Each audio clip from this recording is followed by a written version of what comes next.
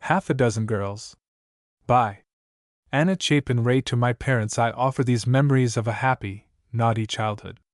My fairest child, I have no song to give you, no lark could pipe to skies so dull and gray, yet, ere we part, one lesson I can leave you for every day.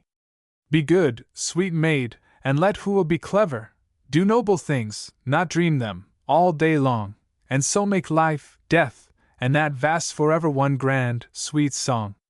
Charles Kingsley. I. The Addams Family 2. The V3. The girls try to improve their minds 4. Miss Bean comes to lunch v. 2 more girls 6. Polly encounters the servant question 7. Polly's housekeeping 8. Halloween 9. The new reading club X. Polly's poem 11. Jean's Christmas Eve 12. Half a dozen cooks 13. Alan and Polly have a dress rehearsal 14. Polly's dark day 15. The play 16. Job goes to a funeral 17. Miss Bean's visit is returned 18. Mr. Baxter takes a nap 19. Catherine's call XX. One last glimpse. Chapter 1. The Addams Family. There was a little girl, and she had a little curl, and it hung right down over her forehead, and when she was good, she was very, very good, and when she was bad, she was horrid. And that's you, chanted Polly Addams in a vigorous crescendo, as she watched the retreating figure of her guest. Then climbing down from her perch on the front gate, she added to herself, "Mean old thing! I suppose she thinks I care because she's gone home, but I'm glad of it, so there." And with an emphatic shake of her curly head, she ran into the house. Upstairs, in the large front room, sat her mother and her aunt busy with their sewing. The blinds were closed, to keep out the warm sun of a sultry July day, and only an occasional breath of air found its way in between their tightly turned slats. The whir of the locust outside, and the regular creak of Aunt Jane's tall rocking chair were the only sounds to break the stillness. This peaceful scene was ruthlessly disturbed by Polly, who came flying into the room and dropped into a chair at her mother's side. "Oh, how warm you are here!" she exclaimed, as she pushed back the short red-gold hair that curled in little, soft rings about her forehead. "Little girls that will run on such a day as this must expect to be warm," remarked Aunt Jane sedately, while she measured a hem with a bit of paper notched to show the proper width. "Now if you and Molly would bring your patchwork up here, and sew quietly with your mother and me, you would be quite cool and comfortable." "Patchwork!" echoed Polly, with a scornful little laugh. "Girls don't sew patchwork nowadays, Aunt Jane." "It would be better for them if they did then," returned Aunt Jane severely.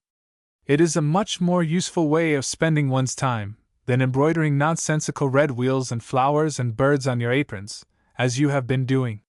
Your grandmother used to make us sew patchwork, and before I was your age I had pieced up 3 bed quilts, 1 rising sun, 1 foxchase, and the other just plain boxes." "I don't care," Polly interrupted saucily. "I never could see the use of cutting up yards and yards of calico, just for the sake of sewing it together again. Wouldn't you rather have me make you a pretty apron, Jerusalem?" And she leaned over to pat her mother's cheek affectionately, as she added, "And besides, Molly's gone home." "Has she?" asked Mrs. Addams in some surprise. "I thought she was going to spend the day." Polly blushed a little. "So she was," she admitted at length. "But she changed her mind." Mrs. Addams looked at her little daughter inquiringly for a moment, and seemed about to speak, but catching the eye of Aunt Jane, who was watching them sharply, she only said, "I am sorry, for I wanted to send a pattern to Mrs. Hapgood when she went home, and now I shall have to wait. I'll take it over now, Mama, I'd just as soon." And Polly jumped up and caught her sailor hat from the table where she had tossed it. "I should like to have you, if you will, Polly. It is in my room, and I'll get it for you." She put down her work and went out into the hall, followed by Polly. "Have you and Molly been quarreling again?" she asked, when the door had closed between them and Aunt Jane. "Only a little bit, Mama," confessed Polly. "Molly was teasing me all the time, and at last I was mad, so I said I wished she'd go home, and she went right straight off." "I am sorry my daughter should be so rude to her company," began Mrs. Addams soberly. "So am I," interrupted Polly. "I don't mean to, but she makes me cross, and before I know it I flare up. I wish she hadn't gone, too, for we promised to go over to see Florence this afternoon, and she'll think it is queer if we don't." "I wish you would try to be a little more patient, Polly," said her mother. "You mustn't be cross every time that Molly laughs at you, and you answered Aunt Jane very rudely just now. You need to watch that tongue of yours, my dear, and not let it run away with you. And now take this to Mrs. Hapgood, and tell her she will need to allow a good large seam when she cuts it, for Molly is taller than you." "Yes'm," said Polly meekly, as she held up her face for the kiss, without which she never left the house. Then she slowly went down the stairs, and out at the door, thinking over what her mother had just said to her, and resolving, as she did at least twice every day, that she would never, never quarrel with Molly again. But not in vain had Mrs. Adams devoted the past 13 years to watching her only child, and she understood Polly's present mood well enough to call to her from the window. "You'd better bring Molly back to lunch, I think. We're going to have raspberry shortcake, and you know she likes that." And Polly looked up, with a brightening face, to answer, "All right." Then, in spite of the warm day, she went hurrying off down the street, while her mother stood by the window, watching until the bright curls under the blue sailor hat had passed out of sight. Then she turned away with a half-smile, saying to herself, "Poor Polly! She has hard times fighting her temper, but Molly does tease her unmercifully. After all, she comes naturally by it, for she's very much as I was, at her age." "What's the matter?" queried Aunt Jane, as her sister came back and took up her work once more. "Have Molly and Polly been having another fuss?" "Nothing serious, I think," said Mrs. Adams lightly. Aunt Jane's thin lips straightened out into an ominous line as she answered, "Strange those two children can't get on together. I think it is largely Polly's fault, for Molly is a sweet, quiet girl. You are spoiling Polly, Isabel, as I keep telling you. Some day you'll come to realize it, and be sorry." Mrs. Adams bit her lip for an instant, and a clear, bright color came into her cheeks, but after a moment she replied quietly, "You must allow me to be the judge of that, Jane." "Of course you can do as you like with your own child," retorted Aunt Jane stiffly. "But I can't shut my eyes to what is going on around me, and let a naturally good child be spoiled for want of a firm hand, without saying a word to stop it. Your mother didn't bring you up in that way, Isabel, though she did indulge you a great deal more than she did us older children." As Aunt Jane paused, Mrs. Adams rose abruptly and left the room, saying something about a letter which she must write in time for the next mail. Aunt Jane could be exasperating at times, as even her younger sister was forced to admit, and occasionally she was driven to the necessity of running away from her, rather than yield to the temptation of answering sharp words with sharper. Mrs. Adams could and did bear patiently with unasked advice in all matters but one, but in regard to the discipline of her little daughter she stood firm, for she and her husband had agreed that here Aunt Jane was not to be allowed to interfere. Yet though Aunt Jane soon found that her sister left her and went away whenever the subject was mentioned, the worthy woman was not to be turned aside, but returned to the charge with unfailing persistency. The intimacy between mother and daughter was a peculiar one, and at times seemed far more like that between two sisters. Mrs. Adams was one of the women whose highest ambition was of the rather old-fashioned kind, to make a pleasant, home-like home, and to be an intelligent, helpful wife and mother. From her quiet corner she looked out at her friends who had careers, with curiosity rather than envy, and for herself, was content to have her world bounded by the interests of her husband and Polly. It might be a narrow life, but it was a busy and a happy one. With all her household cares, she still found time to look into the books which were interesting her husband, and intelligently discuss their contents with him. She read aloud with Polly, played games with her, and watched over her with a quick understanding of this warm-hearted, impetuous little daughter, in whom she saw herself so closely reflected that she knew, from the memory of her own childhood, just how to deal with all of Polly's freaks and whims. And her endless patience and devotion were well rewarded, for Polly adored her pretty, bright little mother with all the fervor of her being. There were times, it is true, when Polly rebelled against all restraint. But such moments were of short duration, and for the most part, she yielded easily to the pleasant, firm discipline which made duty enjoyable, and punishment the necessary result of wrongdoing, a result as hard for the mother to inflict as for the child to bear. In her gentler moods, Polly realized that nowhere else could she find so good a friend, so interested and sympathetic in all that concerned her, and the two spent long hours together, now talking quite seriously, now chattering and laughing like children, with a perfect good fellowship which appeared very disrespectful to Aunt Jane, who believed in the old-time rule, that children should be seen, not heard.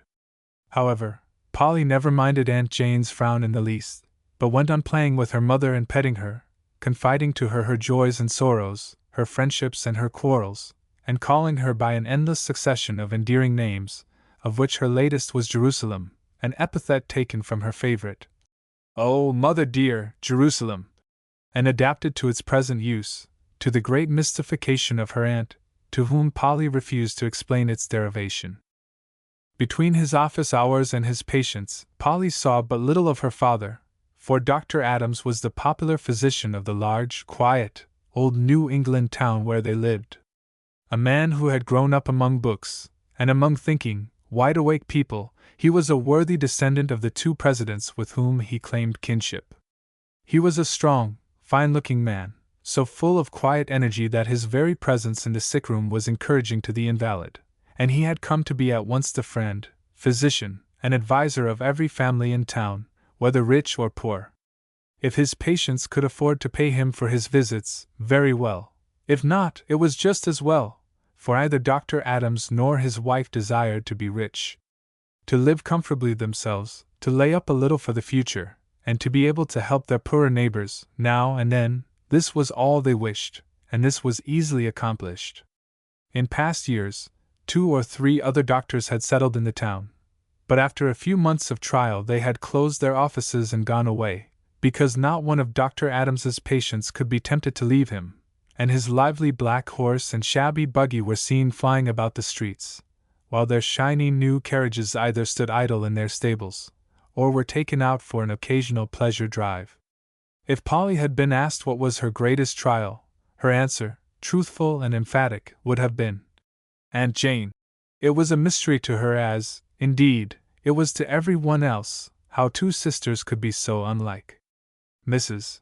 Adams was a pretty, graceful little woman, with a dainty charm about her, and a winning, off-hand manner, which made her a favorite with both young and old. Aunt Jane Roberts was tall and thin, with a cast-iron sort of countenance, surmounted by a row of little, tight, gray frizzles of such remarkable durability that, though evidently the result of art rather than nature, either wind nor storm appeared to have any effect upon them.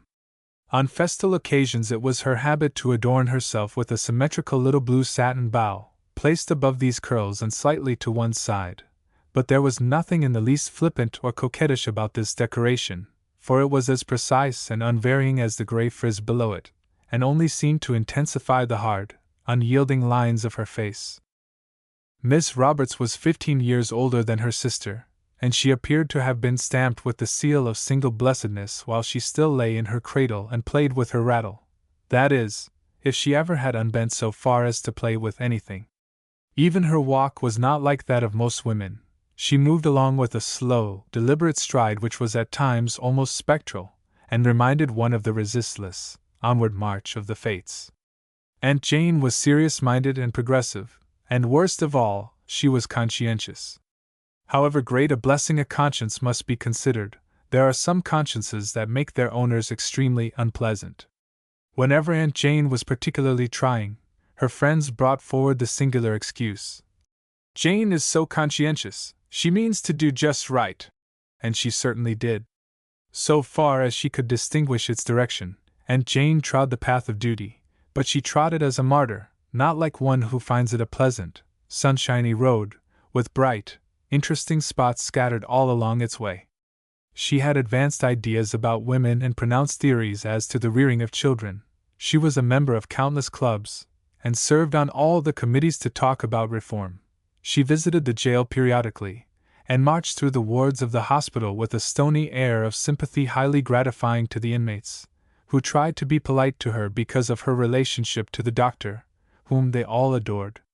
The demands of her public duties left Miss Roberts little time for home life, but in the few rare intervals, she sewed for her sister, refusing the more attractive work, and devoting herself to sheets, pillowcases, and kitchen towels, in the penitential, self-sacrificing way which is so trying to the person receiving the favor.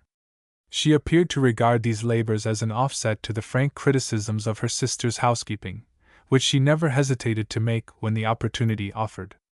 Aunt Jane had come to live with her sister soon after Mrs. Adams was married, and the doctor's happy, even temper enabled him to make the best of the situation, though he had at once given Miss Roberts to understand that she was in no way to interfere with him or his concerns. No introduction to the Adams family would be complete which failed to mention Job Trotter, for Job was a faithful servant who had done good service for many a long day. He was the old family horse whom the doctor had driven for years, but who, owing to age and infirmity, had been put on the retired list as a veteran, and given over to the tender mercies of Mrs. Adams. She changed his youthful nickname of Trot to the more fitting one of Job, and stoutly maintained his superiority to the lively colt that succeeded him between the thills of the doctor's buggy. Job, too, appeared to share her opinion, and never failed to give a vicious snap at his rival, whenever they came in contact. There was a family legend that Job had been a fast animal in his day, and Mrs. Adams often told the story of the doctor's first ride after him, how, at the end of a mile, he had turned his pale face to the horse dealer who was driving, and piteously besought him, "In mercy's name, man, let me get out, I've had enough of this." But all this was enveloped in the haze of the remote past, and now Job was neither a dangerous nor exhilarating steed, but rather a restful one, who allowed his driver to contemplate the landscape and impress its charms upon his memory. Job had been 23 years old when the doctor handed him over to his wife, and, as if to prove his relationship to the family, and to Aunt Jane in particular, he had never advanced a year in age since then, but, long afterwards, his headstone bore the legend, "In memory of Job Trotter, a faithful friend, who died at the age of 23. A rear view of Job still showed him a fine-looking horse, for his delicate skin, slightly dappled here and there, his long, thick tail and proudly arching neck plainly betokened his aristocracy. But unfortunately, reckless driving in his youth had bent his forelegs to a decided angle, and turned in his toes in an absurdly deprecating fashion, until Mrs. Adams declared that she would put a skirt on him to cover these defects, unless people stopped turning to look after him and laugh. But it was when he was in motion that Job exhibited his peculiarities to the best advantage. His ordinary gait was a slow, dignified walk varied, at times, by a trot of which the direction was of the up-and-down species, and made his progress even slower than usual. But now and then the old fellow would seem to be inspired with a little of his former spirit, and, after a skittish little kick, he would straighten his body with a suddenness which brought Mrs. Adams to her feet, and rush off at a mad pace that soon faltered and failed, when the old brown head would turn, and the gentle eyes seemed to say pleadingly, "I did try, but I can't." In reality, the cause of Job's slowness lay, not so much in his age as in his afflicted knees, and they kept his driver in a constant state of anxiety as to which pair would give out next. Now his hind legs would suddenly fail him, and he would apparently attempt to seat himself in the dust. Then, just as he had recovered from that shock, his front knees would collapse, and Job would plunge madly forward on his venerable nose. But after all, they had many a pleasant drive up and down the country roads, where the old horse plodded onwards, apparently enjoying the scenery as much as his mistress did, now stopping to graze by the roadside, now suddenly turning aside and before his driver was aware of his intention, landing her in the dooryard of some farmhouse where the doctor had visited a patient years before. For Job had a retentive memory, and was never known to forget a road or a house where he had once been. During the last of the time that the doctor had driven him, he had lent him to do occasional service at funerals, where Job was never known to disgrace himself by breaking into an indecorous trot. Something in the ceremony of these melancholy journeys had struck Job's fancy and impressed the circumstances on his memory to such an extent that, ever after, He was reluctant to pass the cemetery gate, but tugged hard at the lines to show his desire to enter. It was not so bad when Mrs. Adams and Polly were by themselves, but Mrs. Adams often invited some convalescing patient of the doctor to go for a quiet little drive, and it was mortifying to have Job, taking advantage of the moment when his mistress was deep in conversation, stalk solemnly under the arching gateway and bring his invalid passenger to a halt beside some new-made grave. There seemed to be no apology that could fitly meet the occasion and do away with the gloomy suggestiveness of the situation. Aunt Jane rarely had time to drive with Job, for an ordinarily fast walker could pass him by. But Polly and her mother enjoyed him to the utmost, and spoiled him as much as they enjoyed him, letting him stroll along as he chose, stopping whenever and wherever he wished. To avoid being dependent on the man, who was often away driving the doctor upon his rounds, Mrs. Adams had learned to harness Job herself, and nearly every pleasant day she could be seen buckling the straps and fastening him into the carriage, while the old creature stood quiet, rubbing his head against her shoulder, now and then, with a gentle, caressing motion, or turning suddenly to pretend to snap at Polly, who was much in awe of him, and then throwing up his head and showing his teeth, in a scornful laugh at her fear. This was the family circle in which Polly Adams had spent the 13 happy years of her life, respecting and loving her father, adoring her mother, and continually coming in conflict with Aunt Jane. And Polly herself?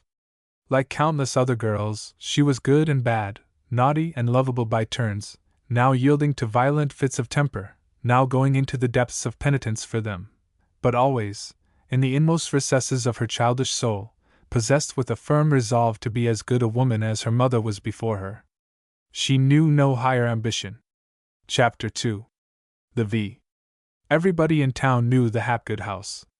It stood close to the street, under a row of huge elms, and surrounded with clumps of purple and white lilac bushes whose topmost blossoms peeped curiously in at the chamber windows. Such houses are only found in New England, but there they abound with their broad front stoops, the long slant of their rear roofs, where a ladder is firmly fixed, to serve in case of fire, and the great, low rooms grouped around the immense chimney in the middle.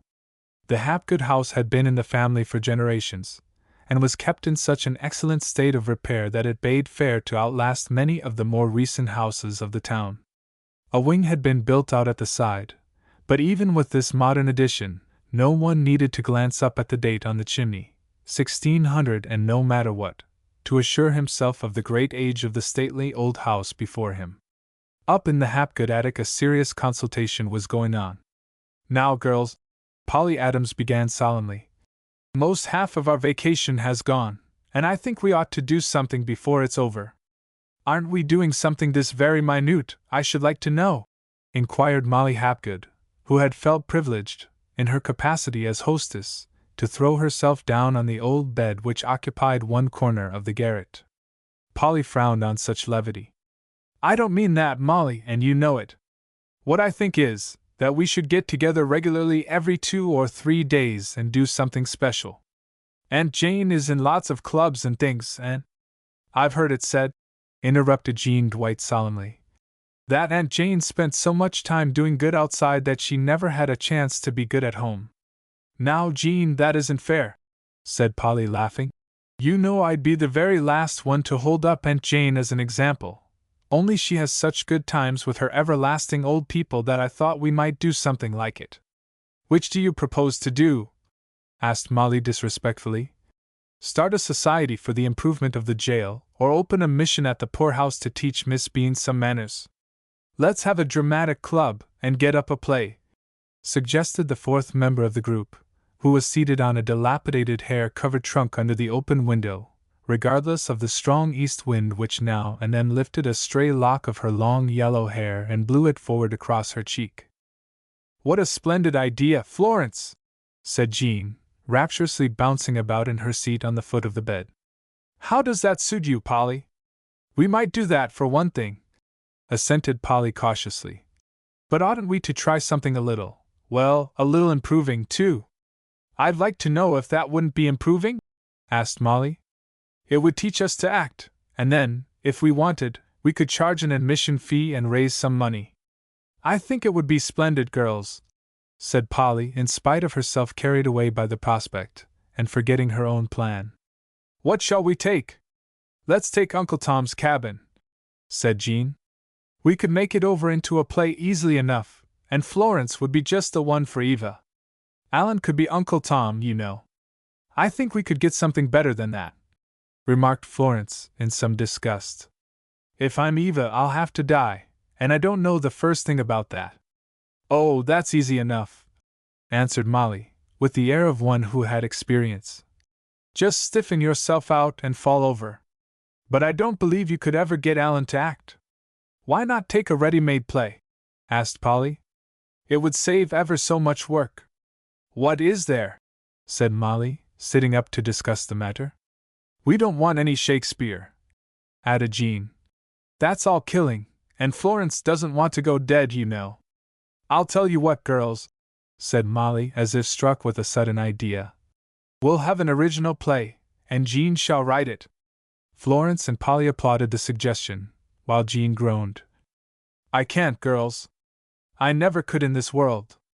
Yes, you can, returned Molly, who had firm faith in her friend's ability. You go right to work on it, and you ought to get it all done in a week or two, so we can give it before school opens. And we want just 5 people in it, said Polly. I know I can get Alan to act if Molly can't. Molly shrugged her shoulders incredulously, while Jean inquired, with the calmness of desperation. What shall it be about? John Smith and Pocahontas, replied Polly promptly. He almost gets killed, and doesn't quite, so that will get the audience all stirred up, but save the trouble of dying. But that only needs 3, observed Florence thoughtfully. And there are 5 of us. Doesn't he take her home to England, I'd like to know? There's a picture in the history where he shows Pocahontas to the Queen. One of us can be king, and the other queen. But at court there are always lots of people round, remonstrated Florence, with an eye to the truth of the situation. Never mind, we can make believe that the Queen has sent them off, so as not to scare Pocahontas. That's what they call poetical license, said Polly. Jean can see about that. There are lots of splendid things to wear, right here in this garret. Don't you suppose your mother would let us take them, Molly? Yes, I know she will, replied Molly. There was silence for a moment, while the girls considered the matter. Then Polly returned to her first charge. But it will take a good while to get ready to start this, so I'd like to suggest our doing something else, while we wait. Polly has something in her head, said Jean. Tell us what 'tis, Pole. Well, I'll tell you, said Polly, as she rose and began to walk up and down the floor. Aunt Jane was scolding, the other day, because I hadn't read Pilgrim's Progress. She said it was a living disgrace to me, and that I must do it, right off. Now, what if we have a reading club and do it together? Have any of you read it? I don't believe you ever have. The girls admitted that they had not. That's just what I thought, said Polly triumphantly. It's so stupid that I can't do it alone, for I read the first page yesterday, and I know.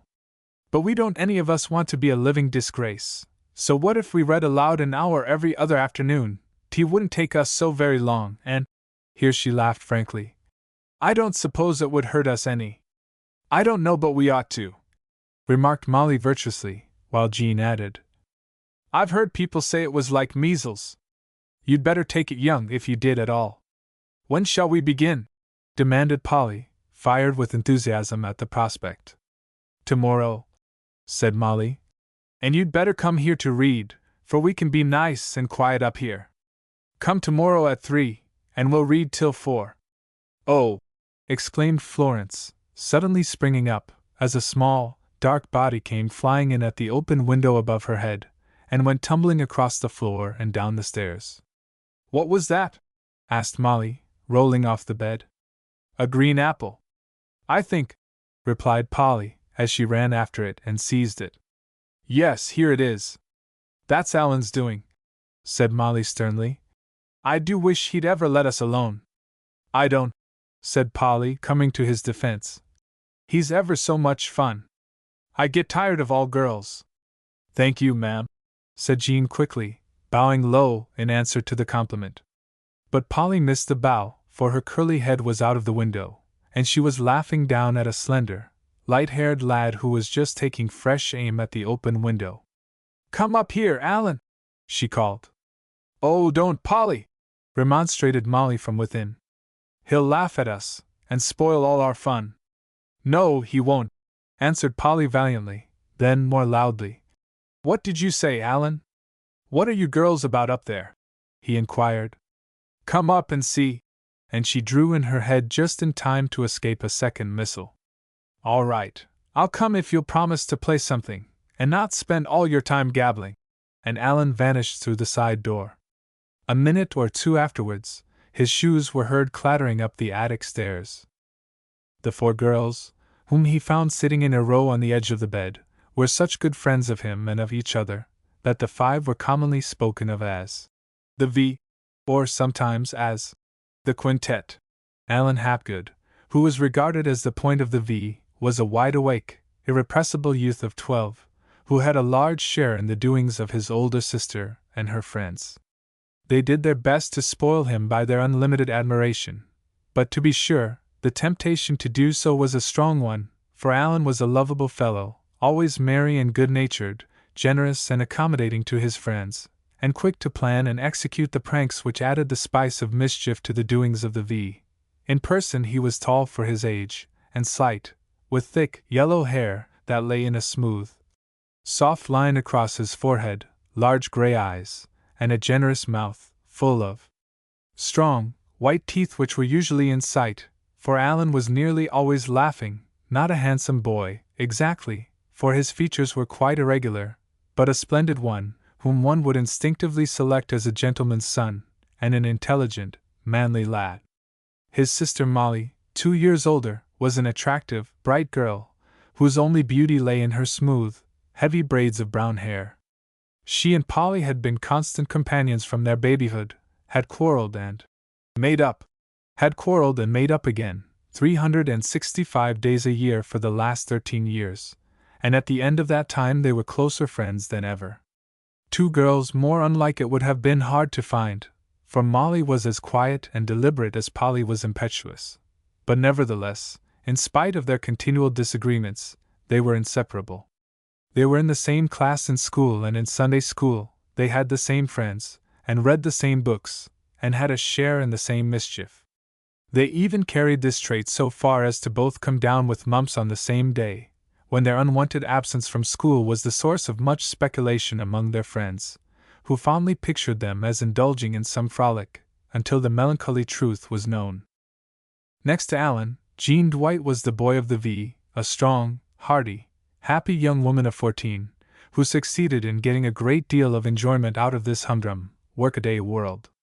Her rosy cheeks glowed and her brown eyes shone with health, for Jean was as full of life as a young colt, and vented her superfluous energy in climbing trees, walking fences, and running races, until Aunt Jane and her followers raised their hands and eyes in well-bred horror. But Jean's unselfish devotion to her mother, her real refinement, her quick understanding, and her sound common sense did much to atone for her hoydenish ways, and gave promise of the fine womanhood which lay before her. At first it had been a matter of some surprise, in the aristocratic old town, that Mrs. Adams and Mrs. Hapgood, representatives of our first families, as they were universally acknowledged to be, could allow their children to be so intimate with Jean Dwight, whose father was only a carpenter, and whose mother took in sewing. However, any comments were promptly silenced when Mrs. Adams had been heard to say, one day, that she was always glad to have Polly with such a womanly girl as Jean Dwight, so free from any nonsensical, grown-up airs. From that time onward Jean's position was an established fact. Florence Lang was the acknowledged beauty of the V, a dainty maiden of 13, with fluffy, yellow hair, great blue eyes, and a pink and white skin which might have made a French doll sigh with envy. The only daughter of a luxurious home, she was always beautifully dressed, always quiet in her manners. No matter how excited and demoralized the rest of the V might become, Florence never failed to come out of the frolic as gentle and unspotted as she went in, greatly to the disgust and envy of Polly, whose clothes had a tendency to get mysteriously torn, whose shoes appeared to go in search of dust, and whose short, curly hair had a perfect genius for getting into a state of wild disorder. It was not that Florence seemed to take any more care of herself than the others, but she was naturally one of those favored beings to whom no particle of dust could cling, who could use none but the choicest language. Such gentle children have admirers enough. It is the luckless, quick-tempered Pollys, the warm-hearted, harum-scarum Jeans, who need a champion. If Molly and Polly had never disagreed, the quintet would have been only a trio, for, when they were at peace, they were all in all to each other. But in times of strife Molly was devoted to Florence Lang, while Polly took refuge with Jean Dwight. In this way the V was formed, and though the closest intimacy was between Molly and Polly, the four girls were firm friends, and there were few days when they were not to be found together, usually either at the Hapgood house, or at Polly's, where their visit was never quite satisfactory unless Mrs. Adams was in the midst of the group. Alan, too, was often with them, for a tendency to rheumatism, which occasionally developed into a severe attack of the disease, kept him in rather delicate health, and prevented his entering into the athletic sports which are the usual amusement for lads of his age. But though he was thus, of necessity, thrown much with his sister and her girl friends, Alan was far from belonging to that uninteresting species of humanity, the girl boy. Instead of that, he was a genuine, rollicking boy, with never a trace of the prig about him. "Well, what was it you wanted of me?" Alan asked, as soon as his head reached the level of the attic floor. "We didn't want you, you came," retorted Molly, with the frankness of a sister. "No such thing. You called me, at least, Polly did." And Alan marched across the floor to seat himself beside his champion, sure that there he would find a welcome. He was not mistaken, for Polly remarked protectingly, "I did call you, Alan, for we want to have some fun, this horrid day, and we need you to stir us up." "All right. How shall I go to work?" inquired Alan cheerfully. "Shall I dance a breakdown, or will you play tag?" "Let's play hide-and-seek," suggested Jean. "It's so nice and dark up here today." "Wait a minute," interposed Florence. "Alan, we may as well tell you now, Jean is going to write a play for us to act, and you are going to be John Smith and have your head cut off."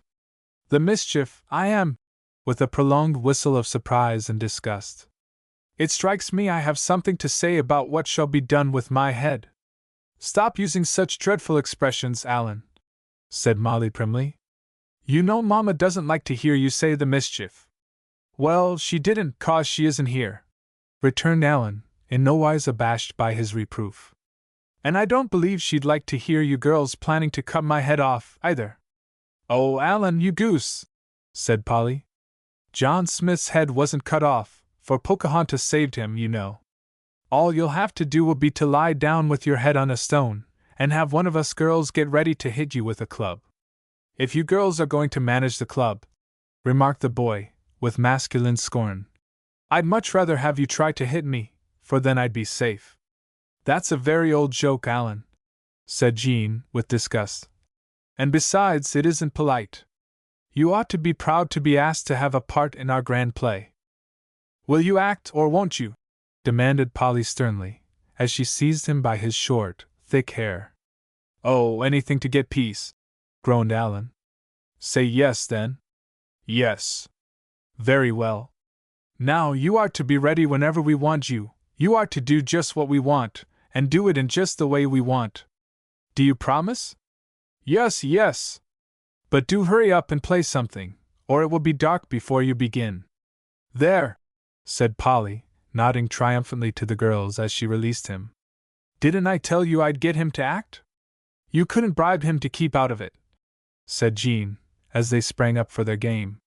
The old attic was a favorite meeting place for the V, who held high carnival there, now racing up and down the great floor and hiding in dark corners behind aged chests and spinning wheels, now robing themselves in the time-honored garments which had done duty for various ancestors of the Hapgood family, and exchanging visits of mock ceremony, or inviting Mrs. Hapgood up to witness a remarkable tableau or an impromptu charade. Piles of illustrated papers filled one corner, and when all else failed, the children used to pore over the sensational pictures of the Civil War, dwelling with an especial interest on the scenes of death and carnage. In another corner was arranged a long row of old andirons, warming pans, and candlesticks, flanked by an ancient wooden cradle with a projecting cover above the head. Rows of dilapidated chairs there were, of every date and every degree of shabbiness, those old friends which start in the parlor and slowly descend in rank, first to the sitting room or library, then upstairs, and so, by easy stages, to the hospital asylum of the garret. And up through the very midst of it all, midway between the two small windows which lighted the opposite ends of the attic, rose the huge gray stone chimney, like a massive backbone to the body of the house. What stories of the past the old chimney could have told! What descriptions of Hapgood's, long dead, who had warmed themselves about it! What secret papers had been burned in its wide throat! What sweet and tender home scenes had been enacted on the old settles ranged before its glowing hearths, which put to shame our tiny modern fireplaces and insignificant grates! But the old chimney kept its own counsel, and did not whisper a word, even to the swallows that built their nests in the crannies of its sides. If it had spoken, there would be no need for any one else to write of the doings of the V, for the chimney had silently watched the children day by day, and knew, better than any one besides, the simple story of their young lives. "Now," Polly reminded them, as they were running down the stairs an hour later, "remember to come tomorrow at just 3, all of you." "What's up?" inquired Alan curiously. "Pilgrim's Progress," said Jean, as she leaped down from the fourth stair, and landed in an ignominious pile on her knees. "We're going to read it aloud together." "I'm sorry for you, then," responded Alan. "Mother read it to me when I had scarlet fever, ever so long ago, and it's no end stupid." "We're going to try it anyway," said Polly, with an air of determination. "Come on, Jean, it's time I was at home. I'll see you tomorrow, girls." Chapter 3. The girls try to improve their minds. Polly's reading club started off valiantly the next afternoon, and for an hour the girls read aloud industriously, while the rain pattered on the shingles above their heads. The experiment had all the charm of novelty, and the weather was in their favor, since there was little temptation to be out of doors, so, at the close of the first day, the reading was voted a great success. However, the next time there was a slight decrease in the interest, and Jean's suggestion as they sat down, that they should read for half an hour and play games the rest of the time, was hailed with delight by all but Polly, who was haunted by the possibility of being that living disgrace, which Aunt Jane had pronounced her. Still, Polly was in the minority, and the change of program was adopted. At the third meeting, Molly was the one to propose an adjournment at the end of the first quarter of an hour, and the girls were not slow to take advantage of the suggestion, and go rushing downstairs, and out into the bright afternoon sunshine, to join Alan, who was lazily swinging in the hammock, with his eyes fixed on the bits of white cloud that went drifting across the blue above him. It was with an air of great decision that Polly marched up the attic stairs, 2 days later. She had purposely delayed her coming, and the others were anxiously awaiting her. The warm sun streamed in at the western window, and threw a golden light over the dainty summer gowns of the 3 girls who were in a row on the slippery haircloth seat of an old mahogany sofa, which had an empty starch box substituted for its missing leg. Alan sat in front of them, placidly rocking to and fro, astride the cradle that he had dragged out into the middle of the floor, to serve as an easy chair. "Hurry up, Polyanthus," he remarked encouragingly. "These girls are scolding me like everything, and I want you to come and fight for me." "Do help us to send him off, Polly," his sister begged. "He insisted on coming up here with us, even after I told him we didn't want him." "Why don't you go out and play ball with the other boys, Alan?" urged Jean. "Now, Jean, that's too bad," said Polly, filled with righteous indignation. "It's not fair to twit Alan because there are some things he can't do." "Let him be," said Florence. "He'll get so tired of it at the end of 10 minutes, that nothing would tempt him to stay here." "Good for you, Florence, you're a trump," returned Alan. "I promise you, I won't so much as speak, if you'll let me stay, but it's awfully dull doing nothing, and Mother's bound I shan't play ball. You wouldn't catch me here, if I could." "Ungrateful wretch!" exclaimed Polly, while Jean added, "No danger of your saying anything. You'll be sound asleep before we've read a page." "What's the use of reading it, then?" was Alan's pertinent question. "I'm sure I don't know," answered Florence. "It's one of Polly's ideas, or rather, Aunt Jane's." "Aunt Jane ought to be ganched," remarked Alan, with calm disrespect, for Polly made no secret of Aunt Jane's eccentricities, and they were a common subject of discussion among the V. "I know it," confessed Polly, filled with shame at the thought of having such a relative. "Come, Polly, what is the use of reading this poky old book?" urged Molly. "'T isn't doing any of us the least bit of good. I've listened just as hard as I could, and I'm sure I haven't any idea what it's all about, it's told in such a queer way." Molly's use of the word queer said more than a dozen lesser adjectives. She had a singularly expressive manner of drawing it out, that threw untold meaning into its simple form. Alan used to declare that, if Molly once pronounced anything queer, its reputation was spoiled, as far as her hearers were concerned. This time Jean upheld her. "It is very poky," she announced, as she pulled a bit of hair out from one of the holes in the cushion, and fell to picking it to pieces. "I think it's too warm weather for it, Polly. I don't care what Aunt Jane says, I'm not going to waste these glorious summer days over such stuff." And she pointed disdainfully at the book, a square, clumsy volume, bound in dingy black cloth covers. Polly looked rather hurt. "I know all that, girls," she began. "But an hour a day, and only every other day, too, isn't very much to spend on it." "It's an hour too much, though, Polly," said Molly decisively. "This garret is so warm, wait till cooler weather, and then we'll try again. We shouldn't have time to finish it, anyway, before Jean had the play ready for us." "How is it getting along, Jean?" "Awfully," confessed Jean. "Whenever I sit down to write, my head is as empty as an egg is, after you've blown it." "Now, you girls let me plan for you," said Alan, moved to pity by Polly's downcast face. "You let your old book go till fall, and then start again, but only read half an hour a day. That's all your brains can take in, and I'll try to be on hand to explain it to you. How does that suit, Pole?" "I suppose it will have to do," sighed Polly. "I hate to give up now we've started, but if you won't read, you won't." "Very true," remarked Jean, while Florence added, "Now, tell us truly, Polly, do you know what the man is talking about half the time?" "No, I don't know as I do," admitted Polly. "Then what do you want to read it for?" pursued Florence, determined to come to an understanding. "Oh, it sounds sort of good, you know," said Polly vaguely. "Just as if we ought to like it.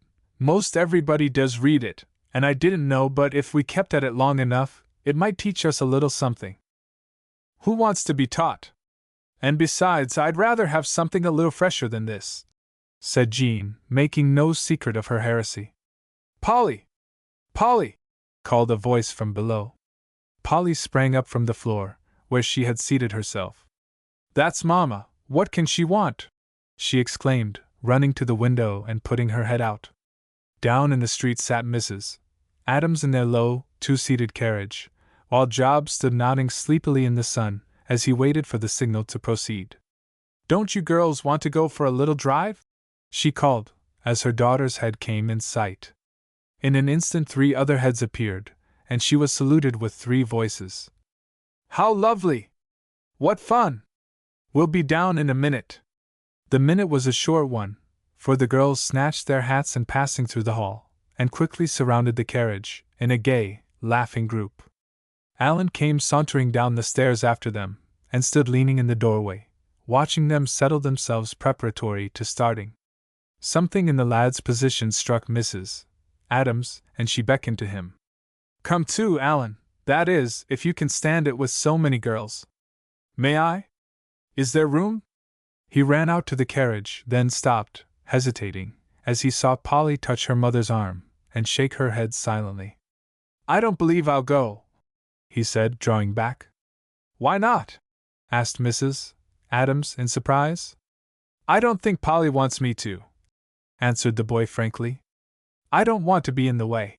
And he turned back to the house. "'Tisn't that, Mama," said Polly, blushing at being caught. I'd like to have Alan go, well enough, only I was afraid it would be too much for Job to take so many of us.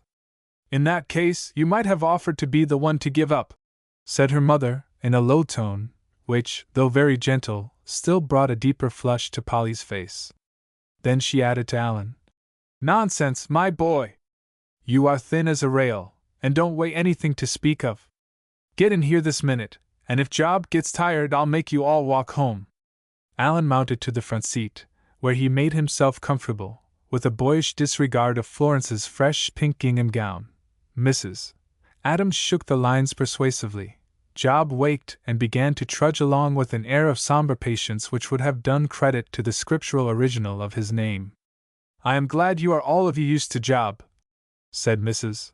Adams smilingly, as they moved slowly down the main street and across the railroad track. He really has been a valuable horse in his day, and there was a time when nothing could go by him. Why, what is the matter? And she looked around at the girls on the back seat, as they burst into an irreverent laugh. Nothing, Mama, said Polly, leaning forward with her elbows on the back of the seat in front of her. Only we thought we'd heard you say something about it before. Let's drop them out, if they're so saucy, suggested Alan. Don't you want me to drive, Mrs. Adams? Thank you, Alan, but I don't dare trust you, when you are no more used to him, for he stumbles so. Go on, Job, she added, with an inviting chirp, as she leaned forward and rattled the whip up and down in its socket, to remind Job of its existence. But Job was familiar with that operation, and from long experience he had learned its lack of significance. Accordingly, he only tilted one ear back towards his mistress, and went on at his former jog.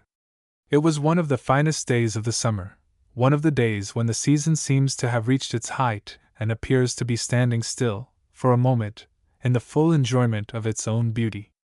A shower early in the day had washed away the dust, and every leaf and blossom by the roadside stood up in all the glad pride of its clean face, and turned its eyes disdainfully upward, away from the brown earth below. The girls chattered and laughed while they rode through the town, past the cemetery, where Mrs. Adams had some difficulty in overcoming Job's desire to turn in, across the long white bridge over the river, and through the quiet little village on its eastern bank. Then they turned southward, where the road lay over the level meadows, now past a great cornfield, now by the side of a piece of grass land dotted thickly with large yellow daisies. At their right was the broad blue river, shining like metal in the sun. Before them rose the two mountains that watch over the old town, one beautiful in its irregular outlines, the other impressive in its bold dignity. No one who has lived near these hills can ever forget their spell.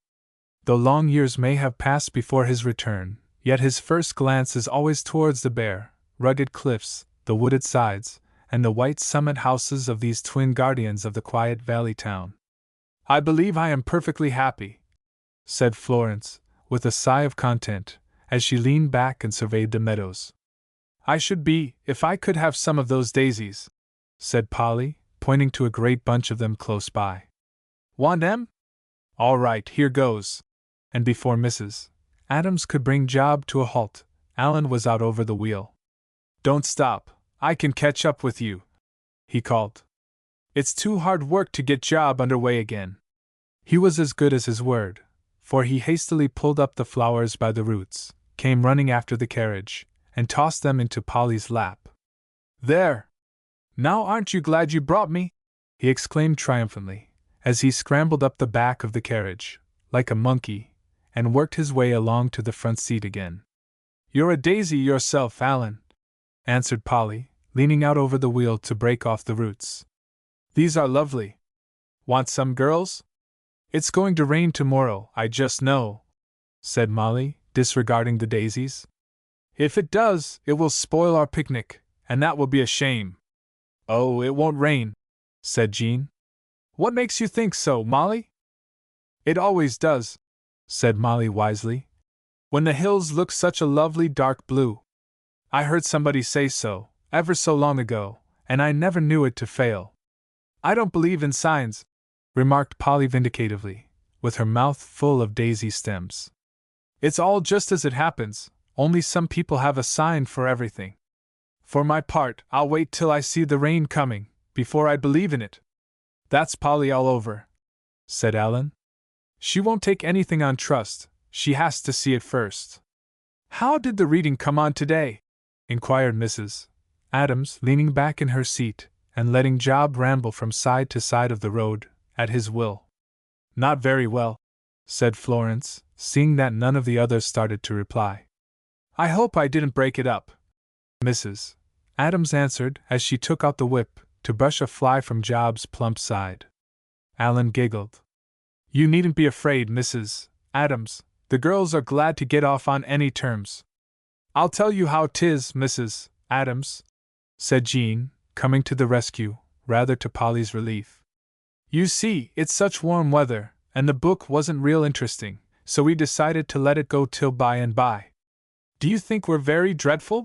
And she laughed up into Mrs. Adams's face, with perfect confidence in her approval. Mrs.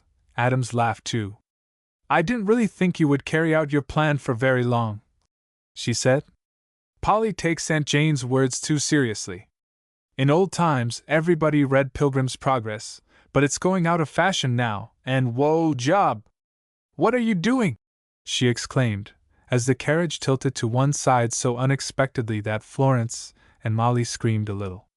Job, grieved at finding himself ignored and left out of the conversation, had apparently determined to amuse himself in his own way. He had meandered back and forth across the road, as was shown by the serpentine character of his tracks. Now, catching sight of a tempting stalk of mullein by the fence, he had walked across the gutter and was just stretching his head forward to seize the coveted morsel, when Mrs. Adams interrupted him. Her first impulse was to draw him back, but kinder feelings prevailed, and she bent forward to give him the full length of the lines, saying indulgently, The mischief is done already, Job, so you may as well have your lunch, for you can't tip us up any farther. And she sat there quite patiently, in spite of her strained position, until Job had devoured the mullein in a leisurely fashion. Then she reined him back into the road, remarking, It isn't fair for poor Job to do all the work and not have any of the fun, is it? I'll tell you, Mrs. Adams, suggested Alan. Let's all get out and put Job into the carriage, and draw him a mile or two, just to rest him. You shan't make fun of Job, said Polly indignantly. You didn't like what Jean said to you, and now you go and say, Job is OLD and SLOW. What in the world do you spell the words for, Pole? Asked Jean. I never have been able to make out. Why, Job knows what you are saying, as well as anybody, and maybe he is sensitive about it, replied Polly, to the great amusement of the girls. We might read Pilgrim's Progress to him, then, said Jean wickedly. Perhaps it would teach him to go ahead, if he knows so much. Poor old Job. His going days are nearly over, aren't they, Joby? Said Mrs. Adams caressingly, as she rubbed the whip up and down over his glossy side. Well, he's a poor, tired old fellow with a heavy load, so perhaps we'd better turn here and go home. This proceeding met with Job's full approval. He had been walking more and more slowly, as if overcome by the effort which he had been forced to make, and seemed scarcely able to totter onward, stumbling at every stone.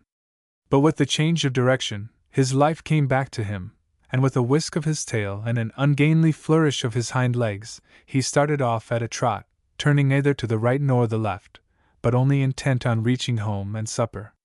There! Said Mrs. Adams in a tone of disgust. When Job does that I just want to whip him. He has played that trick on me over and over again, and still I am always deceived by it. It isn't more than 2 weeks since Polly and I were driving to the glen, one very warm day. It was a strange road, and all at once Job was taken ill in such a queer way. He staggered and almost fell. Polly and I were so frightened, for we thought he was going to die, right then and there. We jumped out and walked along beside him, leading him and petting him.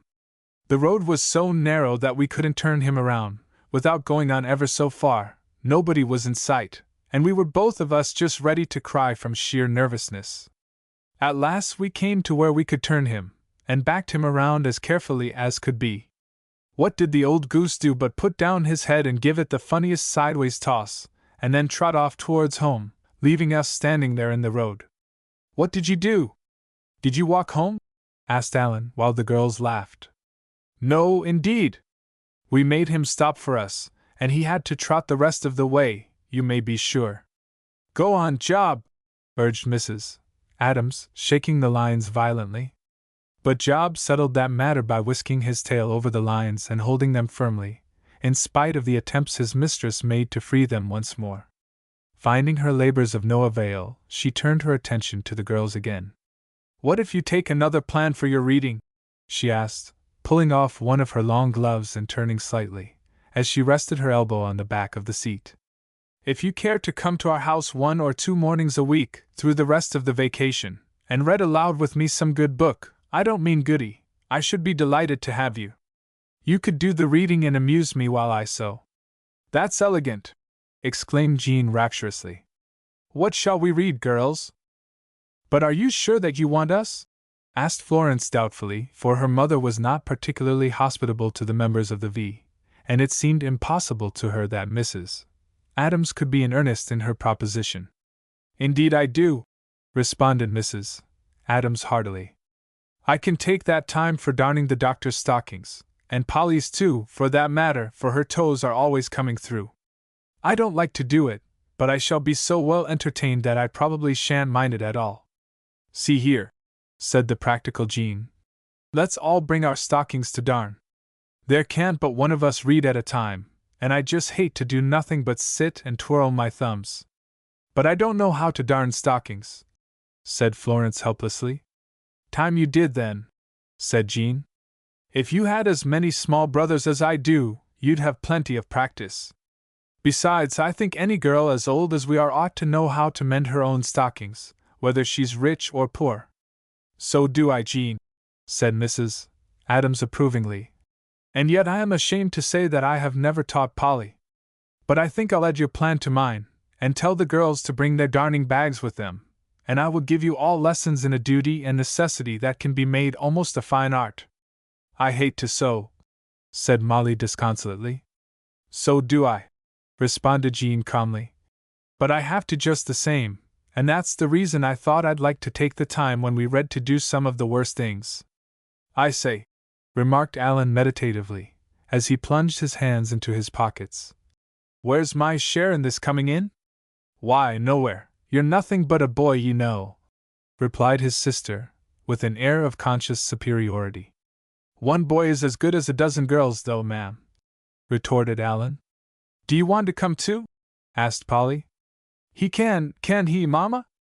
I don't know as I want to all the time, said Alan. I'd like it when I can't do anything else, but when the boys are round, I'd rather be with them, of course. That settles it, said Polly, leaning forward to tickle his ear with a long-stemmed daisy. Take us or leave us, but we don't want any halfway friends that like us when they can't get anything any better. Don't you mind her, Alan, said Mrs. Adams. You can come if you want to, and I'll protect you myself. If you come, though, added Polly, determined to have the last word, you'll have to bring some stockings to darn. We shan't let in any lazy people. Chapter 4. Miss Bean comes to lunch. Oh, dear me, Jean, sighed Polly. I do believe there's Miss Deborah Bean coming down the street. What of her? Inquired Jean indifferently. Why, if 'tis, she's coming here to lunch. She says all the hateful things she can think of, and you don't know how queer she is. I can't help laughing at her, and that makes Mama cross, for she wants me to be polite to her, because she's old as Methuselah and poor as Job's turkey. I didn't suppose your mother was ever cross, said Jean. Oh, she isn't cross, exactly, but sometimes she doesn't like things as well as others. Most people don't, remarked Jean sagely. Miss Bean's present home was in the poorhouse, from which place of retreat she made expeditions into the town, at intervals, to visit her old acquaintances, and among them was Mrs. Adams, for whose mother she had sewed during her younger, stronger days. On these great occasions, she was wont to cast aside the plain gown which she ordinarily wore, and bring out to the light of day the one that had for years served as her best when she went into the institution. Accordingly, it was a strange figure that turned in at the doctor's gate, and came to a halt before the two girls who were sitting on the grass under one of the tall elms on the lawn. Her gown was of some black woolen stuff, figured with green, and its short, full skirt fell in voluminous folds over her large hoops. A white muslin cape covered her shoulders, and her head was adorned with a yellow straw shaker bonnet, in the depths of which her wrinkled face, with its pointed chin and bright eyes, looked like the face of some mammoth specimen of the cat tribe, an effect that was increased by her high, shrill voice. Black lace mitts covered her hands, and she carried, point upward, a venerable brown umbrella, loosely rolled up, and held in place with two rubber bands. "Is your ma at home?" she asked Polly abruptly. "She's in the house," answered Polly, rising with some reluctance. "I'll go and call her. You stay here, Jean." "Jean who?" inquired Miss Bean, bringing her spectacles to bear on Jean's blooming face. "Jean Dwight, ma'am," said Jean demurely, in spite of a strong desire to laugh. "Bill Dwight's daughter?" Jean nodded, while her color rose at the rough abbreviation of her father's name. "I want to know! He was a son of old Enos Dwight and Melissy Pettigrew, and I can remember the time, and not so very long ago, either, when the Adamses wouldn't have had anything to do with such folks," remarked Miss Bean, who was not only a firm believer in the aristocracy of the old town, but regarded it as her right to utter all the disagreeable truths that came into her brain. Today she had spoken rashly, for Polly, angry at the insult to her friend, faced her with blazing eyes, while every little curl on her head was dancing with indignation. "It doesn't make any difference what you think about it, Miss Bean. My mother has charge of me, not you, and she's glad to have Jean come here. Dear sakes! Red hair does show in the temper," sighed Miss Bean, unconsciously touching another sore spot, for Polly's hair was one of her trials. "I'd rather have red hair and a temper than meddle with what doesn't." Polly was beginning hotly, but remembering that the old woman, though uninvited, was yet a guest, she added hastily, "Come into the house." When she came out under the trees again, she found Jean still sitting on the grass, with a little suspicious moisture around her eyes. Polly dropped down by her side, and impulsively pulling Jean's head over into her lap, she bent down and kissed her. "It's a shame, Jean," said she. "Don't you mind a word the old thing says. I don't care anything about your grandpa and grandma, they might have been brought up in jail, for all I care. It's you that I like. She's a horrid old woman." "I don't mean to care," said Jean disconsolately. "But some people always have to tell me I'm a nobody." "No, you aren't, you're somebody," contradicted Polly. "And as long as you're splendid yourself, I don't see what difference it makes whether you have 40 cents or $40 million, and whether you carpenter for a living or doctor for it, or beg for it, the way she does." They were silent for a minute, and then Polly added, with a laugh, "There's one thing about it, we'll have some fun out of her, for she's going to stay to lunch, and she's so funny at the table. She minces so, and she never refuses anything to eat without telling just why she doesn't like it. One time, Mama offered her some pie, and she said, 'Oh my, no! I never eat it. Pie crust is grease packed in flour. I'm so glad you are here today.'" When the girls went into the house at lunchtime, Miss Bean was in the midst of a stream of gossip.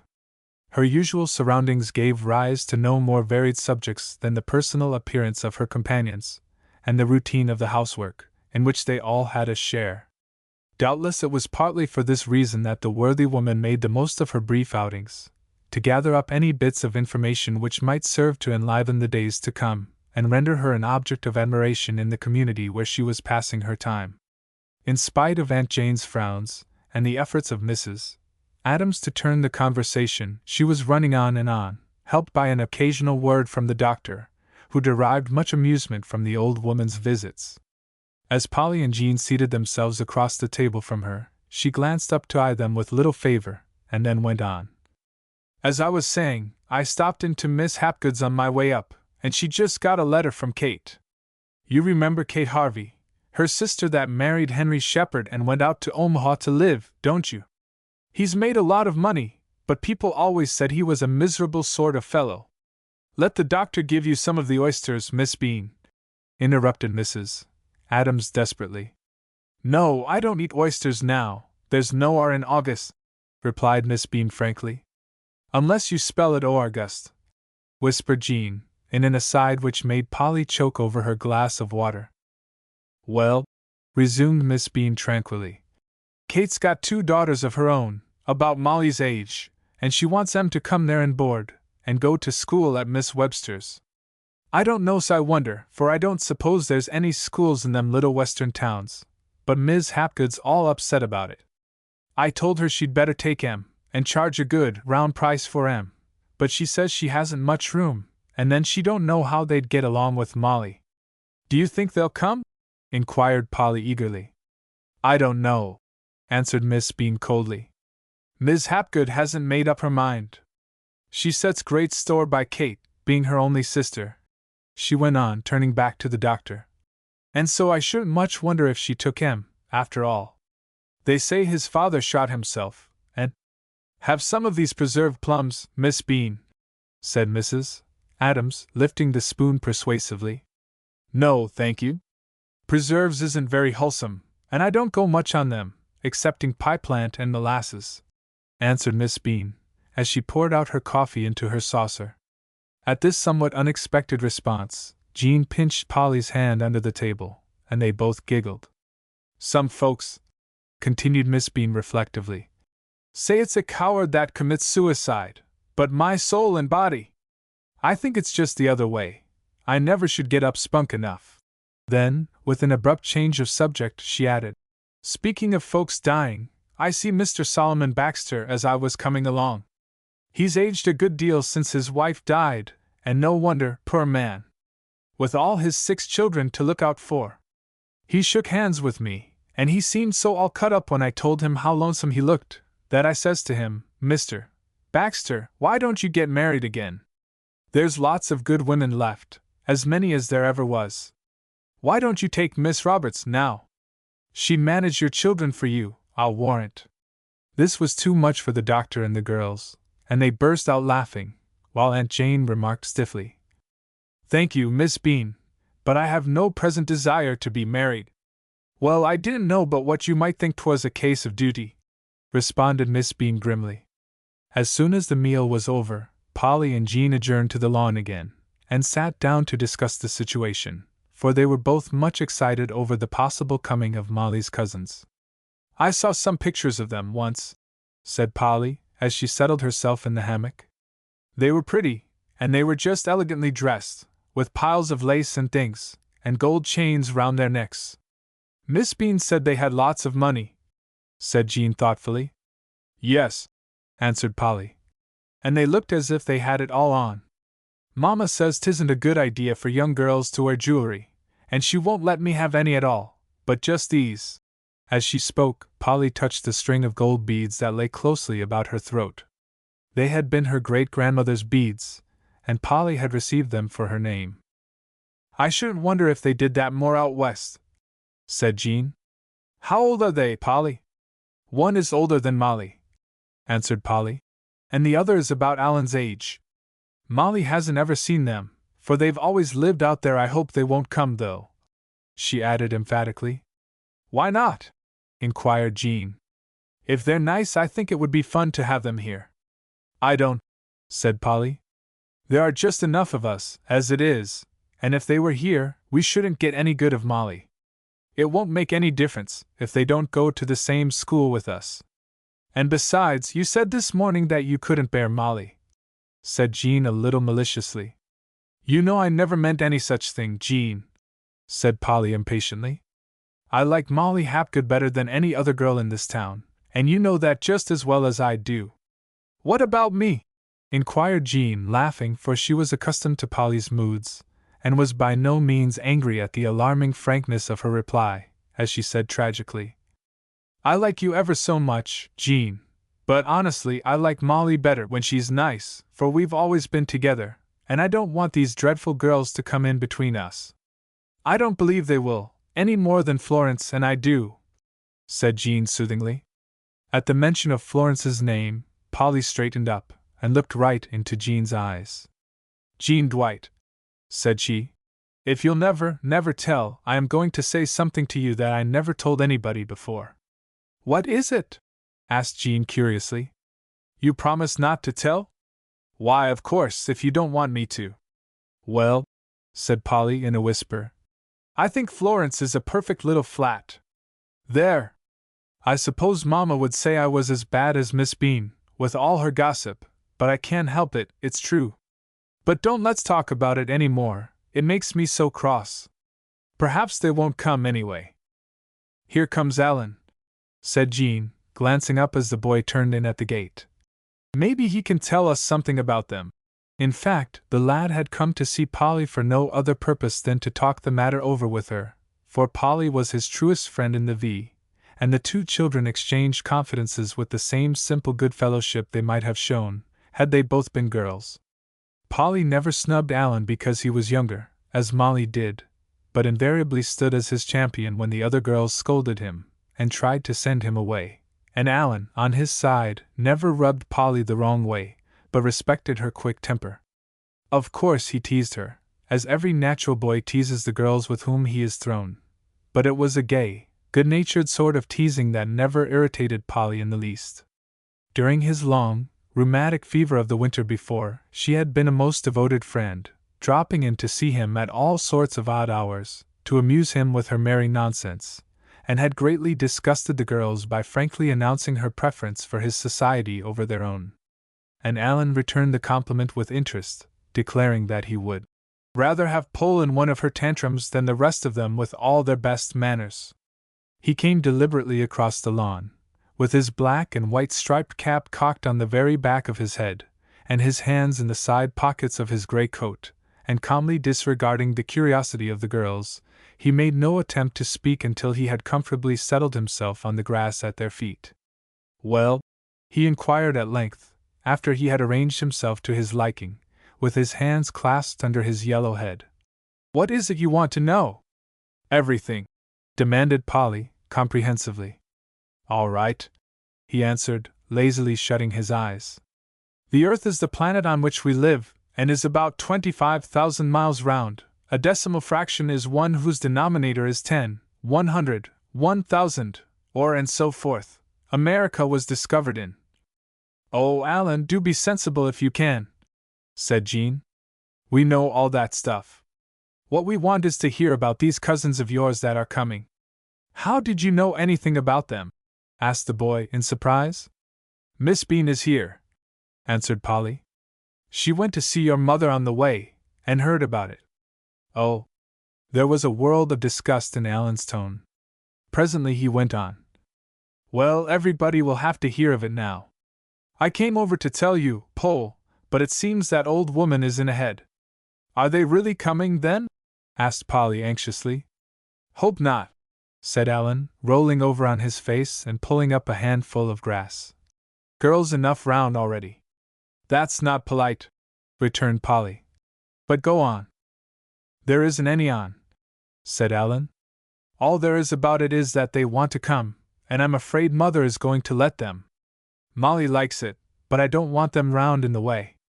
I know they'll be prim and fussy, without any fun in them. I believe I'll come over here and live. Come on, said Polly hospitably, then she proceeded in a moral tone. But, Alan, you ought not to talk so about them, for they're your cousins, and you ought to like your relations, you know. Do you like Aunt Jane? Inquired Alan, suddenly rolling over to face her once more. But Polly was spared the necessity of making any reply, by a sudden voice behind her. And so this is your garden, Mrs.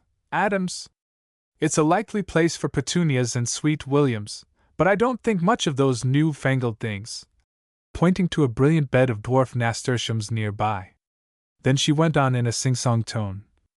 So I've come out to view the land where I must shortly lie. Needn't think I expect to lie in your garden, though, she hastily added, evidently fearful of being misunderstood. Hush, Alan!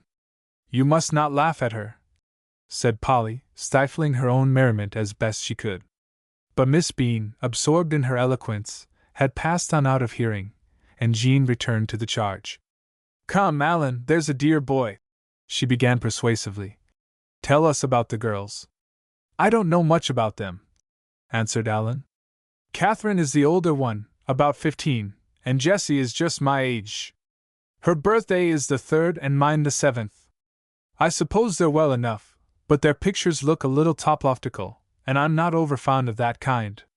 They are going to bring their pony, if they come, and that will be fun, if Mother will only let me ride him. You'll get your neck broken, predicted Polly. Do you remember the day we tried to ride Job, and he lay down and rolled us off? That was your fault, returned Alan. If you hadn't gripped his mane so, he'd have been all right. Well, he added, sitting up and stretching himself, Mother sent me to the market, and I suppose I must go, but I thought I'd just stop in a minute. Oh dear! How I wish I had a brother! Sighed Polly, watching his boyish figure as he sauntered away across the grass. Yes, said Jean slowly, as she thought of the 4 little brothers at home. It is nice, but it has its drawbacks, Polly. When they all want to do the same thing at the same time, and can't wait a minute, why, then it doesn't seem quite so agreeable. In the warm twilight, Mrs. Adams and Polly sat on the broad piazza. Miss Bean had taken her departure, long before, and Jean had gone home to help her mother get supper and put the younger children to bed. The birds were twittering their last sleepy good nights, and 2 or 3 little stars were faintly showing in the blue sky above the dark mountain, while scores of tiny fireflies were dotting the air below. There, Jerusalem! Polly was saying triumphantly, as she perched herself on the broad arm of her mother's piazza chair. Now everybody is out of the way, and I can have you all to myself. What is it tonight? Inquired Mrs. Adams, laughing as she pulled her light shawl over her shoulders to keep out the evening air. Lots of things, Mama, answered Polly, with a sudden thoughtfulness. There's been a good deal today. About Molly's cousins, for instance? Asked Mrs. Adams. Yes, replied Polly. I don't think we want them, Mama. I know they won't fit in a bit. And Alan says he doesn't want them. That's not quite fair of Alan, said her mother. He oughtn't to say so without knowing anything more about them. But, Polly, you may find them pleasant friends, and like them better than you do Molly. Polly shook her head with decision. I'm sure I shan't. But I'm afraid Molly will like them better than she does us. Jealous, Polly? And there was a tone of regret in her mother's voice as she went on. I am a little disappointed in my daughter. Of course, Polly, Molly will be thrown with them a great deal, much more than with you, and so long as they are her cousins, she will probably be fond of them. But after all these years, can't you trust Molly's friendship enough to believe that it won't make any difference in her feeling to you, but that she can love and care for you all, at the same time? Sometimes I think she can, and sometimes I think she can't, said Polly slowly.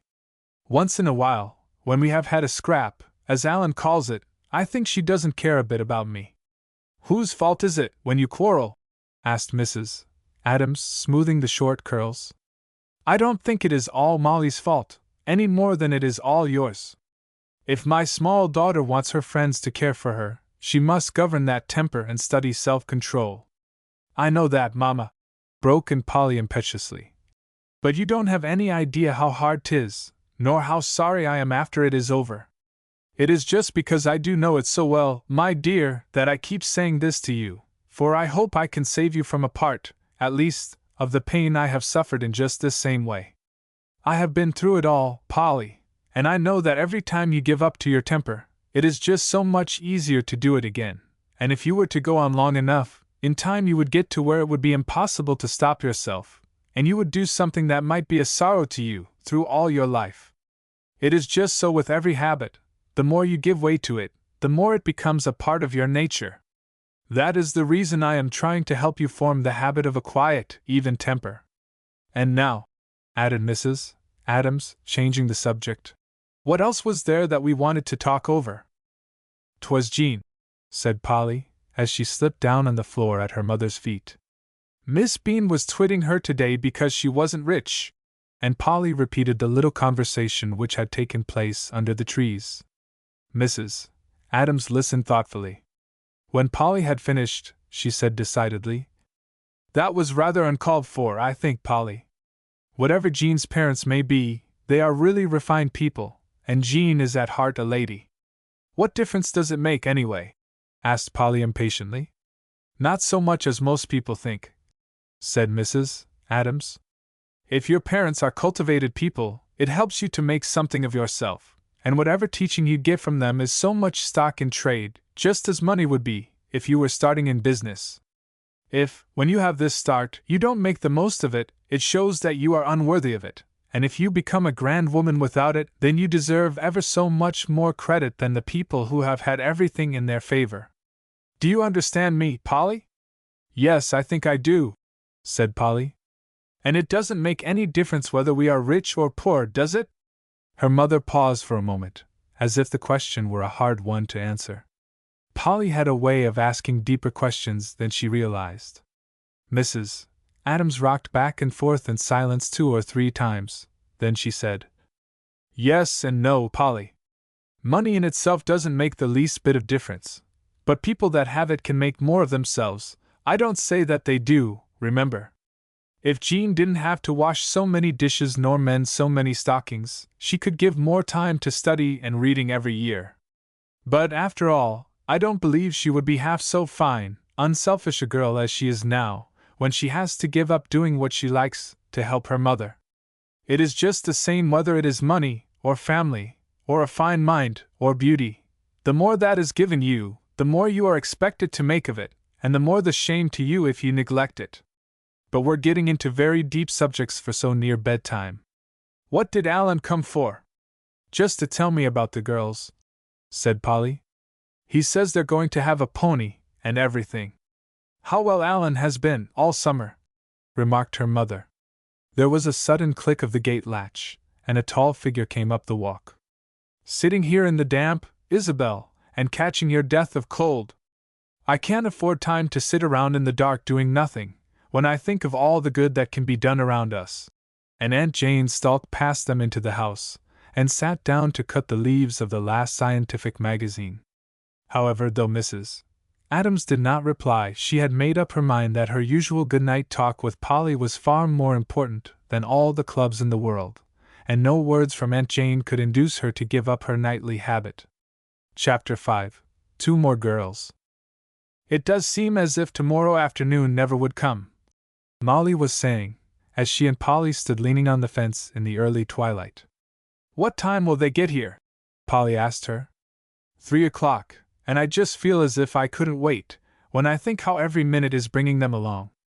It's going to be splendid to have them here. You must come over to see them the very first thing, Polly, for I want them to know my best friend right away. I do hope they'll be nice, said Polly thoughtfully. Nice, echoed Molly. Of course they are. I'll tell you what, Polly, Alan has been running them down to you. He is so queer about it, I should think he'd like to have them come. They're just as pretty as they can be, and boys always like pretty girls. Oh dear, sighed Polly. How nice it would be to be pretty! Why, you aren't so bad, Polly. And Molly surveyed her with frank criticism. If only your nose wasn't quite so puggy, and you didn't have quite so many freckles, you'd be real good-looking. Besides, Alan says he likes your looks better than he does Florence's. Does he? And Polly flushed with pleasure. Yes, he told Mama so the other day. You know boys have queer tastes, answered Molly flatteringly. But I wish I did know of something to take off freckles and tan, said Polly, rubbing her cheeks with a vicious force.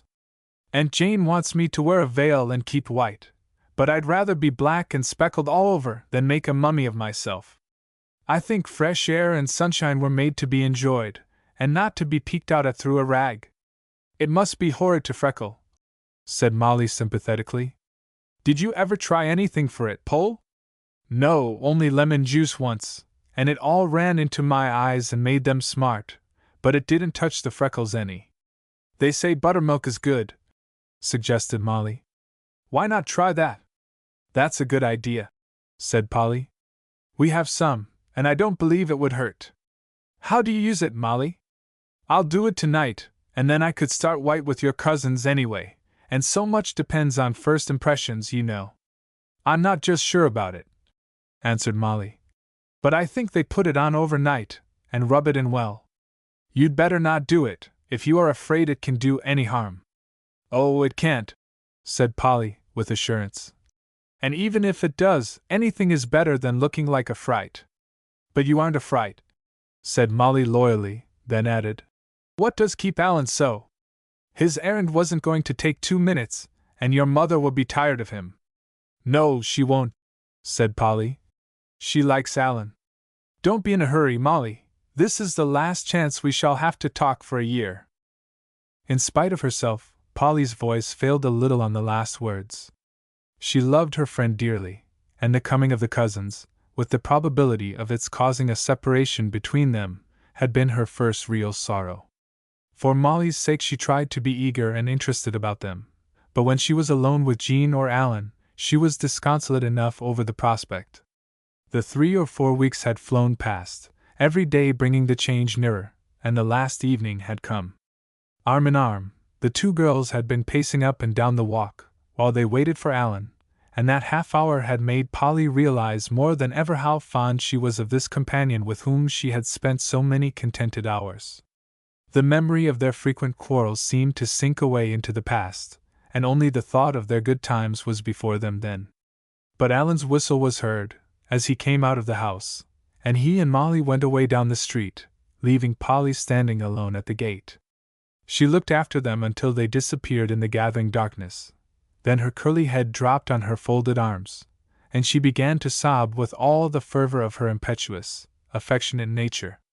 It was over in a minute or 2, and no one was the wiser for it but the birds in the tall elm trees above her head.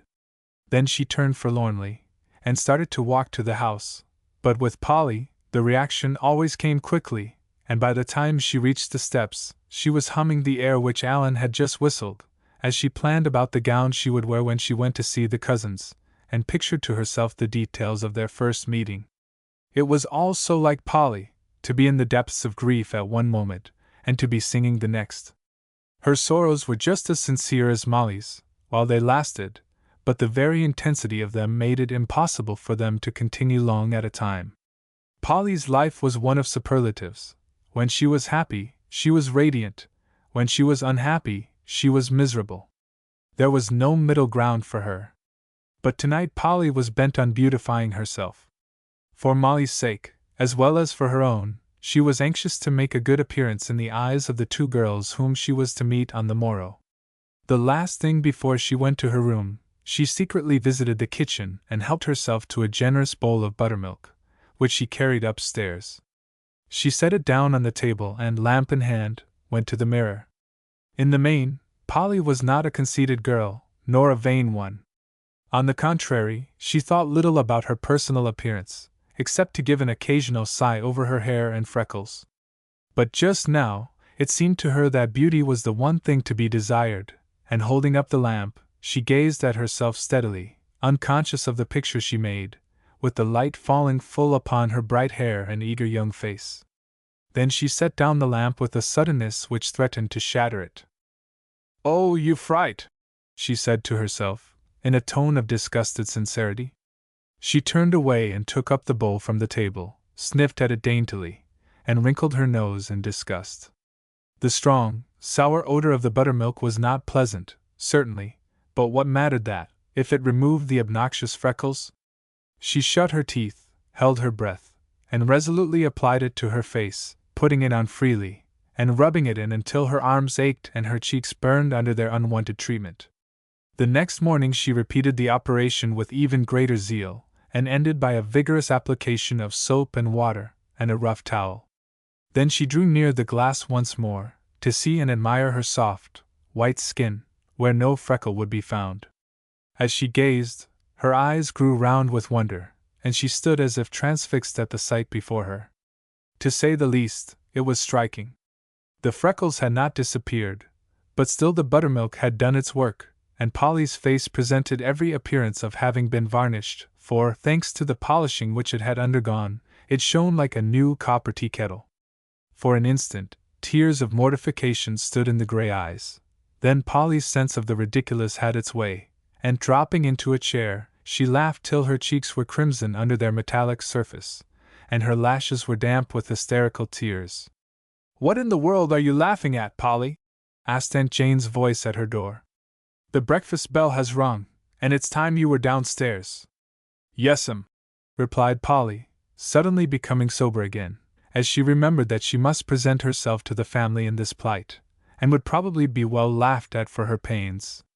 She delayed in her room as long as she dared, but her mother had always insisted on perfect regularity at meal times, and Polly knew that she must appear.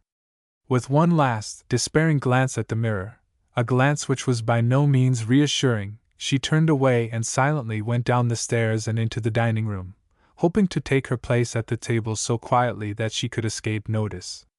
It was not her mother whom she dreaded, but she shrank from her father's teasing and Aunt Jane's merciless comments. As she drew her chair up to the table, Aunt Jane glanced up from her oatmeal. Late again, Polly! Why, what have you been putting on your face, child? Polly's cheeks grew scarlet, but she answered, with an attempt at carelessness. Oh, nothing but a little buttermilk. Why? Why? Responded Aunt Jane, with needless emphasis. I should think you'd better ask why. Have you looked in the glass this morning? Yes, answered Polly faintly, for they were all staring at her, and she saw a mischievous twinkle come into her father's blue eyes. Well, I'd like to know what fresh piece of nonsense this is. Aunt Jane was beginning severely, when the doctor interposed. Wait a minute, Jane, don't be in such a hurry to scold. Come, Polly, tell us what you have been doing to make yourself look like a South Sea Islander or a Pawnee. Polly dropped her eyes and played with her fork for a minute, but sulkiness was not in her nature, and after a pause, she confessed. Molly said buttermilk was good for freckles, so I put some on mine, but they didn't come off. You see, she added, turning to her mother with the certainty that she would find sympathy in that quarter, if in no other. The Shepherd girls are coming today, and Molly wanted me to go over to see them right away, and I wanted to look as well as I can. Polly was interrupted by a hearty laugh from the doctor, who laid down his knife and fork and leaned back in his chair, to enjoy his merriment to the utmost. I think there's no doubt of their being struck by your looks, Polly, he said at length. Then, as he saw her bite her lips to steady them, he added kindly, Shall I tell my little girl what I really think about it? I don't consider the freckles themselves beautiful, but I would rather see her with enough of them to prove that she lives out of doors in the sunshine, as every healthy child should, than be one of the little, pale-faced beauties brought up in the house, or under veils and broad hats. If I can have but one, I want my Polly to have health rather than beauty, for health is beauty, especially in children. Better have a freckled face than a freckled soul, added Aunt Jane, feeling that here was the opportunity to make a fine moral point. There's more connection there than you think, Jane, responded Dr. Adams quickly. A child is much more likely to have an unfreckled, unspotted soul, when her body has the health which comes with plenty of exposure to the air, and Sundays show me a healthy child, and a small amount of care will make her a good one. I'm not so sure of the sickly ones. It's my opinion that more can be made of a healthy sinner than a feeble saint. Isn't it so, Pole? And he leaned over to pass his broad hand caressingly down the shining face, as he added gaily, There's one good thing about it, my dear, we shan't have to waste any gas tonight. The light of your countenance will be quite enough. They were still sitting lingering over their meal, when Alan came in to bring a note from Molly. At sight of Polly, he started back in mock dismay, exclaiming, Great Scott, Polly! What's the matter? Don't tell Molly, Alan, she begged. But I tried to get rid of my freckles, that's all. Alan gave a low, expressive whistle. I'm glad it's nothing worse. We had a girl once that told Molly if she let the moon shine on her while she was asleep, she'd all swell up and turn black, and I didn't know but you were beginning to do that. I thought you had given up slang, Alan, remarked Mrs. Adams, as she motioned him to a chair beside her. So I have, mostly. Mother didn't want me to use much, and I couldn't get along without any, so we split the difference and agreed that I could have one. I chose Great Scott, but it doesn't always fit the case. I say, Polly, you'll be over tonight, won't you? Polly looked doubtfully at her mother. Isn't it rather soon, Alan? Mrs. Adams asked. Not a bit of it, answered the boy. Mother will be busy with Uncle Henry, Because he'll only be here one night, and we'll have to see to the girls. Molly can't manage them both, and I'm no use at all, so we need Polly to help us out. Mother said you'd better come over about 5 pole and stay to supper. I don't know whether I can get bleached in time, answered Polly, laughing, as she followed him to the door. But I'll come if I can. And don't you dare tell Molly. Catch me telling tales, returned Alan, with some dignity. That's not in my line, Pole, and not on you anyway. With an appearance of great carelessness, Polly strolled out to the hammock soon after 2 o'clock that afternoon, and settled herself, book in hand. But for the next hour, there was little reading done, for Polly's gray eyes often wandered from the pages before her, and fixed themselves on the distant corner around which the Shepherd family must come. It was a long hour of waiting, and Polly had begun to think that the train must have been wrecked by the way, when the distant, shrill whistle was heard. At the sound she drew herself into a more dignified position, settled her skirts about her, and fell to reading with a will.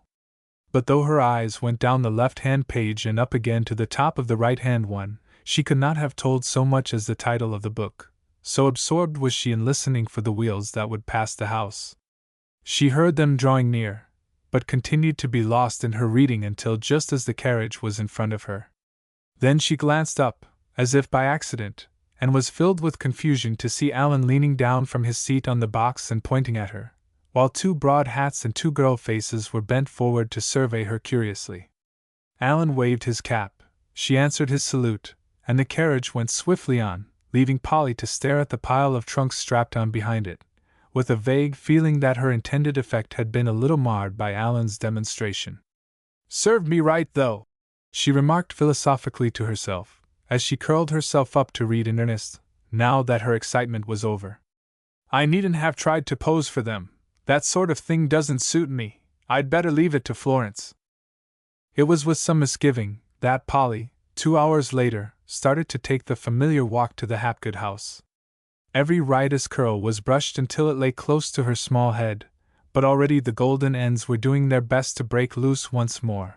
Thanks to her mother's efforts, her burnished skin had lost a little of its coppery luster, and her fresh blue and white gingham gown was as dainty and trim as loving hands could make it. But Polly, as she looked in the glass before starting, only saw that her hair was red, and that her freckles would insist on showing. However, Ellen's compliment came to her relief, and she dismissed the question of her looks with a smile, as something not worth a thought, and ran off downstairs to say good-bye to her mother. Alan saw her coming, and started to meet her. "What's the matter, Alan?" she said, noticing his frown, as she joined him. "Nothing but a crick in my knee," he explained cheerfully. "I think I took cold last night, perhaps. They're upstairs with Molly," he added vaguely. "I'll call them down, or will you go up?" "I'll wait here," said Polly, seating herself on the broad stone step. "What are they like, Alan?" "Stunning beauties, both of them," responded Alan, with some enthusiasm. "Catherine knows it, that's the worst of it. I do hate a girl that thinks she's pretty. I'd rather they'd be homely as Miss Bean, and not think about themselves all the time. But I'll go call them." And he departed, leaving Polly to meditate on his words. The girls soon came down the old stairway behind her, and as Polly shyly rose to meet them, she felt at once the truth of Alan's description of Catherine. There was a strong family resemblance between the sisters. Both were dark, and they had the same bright, brown eyes and smooth, dark brown hair. But Catherine was by far the more beautiful, with her pink cheeks, small regular teeth, full lips, and long straight nose with just a suggestion of sauciness in the slant of its tip.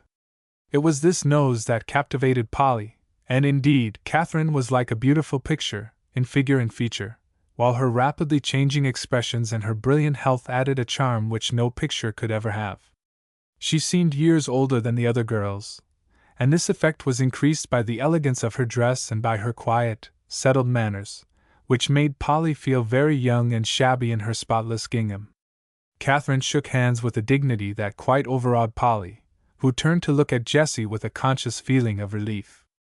Jessie was a plump, lively young woman of 12, with less, perhaps, of her sister's delicate beauty, but the lack was more than made good by her perfect unconsciousness of self, and her frank, winning manner, which led Polly to forget her formal greeting and seize her hand, saying impulsively, "I'm so glad you've come to live here."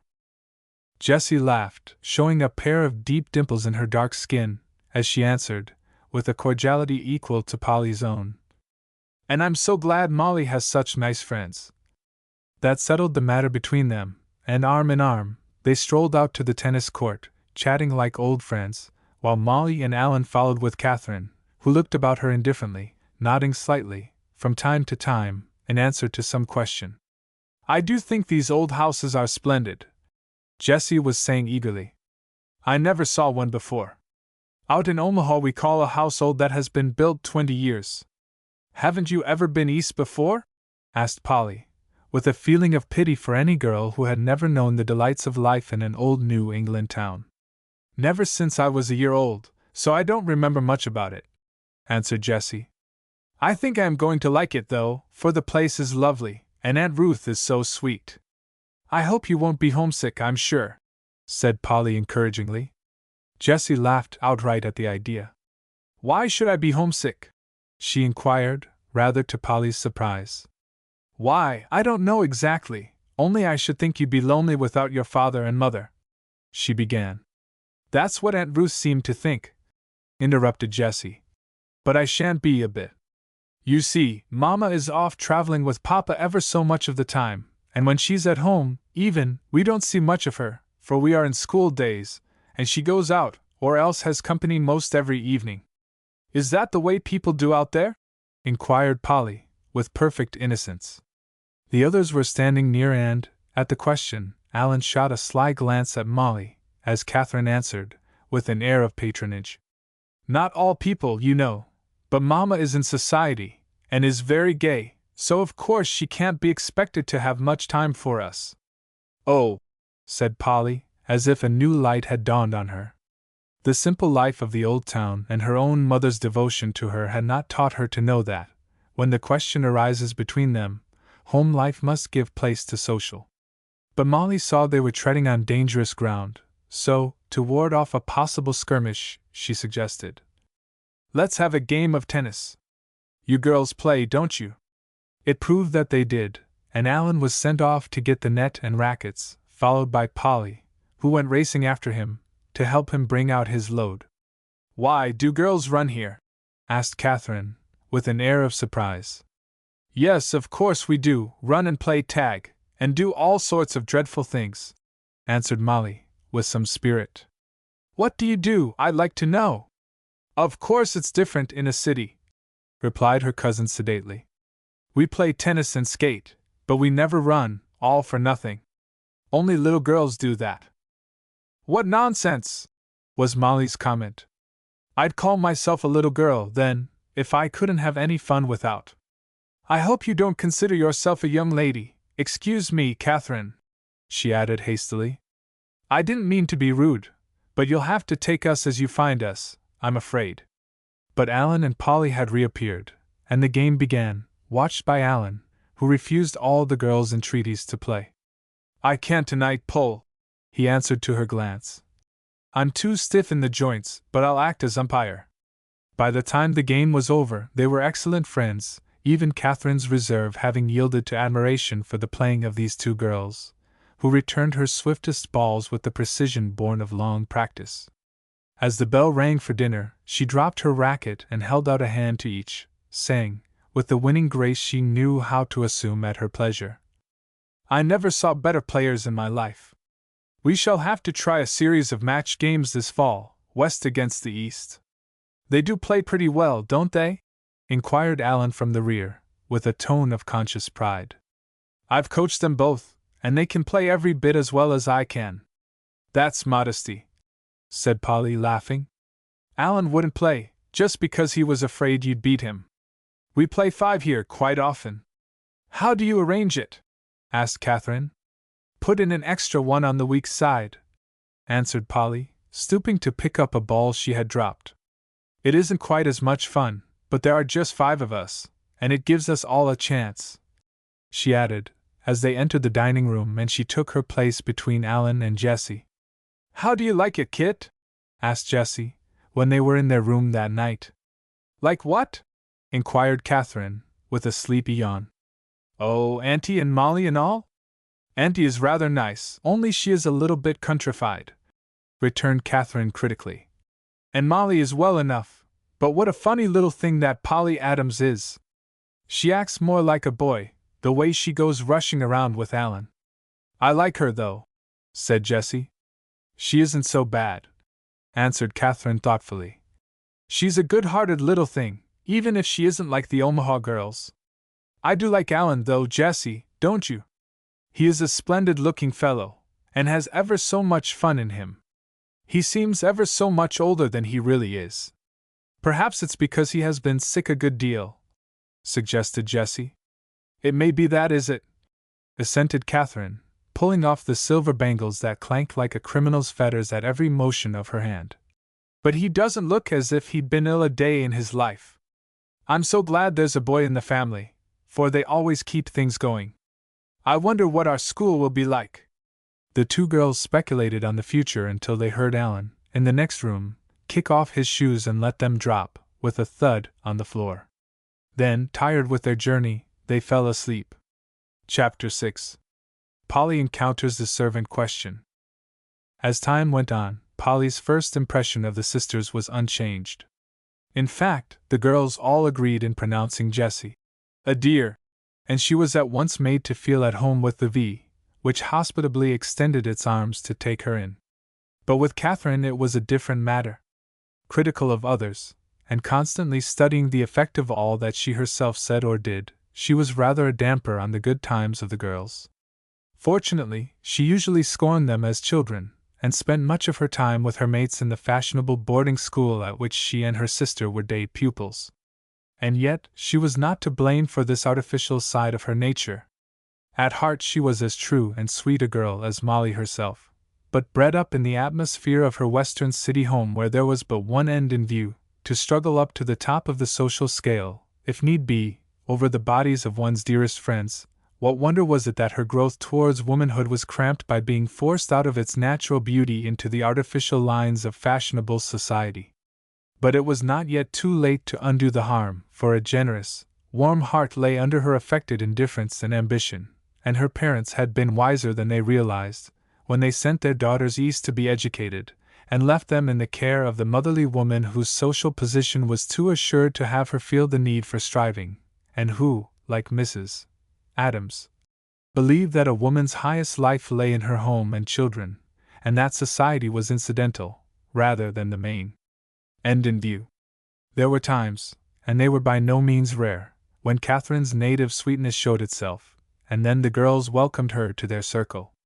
Florence was her favorite among them, while she openly courted Alan's favor, to the amusement of the boy's mother, who smiled quietly to herself over his unconsciousness of her attempts and his continued, unswerving devotion to Polly. But what I don't understand, she said to Florence, one day, when they were out for a walk together, is how you girls ever happened to pick up Jean Dwight. Pick her up? What do you mean?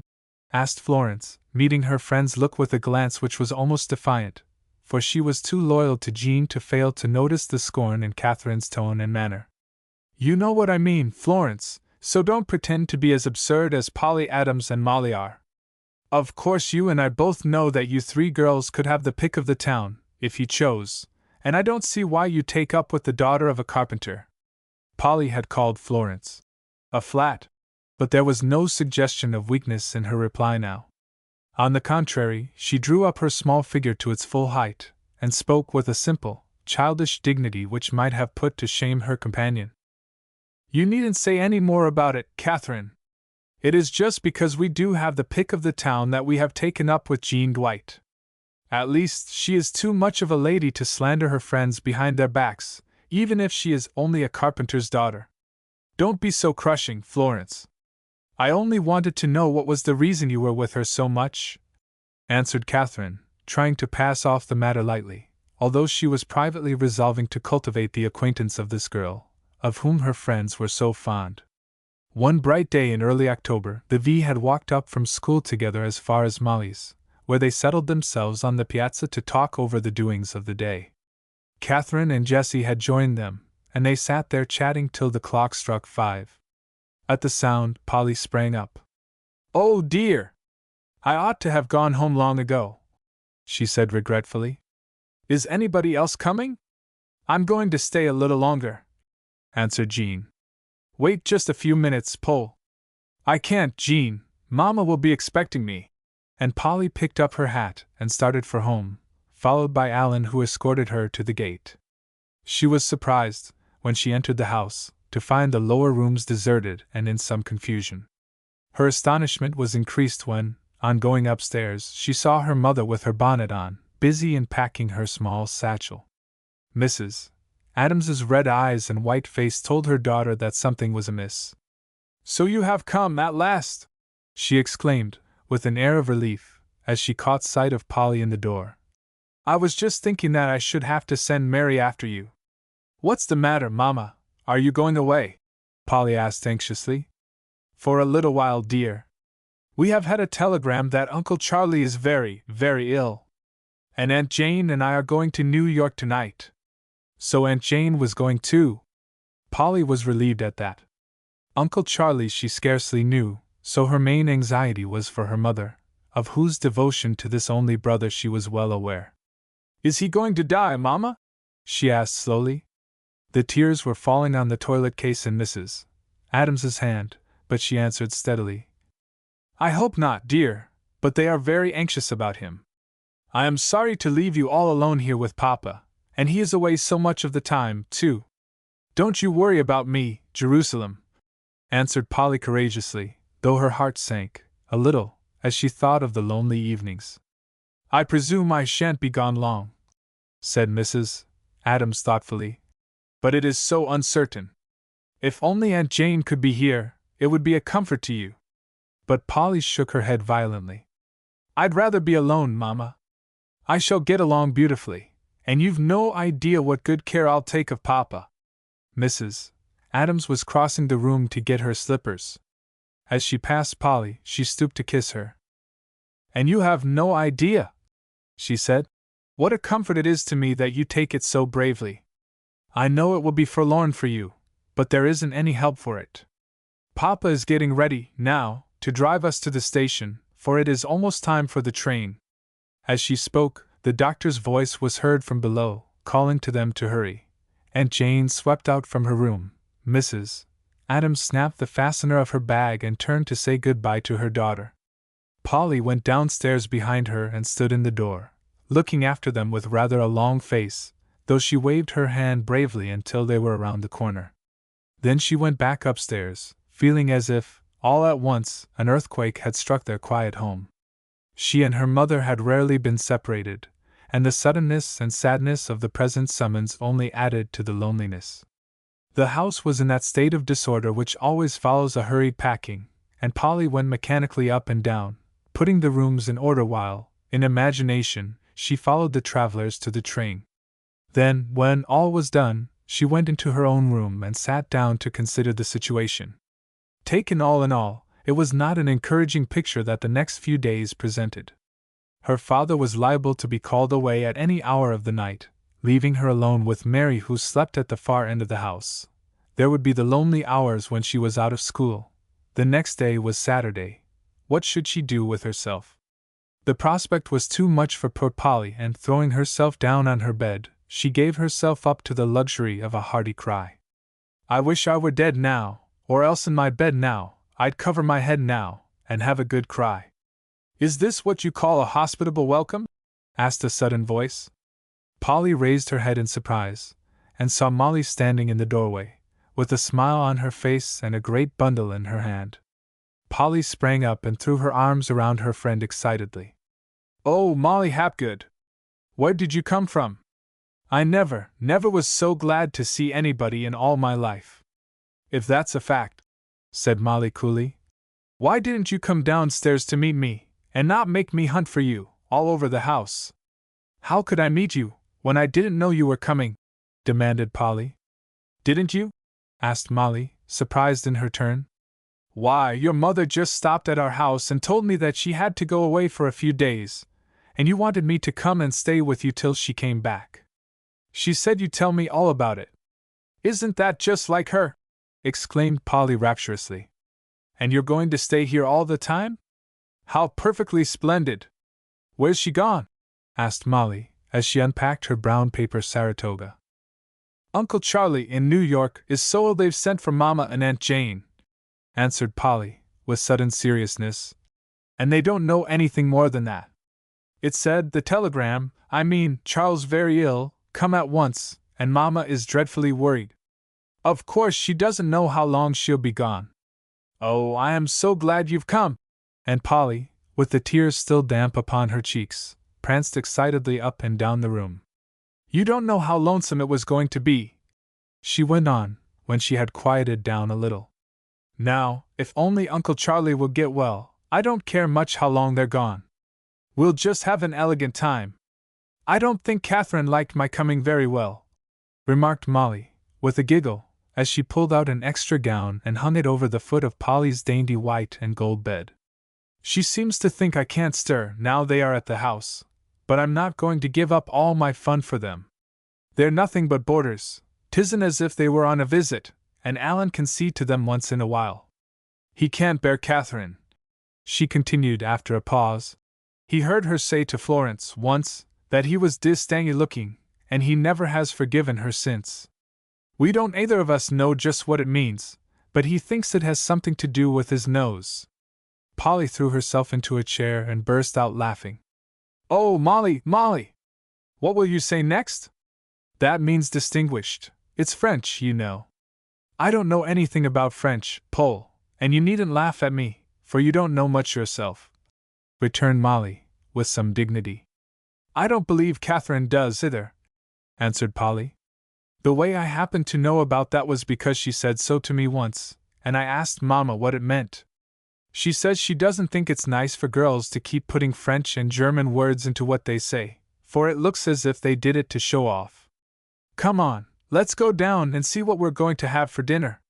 Soon after dinner, the doctor went away to his office, and the girls decided to settle themselves for a quiet visit in front of the open fire in the parlor. This was their first evening alone together since Jessie and Catherine had come, and there was much to be talked over. "Don't let's have any light but just the fire," Molly suggested. "Then we'll sit on the rug and have it all to ourselves. I can't help feeling as if Aunt Jane were likely to drop in at any minute, though," Polly remarked. "She doesn't approve of people sitting in the dark, she thinks it is lazy. She's halfway to New York by this time," said Molly. "But I do wish your mother was here." "So do I," groaned Polly fervently, as she caught sight of the empty fireplace, for there was not one single stick on the andirons. Now, to lay an open fire ready for the lighting is at once a science and a fine art, and Polly was by no means versed in the operation. Why, of all days in the year, this happened to be the one on which Mrs. Adams had neglected to arrange her usual pile of round sticks and kindlings and shavings. It would be hard to say. Some little unexpected call on her time had made her forget this regular duty, and had left her daughter as hostess to preside over a cheerless hearthstone. "What's the trouble?" asked Molly, as she detected the discouraged ring to her friend's tone.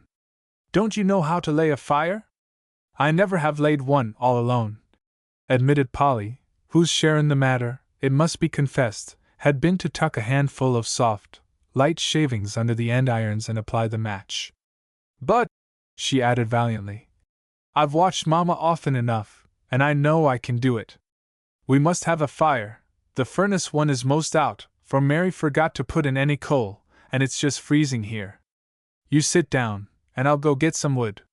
She came back in a few moments, tugging a great basket of wood, which she arranged in an orderly, solid pile across the andirons, much as she might have placed it, had she been packing it in a woodshed. Then she added a generous handful of shavings, and touched it off with a match. "There!" said she, with a prolonged accent of contentment. "You see it's easy enough. It will all be going in a minute." "Don't you be too sure," returned Molly, doubtfully eyeing the shavings which flashed into flame and quickly died away, leaving the wood unscorched. "What do you suppose is the matter?" said Polly, rather annoyed at her lack of success. "Seems to me you've put the wood in too tight," said Molly, arming herself with the shovel, and trying to pry the sticks apart. "Perhaps I have," said Polly meekly. Regardless of soot and ashes, she pulled the wood out on the rug, and began again. This time she arranged it criss-crossing as regularly as the walls of a log house, and, having exhausted her supply of shavings, she lighted a newspaper and thrust it into the middle opening. The girls watched it with eager eyes. It blazed up like the shavings and, like them, burned out, leaving only the blackened cinders, with here and there a line of red, to show where an edge had been. This was discouraging. The room was uncomfortably cool, and they were wasting their entire evening in preparing for their talk. "The third time conquers," said Molly, laughing, as she saw Polly tearing down her log cabin. "What are you going to do next, Pole?" "Lay it yourself if you want to," retorted Polly, showing more heat than the fire had done. "I never did such a thing in my life," Molly assured her. "Can't Mary do it?" "I don't know," said Polly, dropping back from her knees until she sat on her heels. "Anyway, she's so cross I don't dare ask her." "What makes your mother keep her if she's so cross?" inquired Molly, leaning forward to blow the last spark which still lingered on the newspaper. "Because she can't get anything else," answered Polly, unconsciously touching the keynote of the whole servant question. "Well," remarked Molly, after a pause, while Polly again wrestled with the fire, "we shall catch our deaths of cold here, Polly. We may as well go to bed, for this isn't going to burn tonight." "I'm sorry, Molly," her hostess said penitently, as they went upstairs after leaving a note on the table addressed to the doctor, and containing the simple but alarming statement: "Good night, we've gone to bed to keep from freezing." "I don't care a bit," said Molly. "I like to talk after I'm in bed, and we shall have ever and ever so long before we get sleepy." At breakfast, the next morning, the girls had to bear with much teasing from the doctor on the subject of their struggles, the evening before, and, as he rose from the table, he suggested that they should ask Alan to give them a few lessons in making bonfires. "I shan't be back to lunch," he added, as he put his head through the dining room door again. "But I'd like dinner on time tonight, surely, for I must go down to the hospital before my evening hour." "I'll tell Mary," said Polly, jumping up to follow him to the front door, as was her mother's custom. "No," she continued, as she went back to the table. "What let's do all day." Their plans were soon formed, a drive with Job in the morning, for, of late, after many cautions, Polly had been allowed to drive the old creature, and in the afternoon they would go to see Jean. "I wonder if Alan wouldn't go with us, this morning," said Polly. "I think he'd like to," answered Molly. "He caught cold a week ago, and since then he's been so stiff that he hasn't been anywhere but just to school and back, and I should think he would be glad to get away from Catherine. He says he gets so tired of her." "We'll ask him then," said Polly. "I think 'twould be a good idea to start early, so I'll go out to tell Mary about lunch, and have John harness right away." She was gone for some time, and when she came back to Molly in the sitting room, her face was flushed and her eyes were shining with an angry gleam. "Why, Polly?" said Molly, raising her eyebrows inquiringly. "It's that horrid Mary," responded Polly, casting herself down on the sofa with unnecessary vigor. "I don't see what we are going to do, Molly Hapgood. I've a good mind to send you right straight off home." "You've done it before now," Molly began teasingly, but seeing the real trouble in her friend's face, she relented and asked, "What's gone wrong, Polly?" "It hasn't gone, it's only going," answered Polly lugubriously. "It's Mary. She says Mama has been promising her a vacation for a long time, and that she's going to take it now, for it's such a good time when part of the family are away. I told her she mustn't, but she says she's going to, or else she'll go for good. I don't dare let her do that, but whatever am I going to do, Molly? She's going right off now, and you'd better go home to stay." And Polly rose and stalked tragically up and down the room, with her fingers buried in her curls. Molly surveyed her in pity, then she rose to meet the emergency like a heroine. "I'm not going to go home one single step, Polly," she declared. "I'll stay here and help you through with it." "But you'll starve, Molly," remonstrated her hostess tearfully. "Nonsense," responded Molly. "Now you just sit down and don't go rushing round like this, and we'll talk the matter over, and take an account of stock. This was encouraging, and Polly felt her spirits coming up again. Well? She asked, as she seated herself on the sofa once more. In the first place, said Molly, with a calmness born of inexperience, we'll tell her to go. I have heard Mama say, often and often, that it's easier to do the work yourself than to have a girl around that's restless and wanting to be off all the time.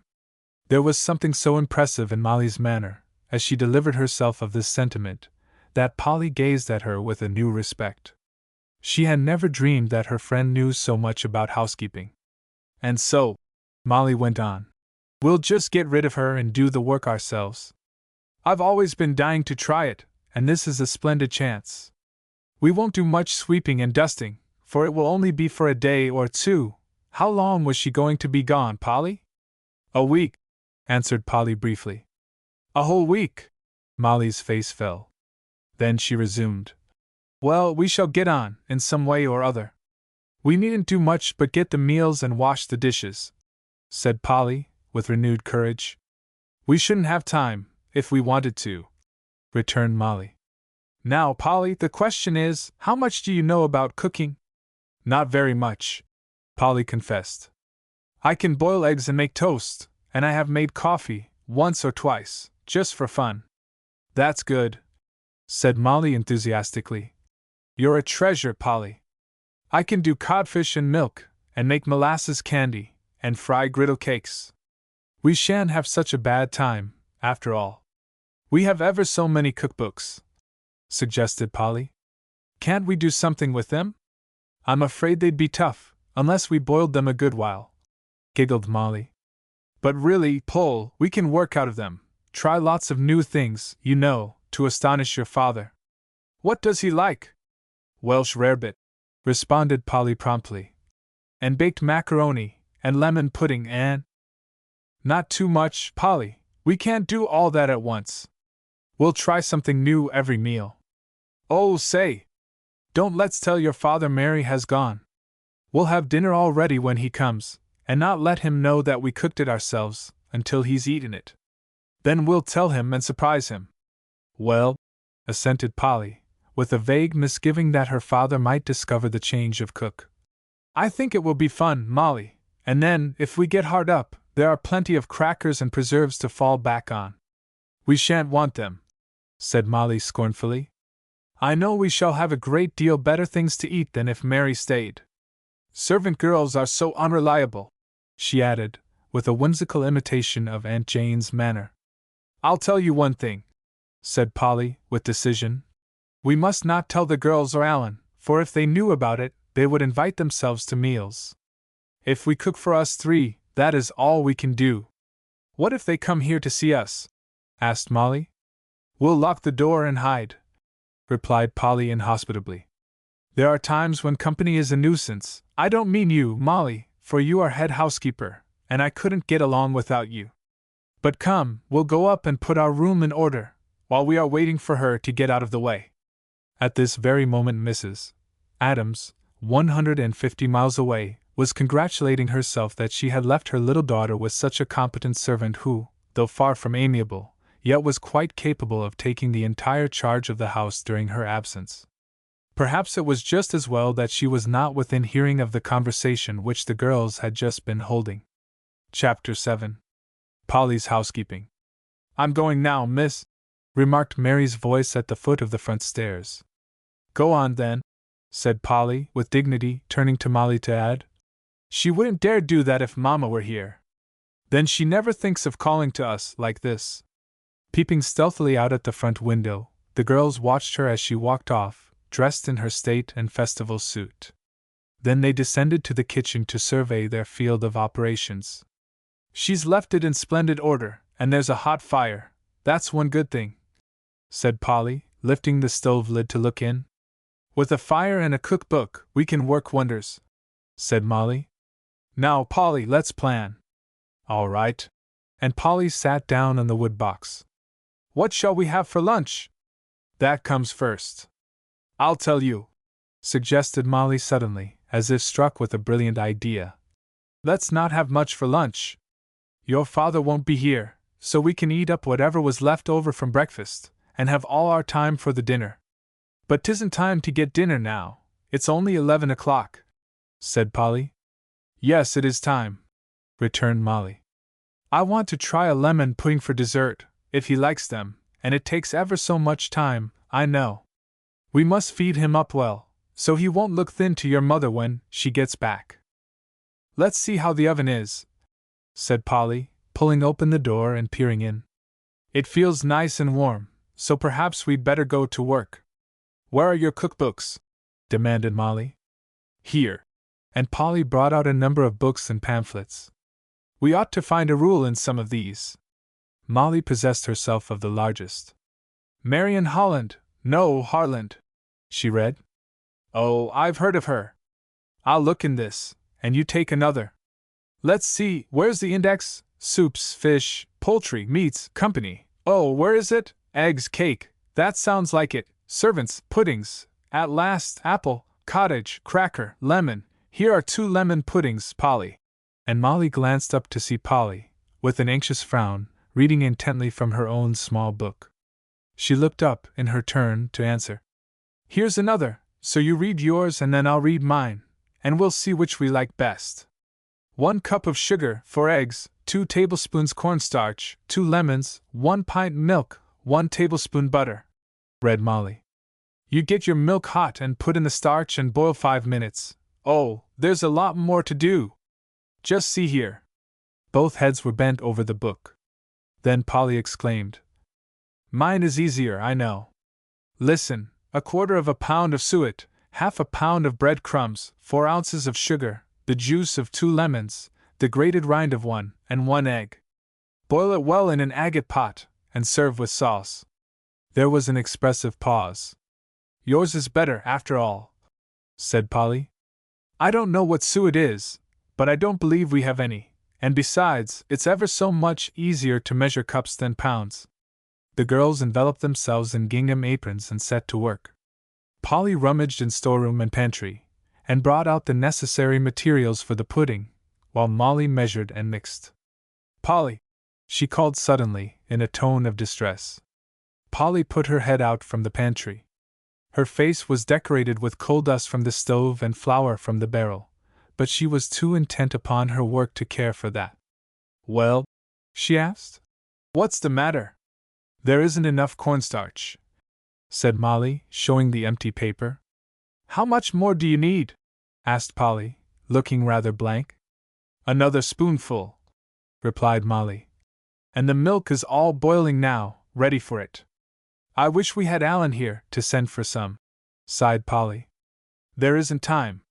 Don't you suppose your mother has another package? Asked Molly, stirring the boiling milk in an excited fashion that sent occasional drops spattering and hissing over the stove. Perhaps she has. And Polly hurried away to the storeroom, jingling her keys with a comical air of consequence. She came flying back, in a moment, with a small package in her hand. I wonder if this won't do just as well, she said. It's marked elastic starch, instead of cornstarch, but it looks ever so much like the other, and it's all there is, anyway. Molly eyed it with little favor. It isn't just the same, she said thoughtfully, but if we can't get anything else, we may as well use it. Here goes anyway. And she added a heaping spoonful. The pudding was mixed, poured into a baking dish and set into the oven. There, said Molly, with an air of relief. That's done, all but watching to see that it doesn't burn. And clearing up the table, sighed Polly. It doesn't seem as if we could have used so many dishes, just for one little pudding, does it, Molly? Never mind, said Molly consolingly. When it's done, we shall feel paid for it all. I don't mind washing dishes. You put the sugar and stuff away, while I do them. I wish I felt sure about this other starch, she added, taking up the paper and glancing at it. Polly's back was turned, when she heard an exclamation of horror. Looking around, she saw Molly who, with the package still in her hand, had dropped into a chair. What is it? She asked anxiously. See here! And Molly pointed solemnly to the label, then burst into another fit of merriment, as she watched Polly's face grow blank while she wrote aloud. Elastic starch, prepared for laundry purposes only. Whatever do you suppose it will do to us? Asked Molly, struggling to regain her self-control, and then laughing harder than ever. I'm sure I don't know, answered Polly. It can't kill us, but it may stiffen us up some. I wonder if we'd better try to eat it, Molly. I'm not going to have all my work wasted, said Molly decidedly, as she opened the oven door and peeped in. It's browning just beautifully, and looks all right. We won't say or think anything about it, and I don't believe it will hurt us any. Even if it does, we have a doctor right in the house. Unless it kills him, first of all, added Polly gloomily. But I'm tired now, Molly. We'll have lunch while that is baking, and then we can rest till time to get dinner. I never supposed it was so much work to keep house. What are you going to have for dinner? Asked Molly, ignoring the last remark. Beefsteak and potatoes and pudding, said Polly. That's enough. We don't want to begin better than we can keep up. Their lunch was over, and the dishes piled up, to be washed later, when they should feel more like it. The girls had made themselves presentable again after their labors, and were sunning themselves like two young turtles, on the front steps, when they saw Alan coming towards the house. Now, Molly, Polly cautioned her. Remember, we aren't going to tell that we are housekeeping. What have you been doing with yourselves? Inquired Alan, as he sat down on the step below them and pulled his soft hat forward, to keep the dazzling sun out of his eyes. I came here just before noon, but I couldn't start up anybody. Where were you? How strange we didn't hear you, said Molly innocently. We were here all the morning. Are you sure the bell rang? I should say it did, said Alan. I pulled it till I was tired. You must have been deaf, or asleep. We weren't either, we were only just busy, answered Polly, with an air of importance which would have roused Alan's suspicions, had not Molly come to the rescue by asking about her cousins. They're off driving this afternoon, answered Alan. They tried to make me go, but I told them flatly I didn't want to, so they took Florence instead. I had to play casino with Kit all last evening, and that was all I could stand. I say, I'm going to stay to dinner over here, if you asked me to. The girls exchanged glances of consternation which, happily, passed over the top of Alan's head, and were unseen. Well, assented Polly, with some reluctance. You can stay, I suppose, but you won't get much to be thankful for, I warn you. As long as you tease so hard, responded Alan, disregarding the coolness of her tone. I'll stay then.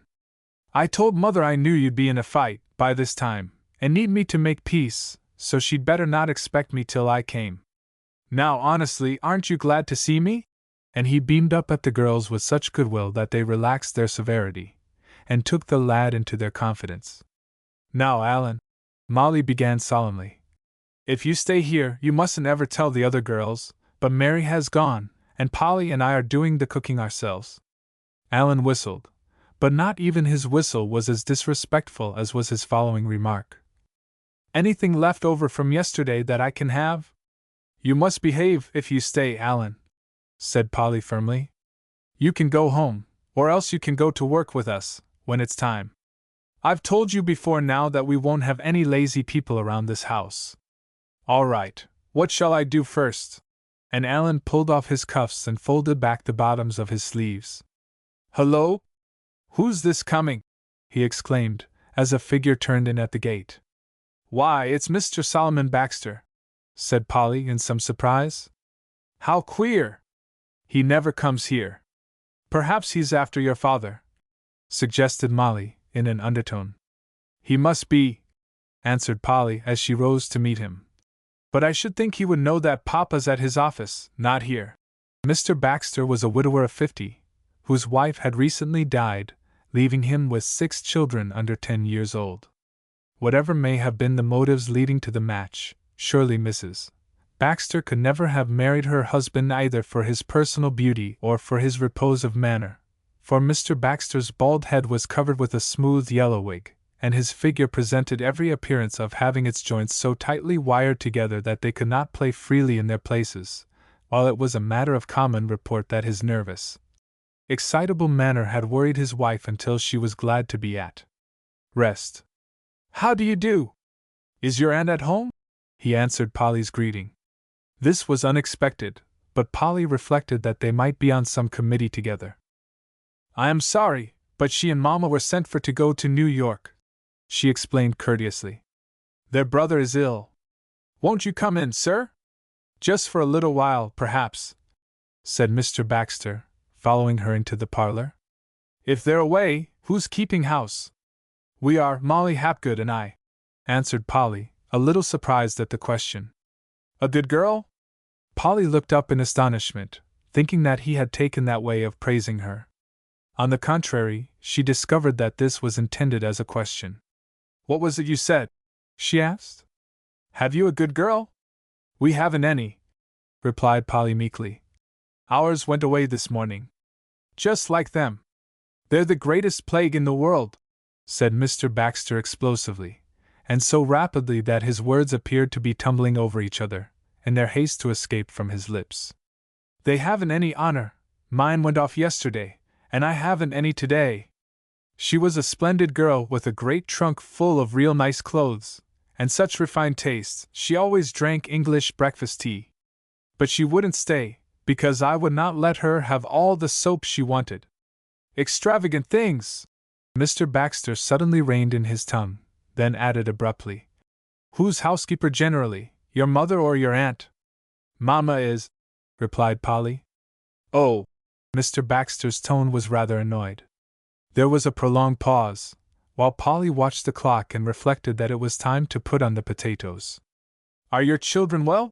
Inquired Molly politely, feeling that it was her duty to say something. Quite well, only the baby has the croup almost every night. They have a great many colds, but I tell them that it's good enough for them, and perhaps it may teach them to be a little more careful, answered their fond parent sympathetically. I had a cold last winter, remarked Alan, launching himself into the conversation with this bit of personal reminiscence. Oh, said Mr. Baxter again. There was another pause, a long one this time. Polly broke it, for she saw that both Molly and Alan were on the point of laughing. It is a beautiful day, she began. We were going to ride this morning with Job, but… She paused abruptly. Job had done conspicuous duty in Mrs. Baxter's funeral procession. In fact, he had helped to bear the disconsolate widower and his children to her grave. Polly felt that further mention of him would be ill-timed. Mr. Baxter appeared to be pursuing his own train of thought. Is Miss Roberts well? He asked, after another interval. Very, answered Polly. Not given to being sick much? No, she is very strong. Well, said Mr. Baxter, rising with an air of relief, I must be going. Just tell your Aunt Sissy that I called on her. Where's my hat? He had mislaid it somewhere, and while he charged up and down the parlor looking for it, Alan and Molly prudently withdrew, to laugh unseen. At length he discovered it in the hall, and went away, leaving the children to speculate vainly on the cause of his visit. Sissy! Exclaimed Polly violently. Sissy! I wonder how he'd like me to call him Bubby. I'll try it, the next time he comes. But he stayed so forever that we shan't have time to cook any potatoes for dinner. They surely would not, for the fire was out and the stove was cold. Your poor father! Groaned Molly. And we weren't going to let him know that anything was wrong. Never mind, said Polly. We'll give him just meat and pudding. That's enough for any man. They cheered up at that, and with Alan's help, they went to work to build a fire, making many discoveries during the operation about dampers and grates and their uses. But time, always unaccommodating, refused to wait for them, and 6 o'clock came far too soon, and brought the doctor in its train. Dr. Adams was rather perplexed when he went into the house and was met by no one at the door. Polly and her mother usually greeted him, but tonight the front of the house was deserted. The girls must be off somewhere, he said to himself. Well, I'll go out and tell Mary to give me my dinner now, without waiting for them. He made his way to the kitchen, noting to his surprise as he passed through the dining room that the table was only half set for the meal, and that the few articles on it had a little the appearance of having been thrown at it from a distance. Dr. Adams was an orderly, methodical man, and his wife's careful housekeeping was quite to his liking. However, he reflected that, during her absence, there must and would be irregularities, and passed on to the kitchen. As he opened the door, he was met by a cloud of dense, bluish-white smoke which brought the quick tears to his eyes. Through the thick air he could see, not the ample proportions of his usual cook, but 3 small figures that were hurrying to and fro with a purposeless, ineffectual bustle which yet accomplished nothing. One of the figures hailed him in disconsolate tones. "Oh, Papa! Are you home so soon?" "So soon?" he answered, as well as he could for coughing. "It's 6 o'clock now. Is dinner ready? What are you doing out here?" It took but a moment to explain the matter, and then the doctor showed that it was not without reason that Polly called him the best father in the world. He was just back from a long drive out into the country with a fellow doctor, to pass judgment upon a critical case. He must visit a man in the hospital before his evening office hour. He was tired, hungry, and in a hurry, and there was no immediate prospect of dinner. But the 3 weary, heated, crocky faces before him moved him to pity, and he threw open the outer door, saying briskly, "Let's have a little air here, and see what's the matter." "The fire won't seem to burn," said Alan. "It just smokes and goes out." "So I see," said the doctor, laughing. "Perhaps it would go better, my boy, if the dampers were not shut up tight. All it needs is a little draught, see?" And in a moment there was a comfortable crackling sound going on inside the stove. Before his marriage, the doctor had been in the habit of camping out every summer, and his old experiences came to his aid in the present crisis. While the girls flew in to set the table, he quickly brought the fire into order, and cooked the meat as handily as a woman. Thanks to him, the supper proved a merry one in spite of the smoky dining room, the meager bill of fare, and the great white blister on the side of Alan's hand, which the lad was doing his best to keep out of the doctor's sight. Molly raised her eyebrows and darted a comical glance at Polly when the doctor asked for a second plate of the pudding, and it was not until long afterwards that the girls knew of the manful effort he had made to swallow the sticky compound. "Can I do anything more to help you?" he asked, stopping behind Alan's chair as he was going away. "You've done enough already, I should think," answered Molly gratefully. "It was too bad for Mary to leave you in the lurch," he replied. Then, as his eyes fell on Alan's hand, he added, "That's a hard burn, my boy. Why in the world didn't you say something about it?" "What was the use?" inquired Alan calmly. "Grumbling about it wouldn't do it any good." "No, but I could," responded the doctor. "I like your pluck, but there's no use making a martyr of yourself for nothing. Come into my den and let me put something on it." And after a moment's delay, he went striding away down the street, looking at his watch as he walked. "How do people ever manage to keep house?" sighed Molly, an hour later. The dishes were washed, the rooms in order, and the 2 girls were luxuriously settled on the sofa, which they had drawn up in front of Alan's blazing fire on the hearth. Alan himself was stretched out on the rug, with his yellow head resting against the seat of the sofa, beside Polly's hand. Too tired to talk, the children had sat there quietly watching the fire until Molly broke the silence.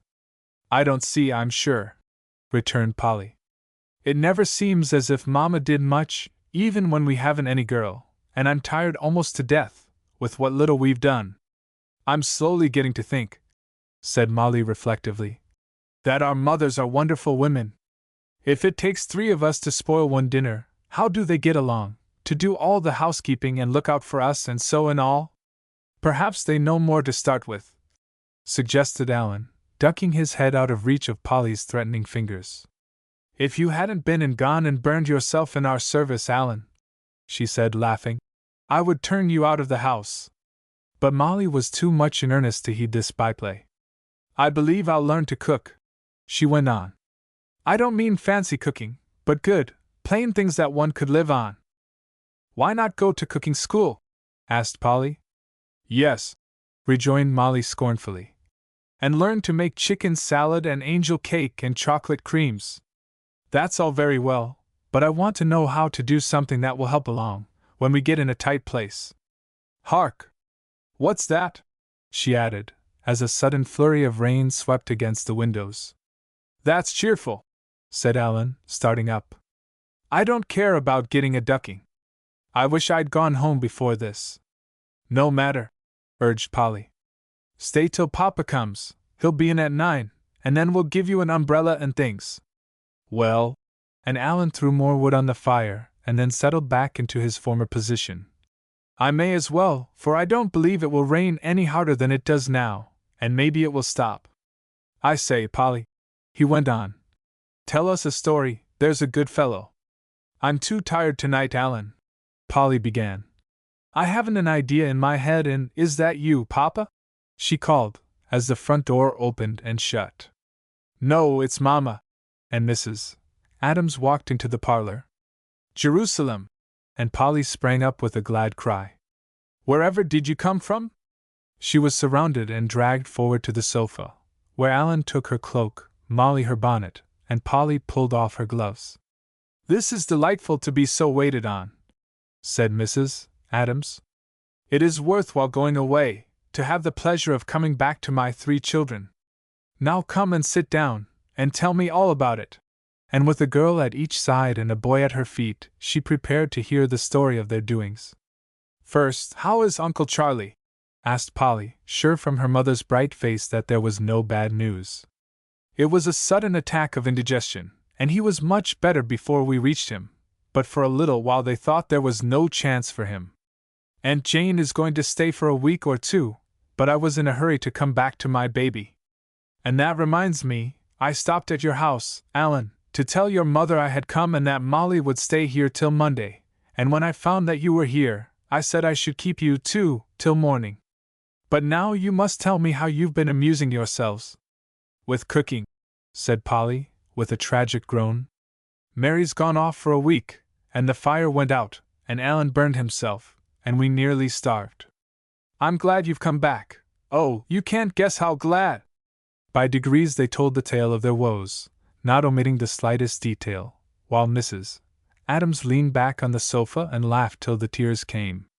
But there's one good thing about it all, observed Molly, in conclusion.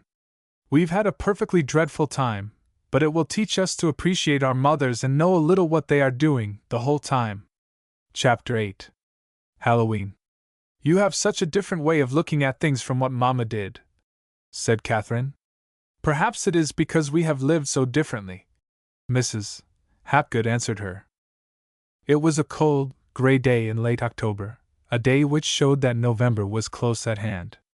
The other girls were off for some frolic. Alan was reading and dozing on the sofa in the next room, so Mrs.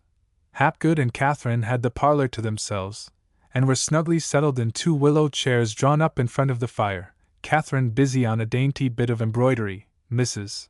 Hapgood putting a new sleeve into a gown which had yielded before Molly's energetic elbows. I wonder if that is it. And Catherine laid down her work and fell to pondering on the matter. After a time, she resumed. After all, Auntie, I don't know but I like your way better. I thought at first it was going to be slow here. At home, there's never any time for quiet talks like this. It's just nothing but a hurry and a scrabble, and when we get through, we've nothing to show for it. I've only been here 6 weeks, but I really feel as if I know you now better than I do Mama. And Catherine rested her head against the back of her chair, while the dark eyes fixed on the fire grew a little dim. Mrs. Hapgood leaned over and rested her hand on the girl's, as it lay on the arm of her chair. I'm glad to have you say so, Catherine, said she. For this year, I am to stand in place of a mother to you, you know, and I like to have you feel at home here. I know all that, answered Catherine, and I'm glad they sent me here, only it mixes me all up. When I was at home and kept hearing little bits about it, the parties and the flowers and the pretty gowns, I felt as if I couldn't wait to be old enough to be in it all. When I came away, Mama said I was to be here a year, and then go home to come out, so I could be ready to be married at 18, as she did. A year is such a little while to wait that I thought I was almost there. But when I came here, I found the girls of my age acting like children, and having splendid times doing what I had always thought was silly, and not caring the least bit about society and all that. I shall just get used to this and like it, and then go back into the other once more. But not in just the same way, I hope. I suppose not, Auntie, But it won't make so very much difference, after all. Perhaps not, her aunt answered. But it may make a little. If you hadn't come to us, you would never have seen the other side, that there are a few good times outside of the parties and the young men. And even if you go back into it when you go home, as you probably will, Catherine, it won't do any harm for you to have had a year to stop and think, and talk matters over, before plunging into the Scrabble, as you call it. It seemed so queer, when I first came east, said Catherine, as she took up her work again, to see you and Molly sit down and talk for an hour at a time. Mama hasn't ever done it with us, only to joke with us, or ask about our lessons once in a while. But everything that comes up, Molly and Polly Adams say, Mama says so, or Mama thinks so. She sewed steadily for a few moments, then she broke off, to ask, with an air of mock tragedy. Mama says she wants me to marry at 18. But what in the world should I do, Auntie, if nobody should ask me? Not get married, I suppose, returned her aunt composedly. Catherine's face fell. What? Be an old maid, like Polly's Aunt Jane, she exclaimed. It isn't necessary that you should be like her, even if you shouldn't marry. And Mrs. Hapgood laughed at the horror in Catherine's tone. Then she went on seriously. Catherine, may I talk very plainly with you, just as if you were really my daughter? Please do, Auntie. And Catherine drew her chair a little closer to her aunt's. You were just saying that your mother and I look at things differently, Catherine, and it is true that we do. I wouldn't find fault with her for anything, for she has been a dear, good sister to me, but it seems to me that she has made a little bit of a mistake in letting your head get filled with all these thoughts of being married. You are only a child yet, my dear, and it is years before such ideas ought to come to you. But now they are here, I am going to tell you just what I think about it all. Not all women are fitted to marry, some would be happier and better without it. The day is long past when a woman must either marry or be laughed at as an old maid. What I want my girls to do is to grow into strong, noble women who are fitted to fill any position that opens before them, and to fill it well, with no thought of self, but only for the good of others. Then, if the time ever comes that you are asked to be the wife of a man, for the sake of whose love and companionship you are ready to give up all else, then you will do right to marry him, but not until then. There was another pause. Mrs. Hapgood went on. And since we are on the subject, Catherine, there's one more word to say. If the time ever comes for you, remember, in making your great decision, that married life is not all sunshine, but that there are the same little everyday worries after marriage as there were before. If a woman is strong enough to be a true, devoted wife, she can have no happier, better life than in her own home. But she has no right to promise without thinking it all over, whether she can sacrifice and work, can suffer hardship and even wrong for her husband's sake. Those are solemn words, dear, and should never be spoken thoughtlessly, for better for worse, for richer for poorer, in sickness and in health. You make it all mean so much more than Mama did, said Catherine thoughtfully. She never talked to me like this. You make me half afraid of it, Auntie. So much the better, her aunt replied.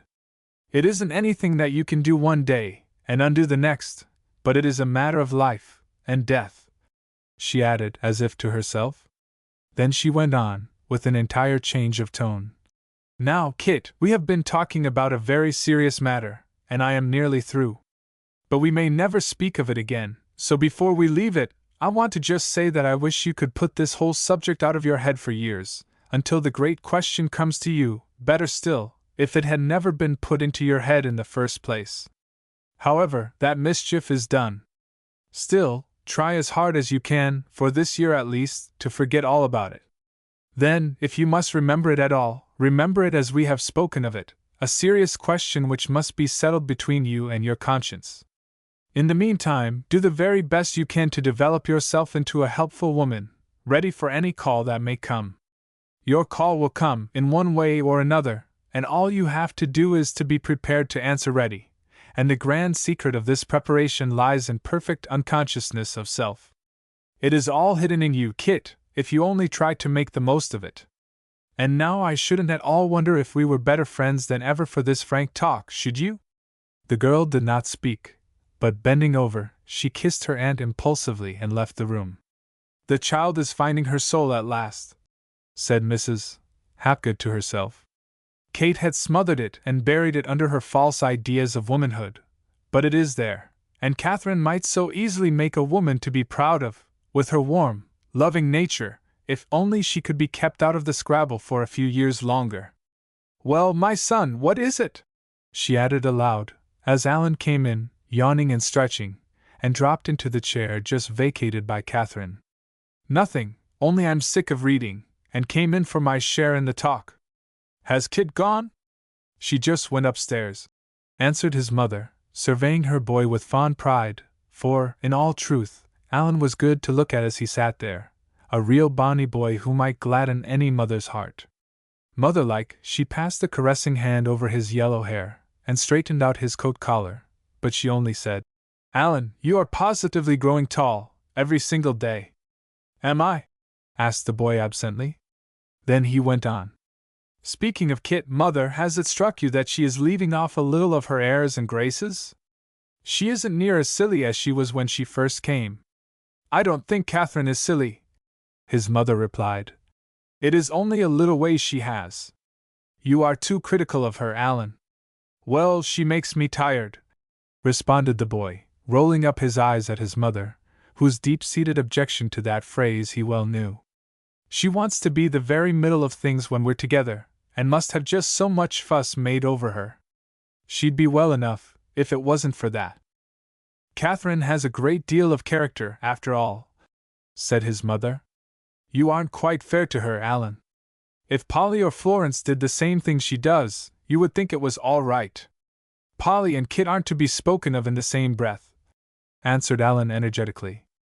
"Florence doesn't count, one way or the other, but Polly is a splendid girl, and about the best friend I have. She always fights for me, and it would be mean if I didn't return the compliment once in a while. Here comes Mrs. Adams now," he added, as he glanced out of the window. It was only an errand, not a call, she hurriedly explained. Friday night was going to be Halloween, and wouldn't Alan and the girls come over to celebrate, as a surprise to Polly? Jean and Florence would be there, too. Then she went away again, leaving Alan to discuss the matter with his mother. Friday evening came, and the surprise was kept a profound secret. Mrs. Adams had called Polly upstairs to try on a new gown which she had just finished, and Polly was still revolving in front of the mirror, making vain attempts to view her back, when the bell rang. "You go down, Polly," said her mother. "I am all covered with basting threads." So Polly, in all the glory of her new gown, went running down the stairs to the door, and started back in astonishment as her 6 guests came solemnly marching into the house, dressed in their best, to do honor to the occasion. "Why, what are you doing here?" she was beginning rather inhospitably, when her mother unexpectedly came to her relief and invited the girls to take off their things. "We're a party, Polly," exclaimed Jessie. "How stupid you are not to see it!" "It's Halloween," added Florence, "and we've been asked to come to celebrate it." "OHH!" And a new light dawned on Polly. "It's a surprise party, is it? Who started it? You, Jerusalem? Why don't you take your little friends into the parlor and converse with them, Polly?" asked Aunt Jane's prim voice. "Don't you know that it isn't polite to leave them standing here?" A sharp reply was trembling on the tip of Polly's tongue, but she caught her mother's warning glance, so she resolutely turned her back on the blue satin bow which Aunt Jane had donned for the party, and led the way into the parlor. Then the fun began, for Mrs. Adams had studied to find all the amusing tricks, whether they belonged to Halloween or not. She was the gayest of the gay, entering into all the frolic, and doing her best to make Aunt Jane unbend and have a share in the games. But there must be a skeleton at every feast, and Miss Roberts played the part to perfection, sitting back against the wall, and only smiling indulgently, now and then, as the room rang with the shouts of the young people. It all started with a tub and a plate of apples which mysteriously appeared in the dining room, and soon they were all in a kneeling circle around the tub, bobbing for the apples, that took a malicious delight in ducking under the water and rolling away, just as the white teeth were ready to seize the stem. The captured apples were only just pared and the seeds counted, when Mrs. Adams called them away to try their fate on one single apple which hung by a string from the top of the room. "It is an unfailing test," she said. "If you can take a bite out of this apple without touching it, except with your teeth, you will live to get married. Otherwise, you will die an old maid." Now, it sounds like a very easy matter to bite an apple, but when it is free to swing this way and that as you touch it, the success is not so sure. Alan first chased the apple up and down, gnashed his teeth, and retired. Next Florence took her turn, with no better success. Jessie, too, failed to get a taste, even of the skin. Then Jean advanced to the charge. "Now watch," she said, laughing. "I'm going at this on scientific principles. See here!" She hit the apple with such force as to throw it far up and out, waited with wide open mouth until, pendulum-like, it swung back and, at the instant of its reaching her, before it had turned, she struck her strong, young teeth into the side and brought away a generous mouthful. "There!" said she triumphantly, as she marched back to her place. "I defy anybody to do better than that." They melted lead and poured it into water, to learn from the shape as it cooled the secret of their future work. They floated needles on water, watching them sink, or swim and gather in groups. They roasted nuts in the ashes, and tried the old test of the 3 dishes of water. But the prettiest trick of all was one that brought them back to the great tub once more, to float the walnut shell boats, with their burning candles fixed in each.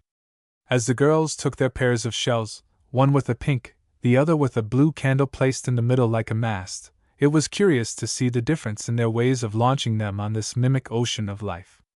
Jean and Jessie dropped theirs in thoughtlessly, only intent on the fun of the moment. Florence put hers in daintily and with care not to wet her fingers, and Molly and Catherine launched theirs out boldly, following them up with a little ripple which sent them rocking away into the midst of the tiny fleet. But Polly, who did not believe in signs, had an anxious pucker about her eyebrows as she started out her wee vessels, and hurried them all their way with a mighty splash which threatened to capsize them, there and then. Mrs. Adams stood back, watching the group of bright-colored gowns and eager faces, as the young people gathered more closely about the tub to see the fate of their lights, now exclaiming in chorus at some crisis, now in anxious silence while they waited for new developments. "My light has failed, first of all," said Catherine regretfully. "Which is it?" asked Mrs. Adams. "The pink one. That is the man," she answered, bending over to look at the poor little end of candle, with only a smoldering wick to show that any life was left. "It may come up again, Kit," said Florence consolingly. "While there's life, there's hope. They are alive as long as they float," Mrs. Adams interpreted.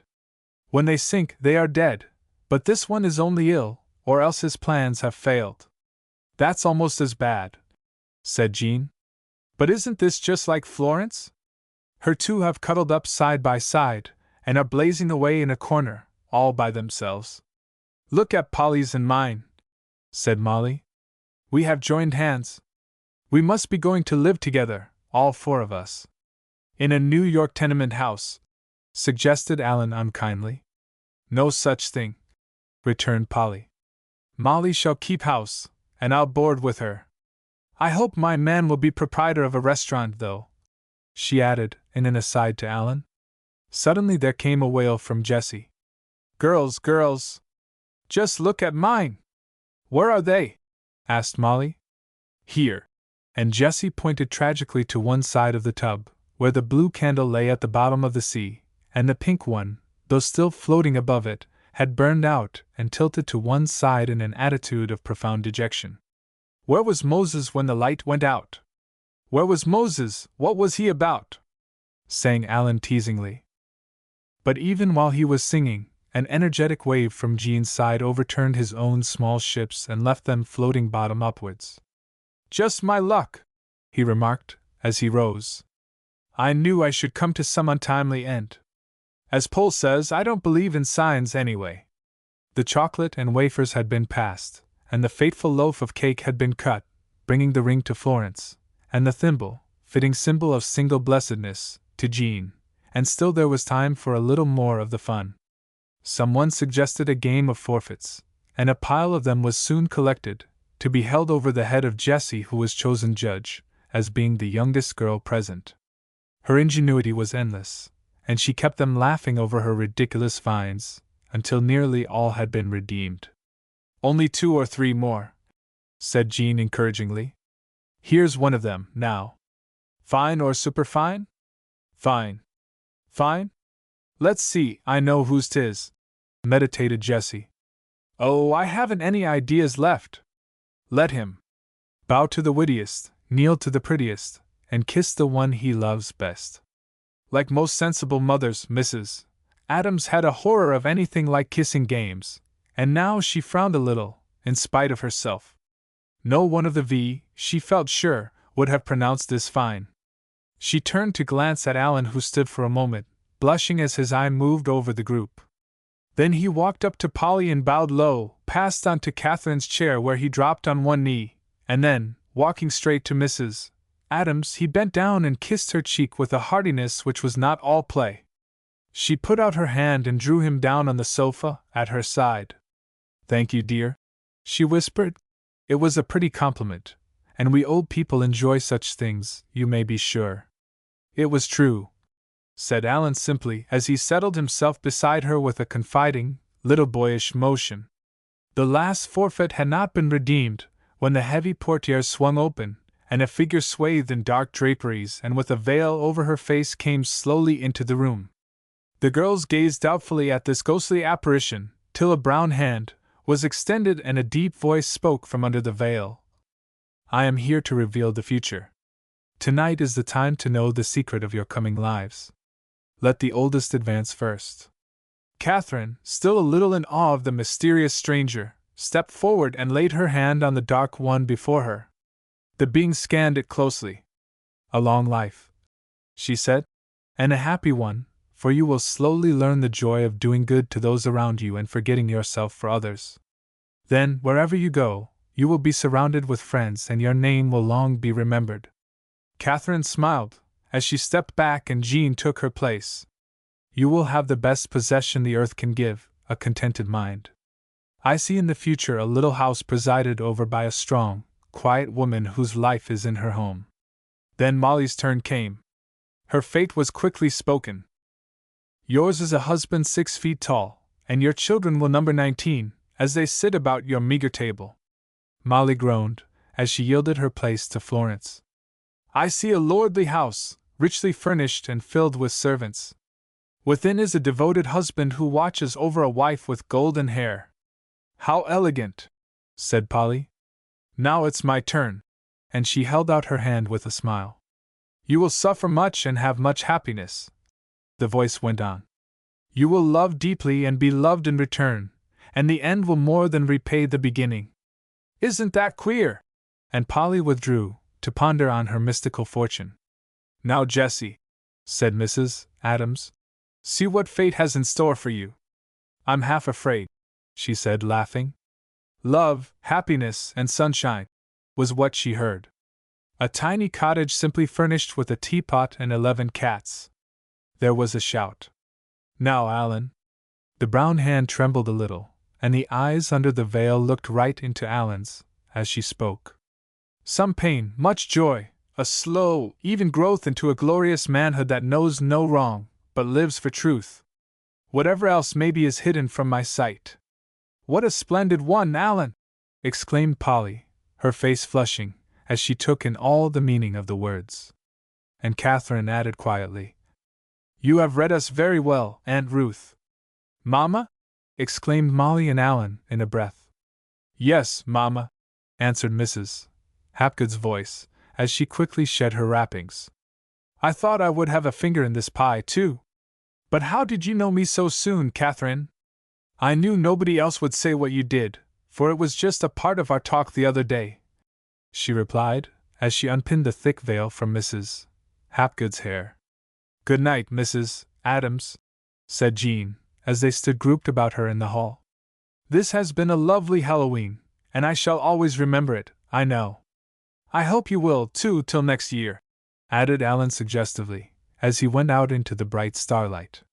Chapter 9. The New Reading Club. The beautiful summer of All Saints was at its height, and the soft haze lay upon the blue hills and rested lightly over the meadows along the river. Such days were tempting enough to entice a hermit from his cell, and Mrs. Adams and the young people had agreed to devote Saturday afternoon to a long drive. Soon after their early lunch they had started off, Job leading the way, with Mrs. Adams, Jessie, Molly, and Jean, followed by Cobb, the wiry little mustang that Mr. Shepherd had sent east for his daughter's use, drawing Catherine, Florence, Polly, and Allan. Their destination was the nearer of the two mountains, a drive to the foot and then a scramble to the tip-top house, for the sake of one last look down upon the beautiful valley, before winter should shut it in. Unfortunately, Job was in one of his languid moods that day, and in spite of warning checks and flapping of lines, and even a mild application of the whip, he refused to break into a trot. But with bowed head and discouraged mien, he plodded onward with as much apparent effort as if each motion of his aged frame were to be his last. In vain Catherine again and again reined in Cobb, to wait for his companion. The old horse lagged farther and farther in the rear. At length Mrs. Adams called, "This is unbearable, Catherine! I am afraid we shall have to give up and go home. Job acts as if he couldn't crawl another step. I'm sorry," she added to her passengers, "to spoil our plan, but I dare not drive this old fellow any further, for fear he might never get home." But even the turning back again failed to inspire Job as it usually did. In her secret heart, Mrs. Adams regarded this as an ominous symptom, and felt an ever-increasing anxiety lest he should never reach home alive. They were less than 2 miles from the town, but it was a long hour before Job dragged his weary way up the street, in at the gate, and tottered feebly up to the open door of the barn. By making little side excursions up and down the country, the other carriage had managed to keep respectfully in the rear, and Catherine now tied Cobb outside the gate, while the others crowded around Job to watch with pitying eyes, as Mrs.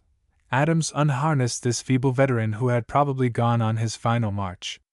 The last strap was unbuckled and allowed to fall to the ground, while Mrs. Adams invitingly held up the worn old halter, to slip it on Job's nose. Perhaps she was slower than usual, perhaps some sudden thought of a neglected opportunity shot through Job's brain. However that might be, there was a quick scattering of the group, as 2 iron-shod heels flew up into the air. The brown head was playfully tossed from side to side, and Job, the feeble, the lifeless, went frisking away across the lawn, now galloping furiously up and down, with a lofty disregard of the holes he was tearing in the soft, dry turf, now stopping to roll on his back and kick his aged legs ecstatically in the air, with all the joyous abandonment of a young colt, then scrambling up again, to go pounding away, straight across a brilliant bed of chrysanthemums, and only pausing, for a moment, to gaze pensively out over the front gate. "Whoa, Job! Whoa, boy!" Mrs. Adams was calling in vain, while Jean exclaimed spitefully, "Mean old thing! I'll never be sorry for him again. I didn't lean back all the time we were gone, but just sat on the very front edge of the seat and tried to make myself as light as I could." Then followed an exciting chase, for Job appeared to have regained all the agility of his far-off ancestors that roamed the plains at their own sweet will. Such sudden wheelings! Such wild leaps! Such frantic kicks! He refused to be coaxed. He cocked up his ears in derisive scorn when they scolded him and requested him to whoa. He had no intention of wooing. He recognized from afar that a snare lay hidden somewhere in the measure of oats which Mrs. Adams held out before him, and he drew back his lips in a contemptuous smile, as he capered away to the remotest corner of the grounds. The pursuit lasted for an hour, and at the end of that time, Job appeared to be far fresher than his pursuers, fresher even than he had been at the start. It was plain that nothing was to be gained in this way, so Mrs. Adams and the girls retired to the house to take counsel, leaving Allan to drive Job to the stable, and come back to dinner with the others. "I am tired if he isn't," sighed Mrs. Adams, dropping into a chair by the window overlooking the lawn. "Has he ever done it before?" asked Florence sympathetically. "Never with me, but he used to get away from John, when he was younger. Now he has started, I am afraid he will repeat the experiment. He has had such a good time today." It just makes me want to whip him. And Mrs. Adams glared out at the unconscious Job, who was quietly cropping a tuft of green grass. It may be that the stolen fruit was not so sweet to his tongue as Job had expected, or his conscience may at length have begun to act once more. He slowly raised his head and gazed longingly up and down the street, as if yearning to try a wider field for his gymnastics. Then apparently his sense of duty carried the day, for, turning reluctantly, he plodded away to the open stable door, and quietly marched into his accustomed place. "Run, Polly, quick! Run and fasten the door!" her mother exclaimed, as she hurried away to tie up the prodigal, to prevent any fresh wanderings. When the doctor came home to dinner and heard the story, he was merciless in his teasing. 1 woman, 6 girls, and 1 boy, all to be outwitted by 1 poor old horse 29 years old, he exclaimed. "Now, that's not so," interposed his wife. "Job isn't but 23, so don't put any more years on his devoted head." Dr. Adams laughed. He took a sinful pleasure in reminding his wife of Job's advanced age. 29 last June, he said, as he gave Polly her second piece of meat. "If you are careful of him and keep him for a few years longer, you can sell him out at a high price, to be exhibited as a curiosity."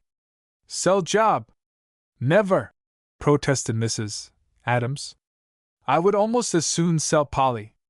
No money could ever make up for that old fellow's intelligence, and for the real love he gives me." "Yes," added Alan sympathetically. "And no money could buy his obedience to you, this afternoon, when he was loose." While the table was being cleared for the dessert, the doctor suddenly turned to his daughter. "Well, Polly," he asked, "how comes on the reading club?" "Finely, Papa." "Why?" "I didn't know but you were tired of it, by this time, and wanted something else." "Oh, no, we have such good times," said Jean enthusiastically. "And if we gave it up, you never would get your stockings darned either." "Oh," and the doctor lapsed into silence. "What made you ask, Papa?" inquired Polly. "Mere curiosity." "I know better than that," she said, seizing his hand as it lay on the table. "Now, Popsy Adams, you just tell us what you are driving at." "What is the use?" asked the doctor provokingly. "I did have another plan, but if you are all satisfied, I'll offer it to some of the other girls, or perhaps Aunt Jane will take it in charge." This was too much for Polly. "Do tell us," she begged. "We'll do it too, whatever it is, won't we, girls? But what if it is something that isn't funny at all, something for which you have to give up your own good times?" Polly's face fell, but she answered steadily. "We'll do it, just the same." "I am glad to hear you say so," remarked Aunt Jane approvingly. "I have felt that it was high time you girls were made to take an interest in something really useful." "What is it, Dr. Adams?" implored Jessie, whose curiosity was by this time fired. "Well, it's just this. Down in the hospital there's a girl about Catherine's age shut up in a room by herself, where she must stay a year. She isn't pretty, she isn't especially bright, she is an Irish girl from one of the hill towns in the northern part of the state. But she has something the matter with her back, so all she can do is to lie there on a sort of frame, and look at the wall of her room." The doctor paused. While he had been talking, he had watched the faces of the girls, curious to see the effect which his short story would have on them. Polly's cheeks were flushed, Jean's eyes were shining with her interest, but Catherine's lashes drooped on her cheek, and were a little moist. He nodded approvingly to himself, as he looked at her. "Go on, Papa," urged Polly. "There isn't much more to say," returned her father, resting his arm on the back of her chair. "It occurred to me today to wonder if you girls couldn't each of you take a day a week, there are just the 6 of you, you know, and run in to see her for a few minutes after school. She is perfectly well, except for her back, and you can imagine how dull it must be for her there. Now, suppose you could drop in for half an hour and get acquainted with her, or read something simple to her? She's not up to Pilgrim's Progress yet." And he pinched Polly's cheek playfully. He stopped again. This time there was a murmur of assent from his hearers. Then he resumed. "Now talk this over among yourselves and see what you think of it. I don't say you ought to do it, remember, you all have a good deal to do, I know. I only suggest the chance to you. I would think of it well, for unless you could be regular, it might be worse than nothing, for she would come to depend on it, and be disappointed. I warn you, she isn't very attractive, she is only ill and lonely. What's her name? Asked Florence, as the doctor started to leave the table. Bridget O'Keefe. What? And in spite of herself, Jessie wrinkled her nose in disgust. Yes, I told you she was Irish, you know, answered the doctor briskly. Now I must be off. Think it over till Monday and then let me know. And a moment later, the front door shut behind him.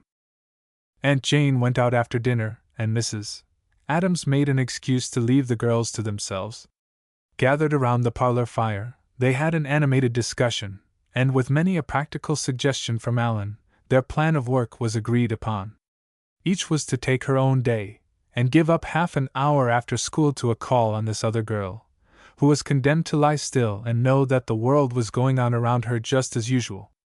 There was no difficulty in planning for the first 5 days of the week, but the girls, though fired with a desire to do good, yet drew back from pledging themselves to break into their Saturday afternoons, the one holiday of the week. What's the use of going Saturday? Said Florence. If we go to see her every other day but that, it ought to be enough. I don't want any halfway work, said Jean decidedly. And yet, it does seem too bad to upset our fun when we've always been together. What if we draw lots for it? But Alan objected. That's kind of a shirky way to do. If I'm ever ill, I don't want you drawing lots which shall go to my funeral. I'll go Saturday myself.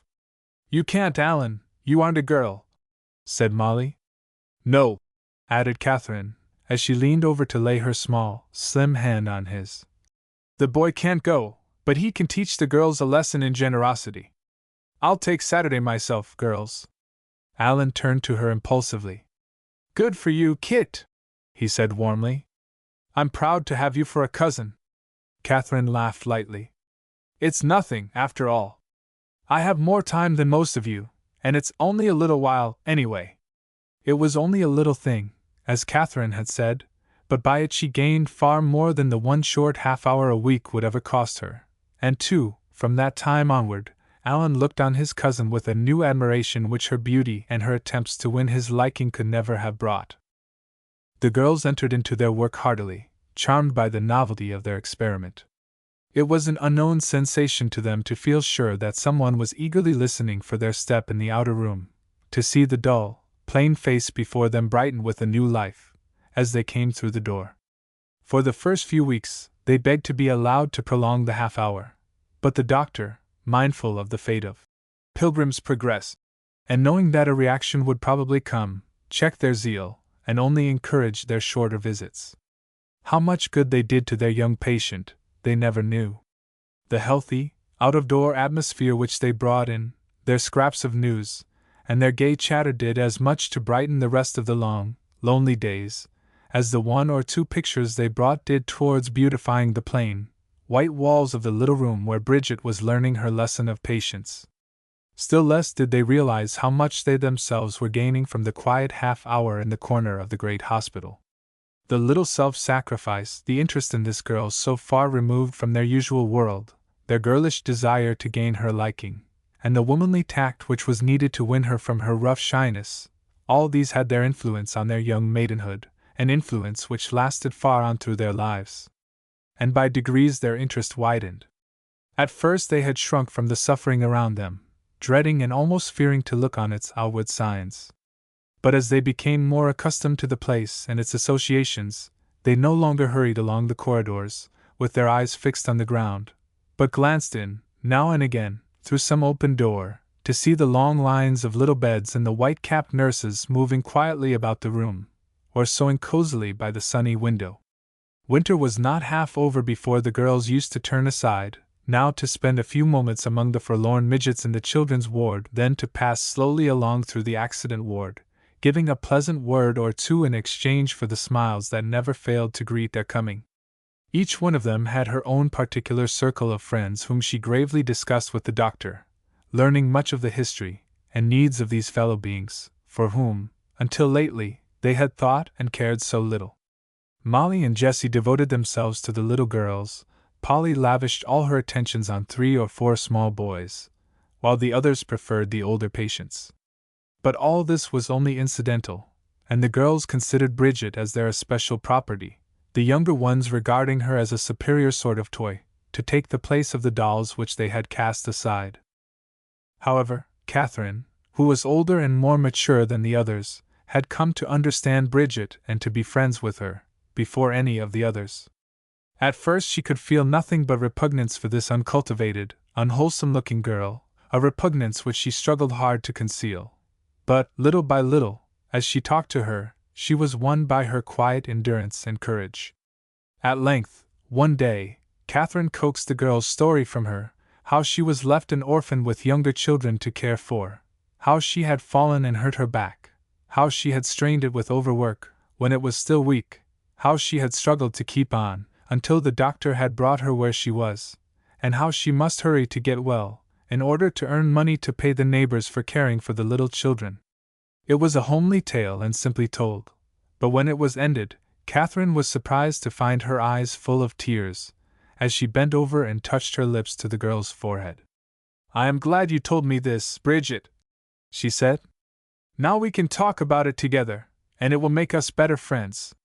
And Bridget answered gratefully, as she looked up into the clear eyes above her own.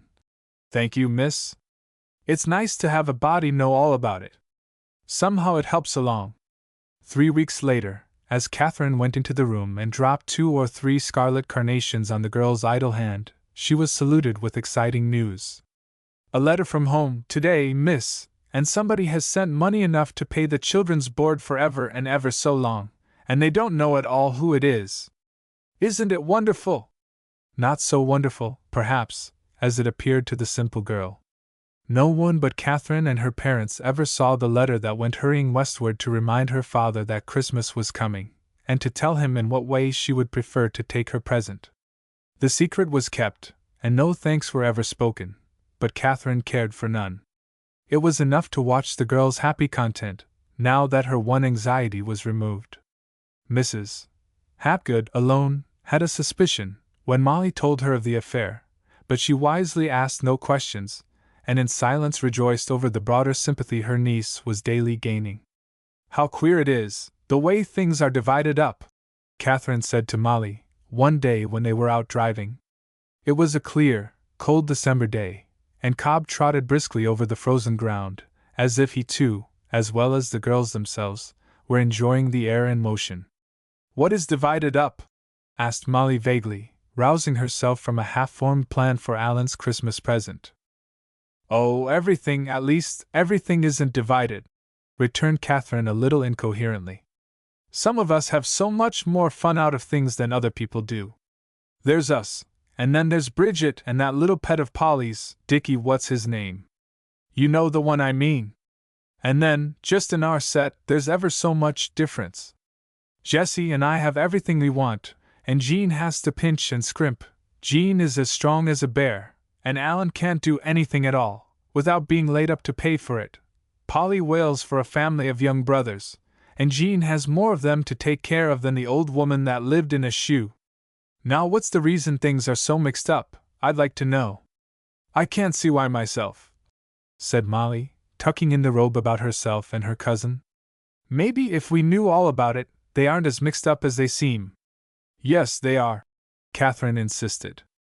"If they weren't, some people wouldn't have everything, and some go without, as they do.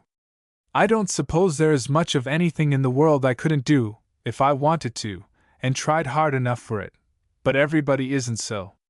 I have sort of an idea," answered Molly profoundly, "that most everybody can get what she wants, if she is willing to work and wait long enough.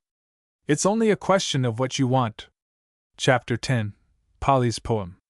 "Molly, don't you want to come and take a walk with me?" asked Polly, appearing in the door one Saturday morning. Molly sprang up and tossed her book down on the table. "Yes, indeed I do. It's too pleasant to stay in the house such a day as this. I'll go and call the others." "But I don't want the others, at least, not this morning," said Polly mysteriously. "I want you all to myself, for I've something to tell you, to show you." Polly blushed and stammered a little. "What is it, Pole?" asked Molly curiously. "Oh, nothing much. At least I'll tell you by and by. Go and get your hat, and come on."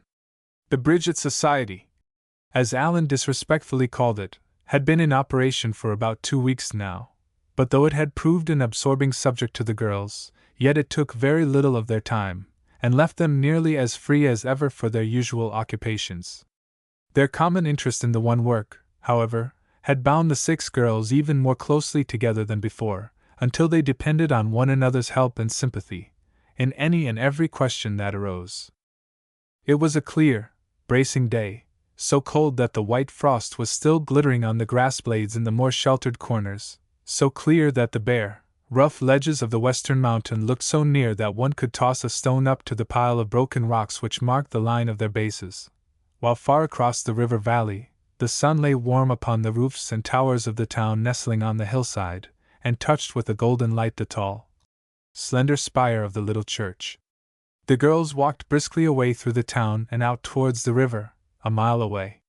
Polly appeared to be unusually excited, whether by the crisp air or by her new winter coat. Molly was at a loss to decide.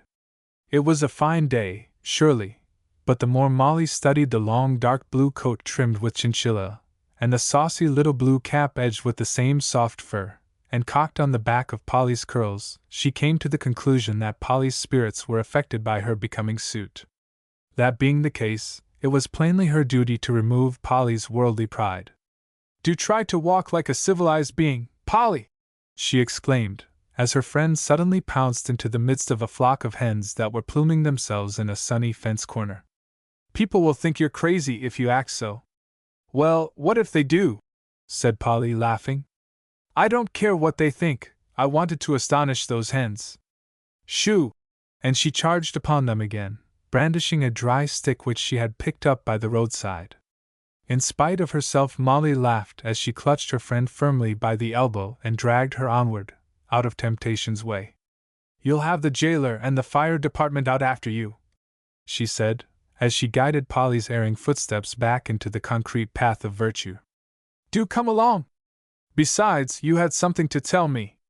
Polly's face grew suddenly grave, and the hot blood rushed to her cheeks.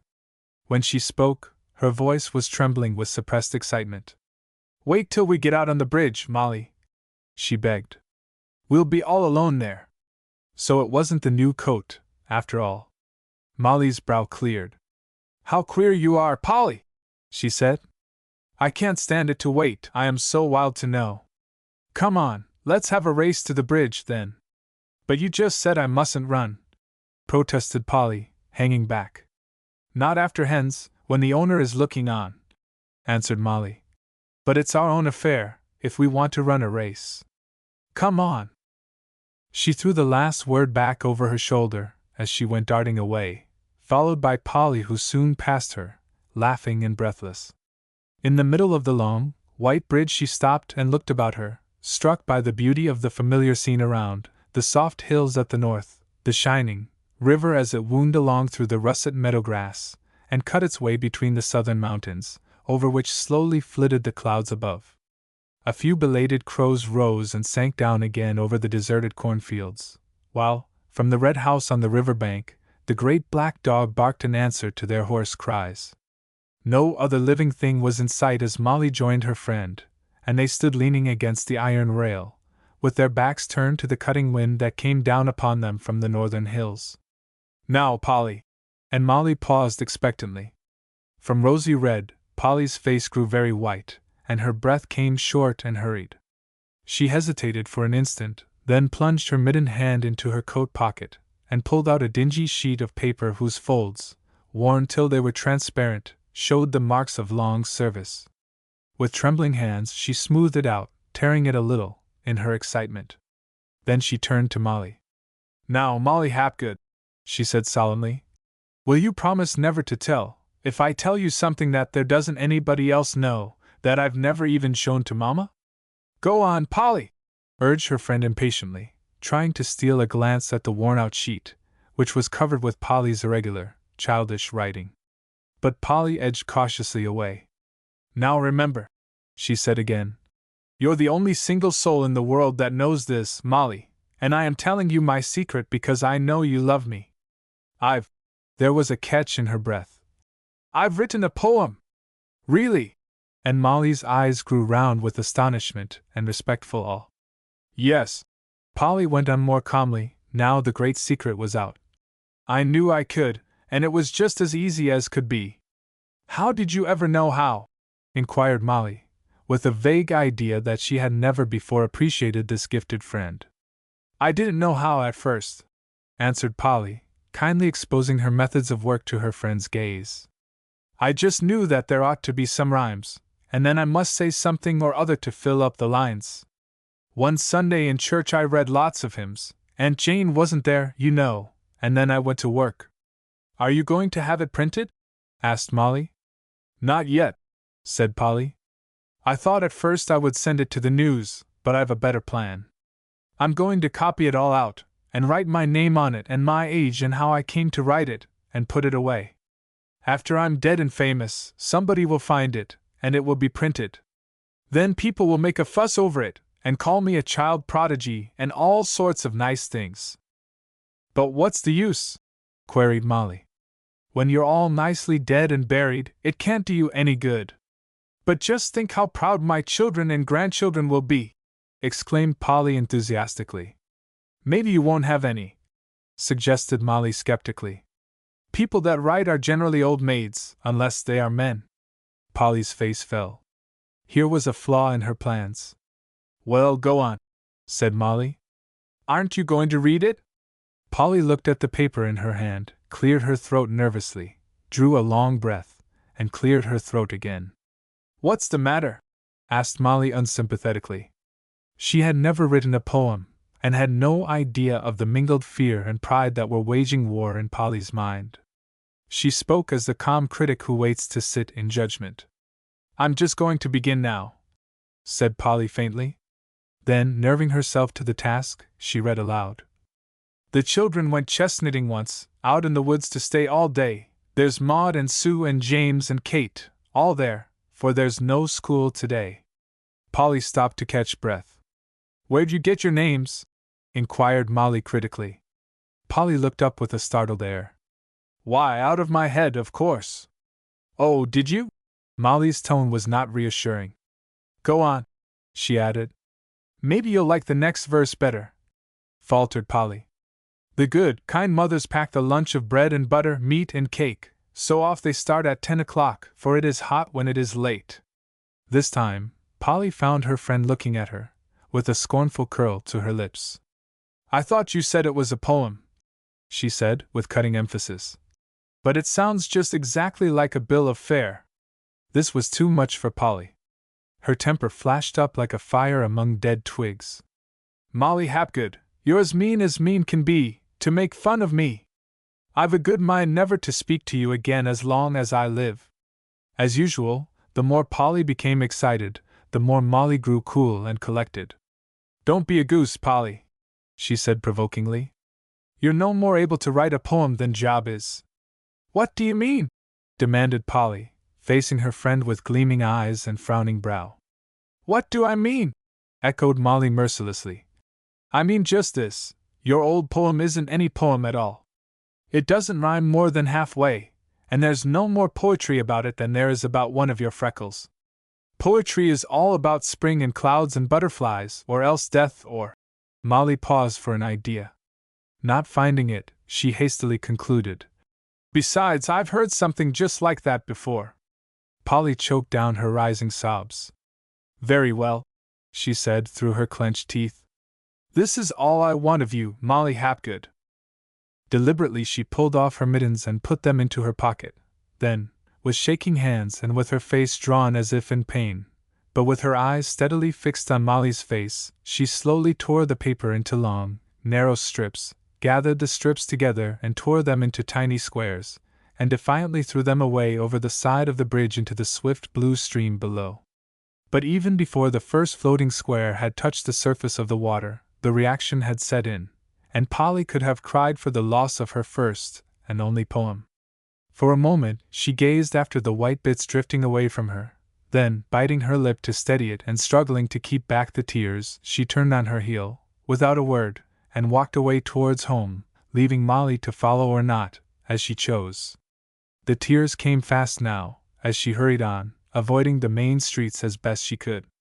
No one was in sight when she reached the house, so she could run up the stairs unnoticed, and throw herself down across the foot of the bed for a long, hearty cry. She had hoped so much from Molly's sympathy. But, after all, now the opportunity had come, the tears were not so ready as they had been, and she did not feel quite so much as if the world had abused her, as she did when she was standing on the bridge, watching the white dots on the river below. At least, no great harm was done, for she remembered the whole poem and could easily write it out again. As this thought came to her, she sprang up once more, seized a pencil and a bit of paper and rewrote the words which had caused her so much joy and so much pain. She was still sitting with her forehead resting on her clasped hands, reading the verses over and over and dreaming of the future day when fame should come to her, when she heard her mother's voice outside. "Polly! Polly! Are you there?" "Yes, I'm here," answered Polly, moving across the room to open the door, with a secret hope that her mother would see that she had been crying, and ask the reason of her tears. But Mrs. Adams was too intent on the matter in hand to give more than a passing glance at her daughter. "Polly, Aunt Jane wants you to run down to Mrs. Hapgood's and ask her if she can't take in some ministers next week, over the convention. She would like her to take 4, if she can." "Oh dear!" grumbled Polly. "I do wish Aunt Jane would go on her own old errands, and not keep me running all over town for her." "Polly dear." Mrs. Adams's tone was very gentle. "Polly, aren't you forgetting yourself a little?" "No, I'm not," returned Polly rebelliously. "I hate Aunt Jane." "Polly!" This time there was no mistaking her mother's meaning. After an instant, she added, "I wish you to go at once, my daughter, and to go pleasantly. Aunt Jane is a good, kind aunt to you." Polly raised her eyebrows, but dared not speak. "And I am sorry you are so ungrateful as not to be willing to do this little errand for her." Polly turned away and obediently started on her errand, but as she went down the stairs, her mother heard her murmuring to herself words that were not altogether complimentary to Aunt Jane and the coming ministers. It was one of the days when everything went wrong, Polly said to herself as she went out of the gate and down the silent street. Molly had laughed at her, Aunt Jane had abused her, and worst of all, her mother had spoken to her more seriously than she had done for a long time. That was the way it generally was with geniuses, she thought, and reflected with a vindictive joy that some day or other they would all be sorry for it. At this point she was interrupted by hearing her name called in boyish tones. "Polly! Polly! I say, wait for a fellow, can't you?" Turning, she saw Alan running after her, with his overcoat waving in the breeze and his soft felt hat pulled low on his forehead. "Where going?" he inquired briefly, as he overtook her and fell into step by her side. "To your house," she answered as briefly, not yet able to return to her usual sunny manner. "That's good," returned Alan cheerfully. Then, as he surveyed her, he added, "What's up, Polly? You don't seem to be particularly festive this morning. Have you and Molly been having another pow-wow?" "A little one," confessed Polly. "That's too bad," said Alan, with a paternal air of consolation. "If Molly's been teasing you, I'll give her fits when she comes back from Florence's. She's there now." "Oh, I suppose it was both of us," responded Polly, cheered by his understanding of the situation. "I presume 'twas," said Alan candidly. "Molly is an awful tease. She gets after me once in a while, so I know. You're snappish, Pole, but you don't keep fussing at a fellow and hitting him when he's down." They walked on in silence for a few steps. Then Alan remarked, as he looked at her critically, "That's a gay little cap, Polly, and suits you first rate. New, isn't it?" Polly nodded smilingly. Alan's sympathy had smoothed out all the wrinkles in her temper, and she was once more her own merry self, so by the time she went in at the Hapgood house, she was laughing and talking as brightly as if she and Molly had never taken their walk to the bridge. "Oh dear!" sighed Jessie, as she glanced down from the window of their room. Here come Alan and Polly Adams. What a nuisance! The two sisters, left to themselves for the morning, had been having a private feast of lemonade and crackers in their own room, where they had been alternately reading and nibbling for the past hour. Why is it a nuisance? Inquired Catherine, getting up to look out of the window, over her sister who was curled up in one of the deep window seats, regardless of the delicate frost ferns that were thinly scattered over the panes. Just see here, replied Jessie, as she stretched out her arm for the pitcher and tilted it expressively, exposing to view a few bare, dry slices of lemon in the bottom. They'll be sure to come up here, and it's rather shabby not to give them any. I'd make some more, said Catherine, pensively surveying the ruins of the feast. But I put our very last lemon into this, and I can't. Maybe they won't care for any, it's so cold, she added, with an air of relief. I'll tell you, put in some more water and mix it up pretty well, said Jessie hastily, as she heard Alan calling from below. It was almost too strong before, so it won't be so bad, and we really ought to treat, I think. Catherine laughed silently, as she obeyed her sister's instructions, while Jessie surveyed the operation with dancing eyes. Let's see, she said gravely, as she poured out a few drops into a glass. With frowning solemnity she tasted it, then set down the glass with an air of decision. It's real good truly, Kit. I'll get out some more crackers, and then you call them up. Boys are never very fussy, when it's something to eat, and Polly will like the fun. And as she opened the box and took out a fresh plateful of their dainty crackers, Catherine invited up her guests who came willingly enough, never dreaming of the straits to which their friend's hospitality had put them. Whose autograph album is this? Exclaimed Polly, pouncing on a flaming red and gold volume that lay on the table. It belongs to one of the girls up at school, answered Jessie. Just see here, and here, and here, she continued, turning over the leaves and pointing to several well-known names. You see, she lives in Boston and her father knows all these people, so she could get them. How splendid!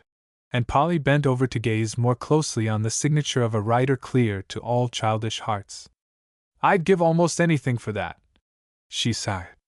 Which is that? Asked Catherine, leaning over to glance at the page. Yes, I wouldn't much mind having that one. But after all, autograph albums are a bore. I used to care for them, years ago, but they are all just alike. I had one friend who wrote the same verse in every album she took, only she changed the name in it. Have some more lemonade, Polly. And she waved the pitcher which was nearly empty for the second time. No, thank you, answered Polly gratefully. But it's been ever so good. I haven't had any since last summer, so this tasted better than usual, and I always like it. I am so glad, responded Catherine heartily, though with a sly glance at her sister. But I don't think autographs are stupid, said Jessie, returning to the subject of the book in her hand. I wish I had all these. Why, sometimes they are sold and bring perfectly enormous prices. I know that, said Catherine, but they make ever so much fun of the people that ask for them. I don't care if they do, said Jessie. I'm going to have one pretty soon that will make you all envy me. Whose? Asked Alan. That's telling, responded Jessie mysteriously. How are you going to get it? Inquired Polly. I've asked for it, replied Jessie, with a knowing smile. Is it somebody I know? Asked her sister. No, not exactly, but it's somebody that everyone in this whole world knows about. Jessie Shepherd, what crazy thing have you been doing? Demanded Catherine. I shan't tell. And Jessie shut her lips defiantly. Oh, come on, Jessie, tell us, urged Alan, while Catherine added. If you don't tell me, Jessie, I shall speak to Auntie. I know you have done something you are ashamed of. Jessie laughed good-naturedly. Don't be silly and make such a fuss over nothing, Kit. I only wanted to tease you a little. I'd just as soon tell as not. I'll give you each a guess, and then, if you don't get it, I'll tell you. That's fair, isn't it? Who'll you guess, Kit? Oliver Wendell Holmes, said Catherine promptly. Jessie smiled disdainfully. Wrong. What should I want of him? I should think anybody would want him, returned Catherine. He's the greatest person I could think of, And besides, you've just been studying about him. Well, he isn't the one, said Jessie. Go on, Alan. The President of these United States, suggested Alan pompously. Never, responded Jessie fervently. I'm a Democrat, you know, so I don't want him. But you're in the right track. Polly, who is it? General Grant, said Polly. He died ever so long ago, Polly, corrected Alan. Oh, yes, so he did. Well, let's see. The mayor of Omaha? No, said Jessie. I didn't say it was a man, anyway. It's a woman. She's an Englishman and she's a queen. Jessie! And Catherine dropped into a chair, too much horrified to say more. You don't mean to say, queried Polly, that you've been and gone and asked Queen Victoria to send you her autograph? Jessie nodded triumphantly. Well, she won't, returned Polly, with deliberate emphasis, while Alan laughed, and laughed again at the absurd idea. Then Jessie showed her trump card. Yes, she will, she said, with a firmness born of conviction. She will too, for I put in a 2-cent stamp for her to answer with. There! Chapter 11 Jean's Christmas Eve. Christmas mystery was in the air. For weeks the girls had been busy over all sorts of gay trifles which were whisked out of sight, now and then, to avoid some particular pair of curious eyes that were not intended to see them until the proper moment came. What's the use of making such a time about it? Inquired Alan, in some disgust one day. He had rushed breathlessly into the room to announce the first skating of the season, and was greeted with 4 protesting voices, as the girls tried to cover up the stripes of the afghan they were making for his own especial use. Making such a time about it, you heathen! Retorted Polly, diving after a ball of golden yellow wool. You know perfectly well that all the fun of Christmas is in surprising people. I'd rather have a paper of pins, and have the fun of being astonished over it, than get the most elegant present in creation and know all about it beforehand. That's all very fine, Pole, but I haven't been able to come near you girls for a month, without your all howling at me, objected Alan. Now, of course I know you aren't doing all this for me, but you won't let me see anything. I'll start up some secrets, too, see if I don't. Poor boy, does he want to see? Said Catherine protectingly. Well, I'll show you one thing, Alan, if you'll promise not to tease any more. Depends on what 'tis, returned Alan grudgingly. One is better than nothing, so go ahead. Catherine gathered up her work under the light shawl which lay across her shoulders, and went away out of the room. Presently she came back again, with a pile of something soft and red in her arms. There now, she said, shaking out the folds with conscious pride. This is our grandest secret of all. It's a dressing gown for Bridget, and we girls have cut and made it ourselves, every stitch. It's well made, too, you can look if you know enough to judge. We, echoed Polly. Catherine has done most all of the work. Alan eyed it critically. I say, that's something worth having, he remarked. I wish I was Miss O'Finnigan. I know that color would be becoming to me, and it's so soft and warm. And before the girls could guess his intention, he had slipped on the long, loose garment, and was parading up and down the room in it, with all the airs of a young peacock. Tell me some more, he implored them. Tell me what you were doing when I came in. Never, said Jessie sternly. You know more now than you deserve. You'll have to wait for the rest. A whole week? Groaned Alan. I never can stand it. Never you mind, though. I know one thing you don't, and I was going to tell you, and now I shan't. It's something awfully nice, too, and it's about Christmas. Tell me, Alan, said Catherine. You know I showed you this, so it's only fair you should let me be the one to hear your secret. All right, Kit, I'll tell you for the sake of making the rest jealous. And Alan glared defiantly at the other girls, as he bent over and whispered a few words in Catherine's ear. Really, Alan? What fun! Isn't it? And they exchanged significant smiles. Where's Jean these days? Inquired Alan, a few minutes later, as he settled himself on the sofa, with his shoes on the pillow. I haven't seen her for a coon's age. Poor Jean, said Polly. She's having a hard time. Ever since her father had that fall 2 weeks ago, Mrs. Dwight has been busy with taking care of him, and Jean has had to do all the work and see to those 4 boys besides. That's hard luck, said Alan sympathetically.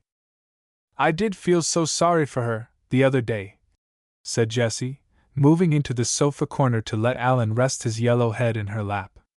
I asked her what she was going to do Christmas, and she said nothing at all. She laughed. She always does that, but she looked as sober as could be, and it did sound so forlorn.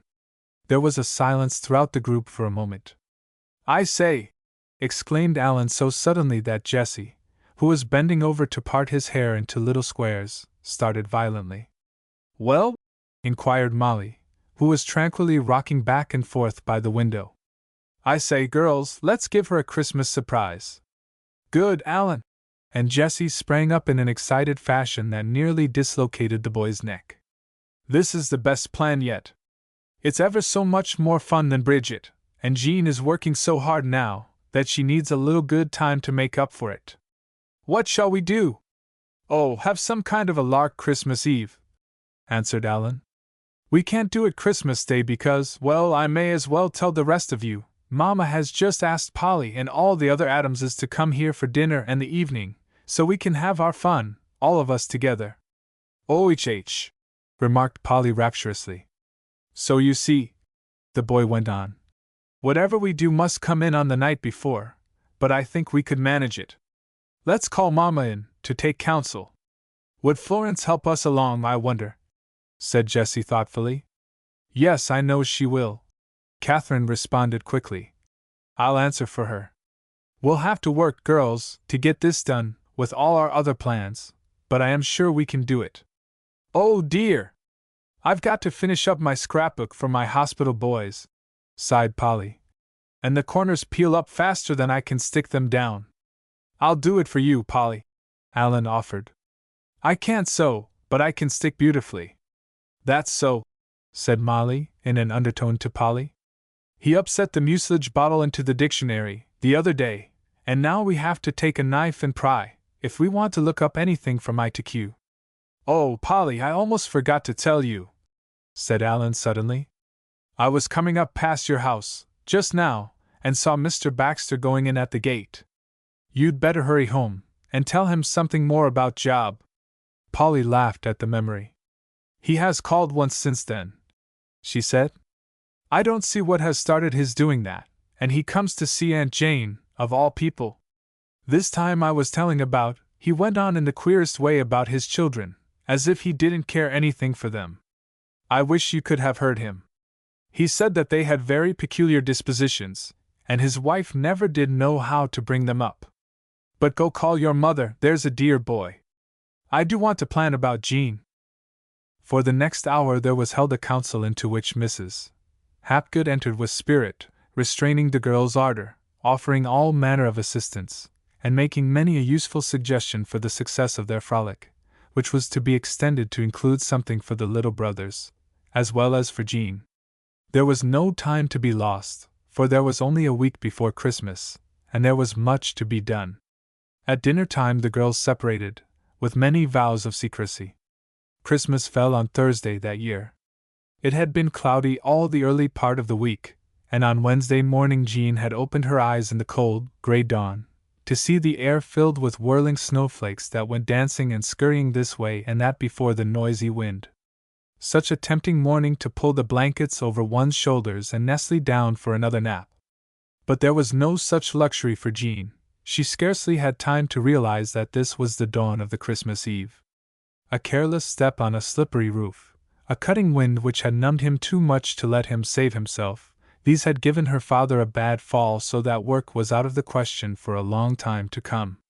Her mother was busy caring for her husband and doing a little sewing at odd moments, so the main charge of the house and of the children had fallen on Jean's strong young shoulders, which were bearing the load with a merry willingness that is so much more helpful than mere patient endurance.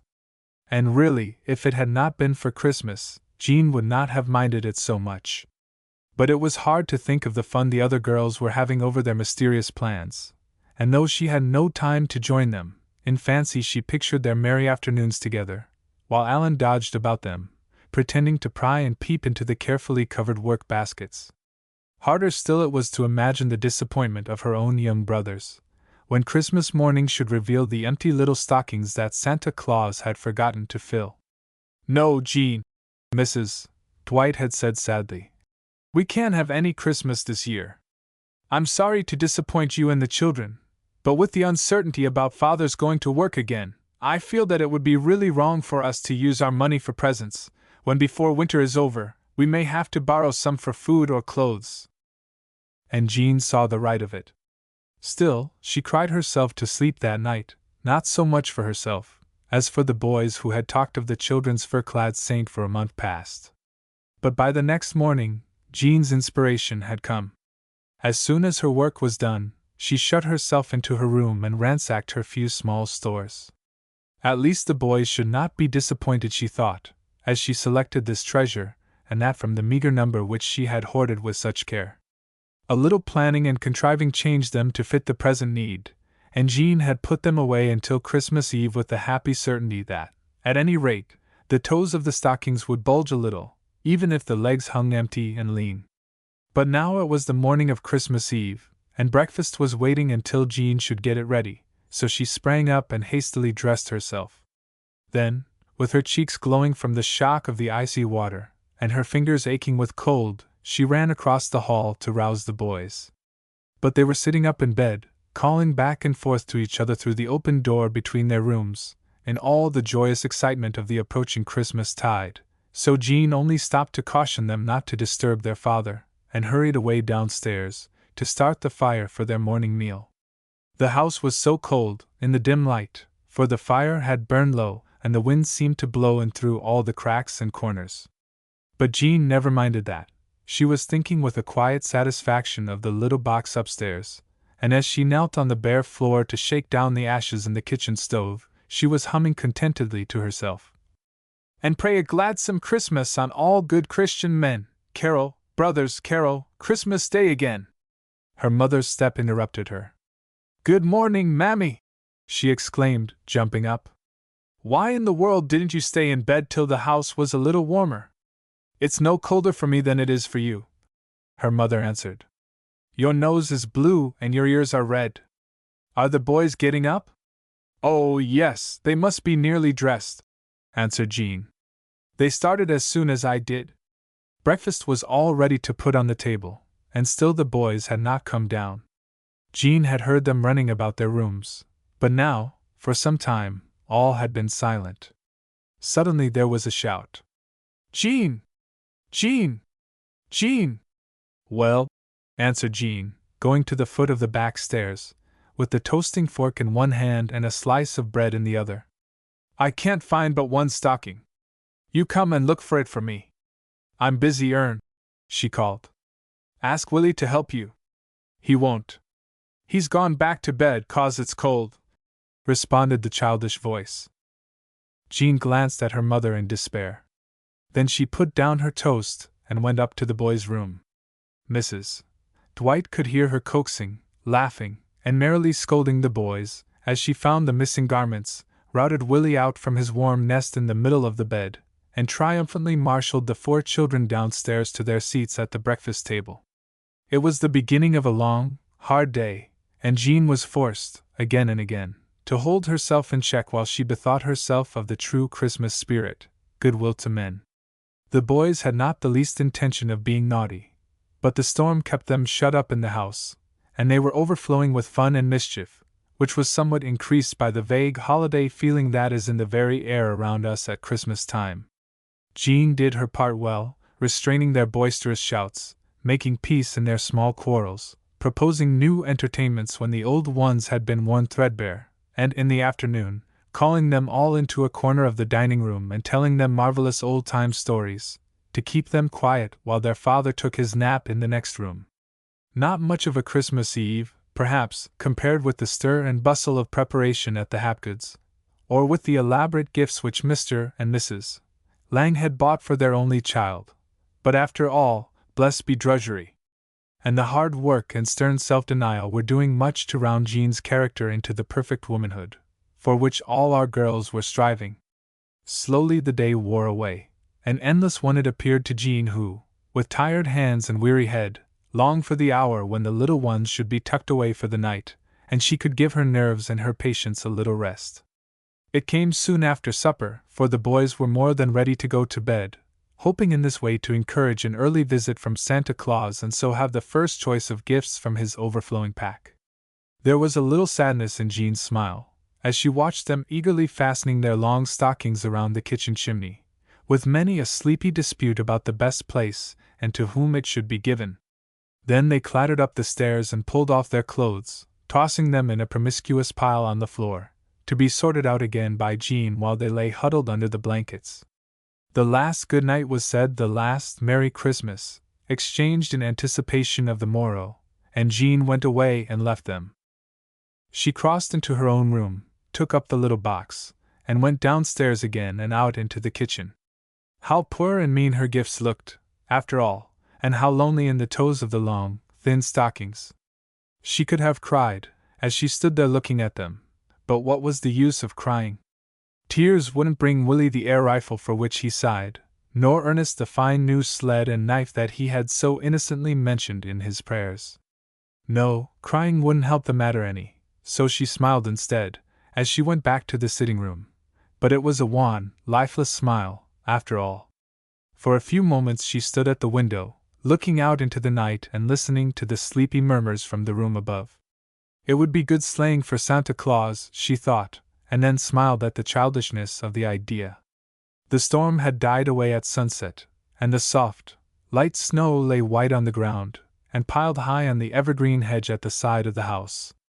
In the cold, still air, the stars glittered like little, pricking points of steel, throwing a faint light over the town below, while, far down in the quiet western sky, lay the tiny silver thread of the baby moon, as if anxious to linger above the horizon for a peep into the happy Christmas world, when the midnight bells should ring in the glad news, centuries old, yet ever coming to us with all the fresh joy of that first Eastern Christmas dawn.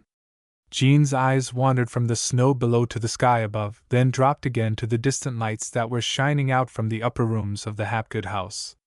Even the attic was ablaze, for Mrs. Hapgood still kept to the old-fashioned custom of illuminating the house on Christmas Eve. How Jean wished she could peep in to see what they were all doing. She had missed her friends and their frolics during these past weeks, missed them more than any one knew but her pillow, to which alone she confided her troubles. Then she turned away from the window and threw herself down on the scratchy old haircloth sofa, with her arms folded under her head, to stare at the ceiling and think it all over. She had kept her temper that day, at least, for so much she could be thankful. But now she would have given worlds to run away out of the house and down the street, to spend the evening with Polly or Molly, or even Florence. Mrs. Dwight was busy with her husband, so Jean was quite alone and could be as forlorn as she pleased. Suddenly she sprang up and listened intently. There was the rhythmic beat of footsteps on the sidewalk which Willie had cleared, and a chorus of blithe young voices rang out on the quiet air. Hark! Hark! Upon the frosty air of night a joyful anthem swells. A song of gladness and delight, the bells ring out with all their might, and echo o'er the fields, with snow all bright, the merry Christmas bells. It's a carol! And Jean strained her ears to listen, while the steps and the voices came nearer, and still nearer. Hark! Hark! About the grey old belfry tower their gladsome notes resound, and carol through the moonlight hour. O'er snowy sward and glistening bower, the glory of the Lord, whose saving power on earth tonight was found. They were very near now, nearer than Jean realized, for, as the last line died away, the front door swung open and the singers appeared on the threshold, with rosy cheeks and shining eyes, exclaiming in a jovial chorus, "Merry Christmas, Jean!" And Jean stood in amazement, while Alan and Polly set down the great basket that they carried, and the 6 friends pulled off their coats and hats and prepared to spend a long evening. What need to linger over the unpacking of the great basket, to listen to the fun as the simple presents and absurd jokes came to light, one after another, while Jean now wiped away a tear or two over Catherine's dainty gift, now laughed convulsively over some ridiculous prank of Alan's plotting. And all the time, the chorus went on, now explaining, now joking, but always bringing to Jean the welcome assurance that her friends did not forget her even in her absence. It was a successful evening, they all said again and again, as they gathered at the door in the starlight, and Jean stood looking after them with happy eyes as they marched off through the snow, gaily singing the dear old carol. God rest ye, merry gentlemen, let nothing you dismay, for Jesus Christ, the Saviour, was born upon this day.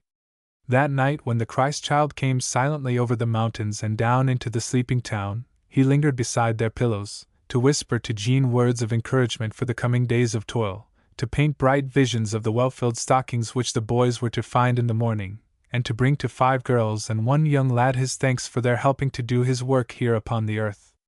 And if the morning brought the Merry Christmas to them all, to none it came more truly than to Jean as she watched the children's rapture over their lumpy, shapeless stockings, while she turned, again and again, to look over and caress her own generous share of gifts which the Christmas Eve had brought her.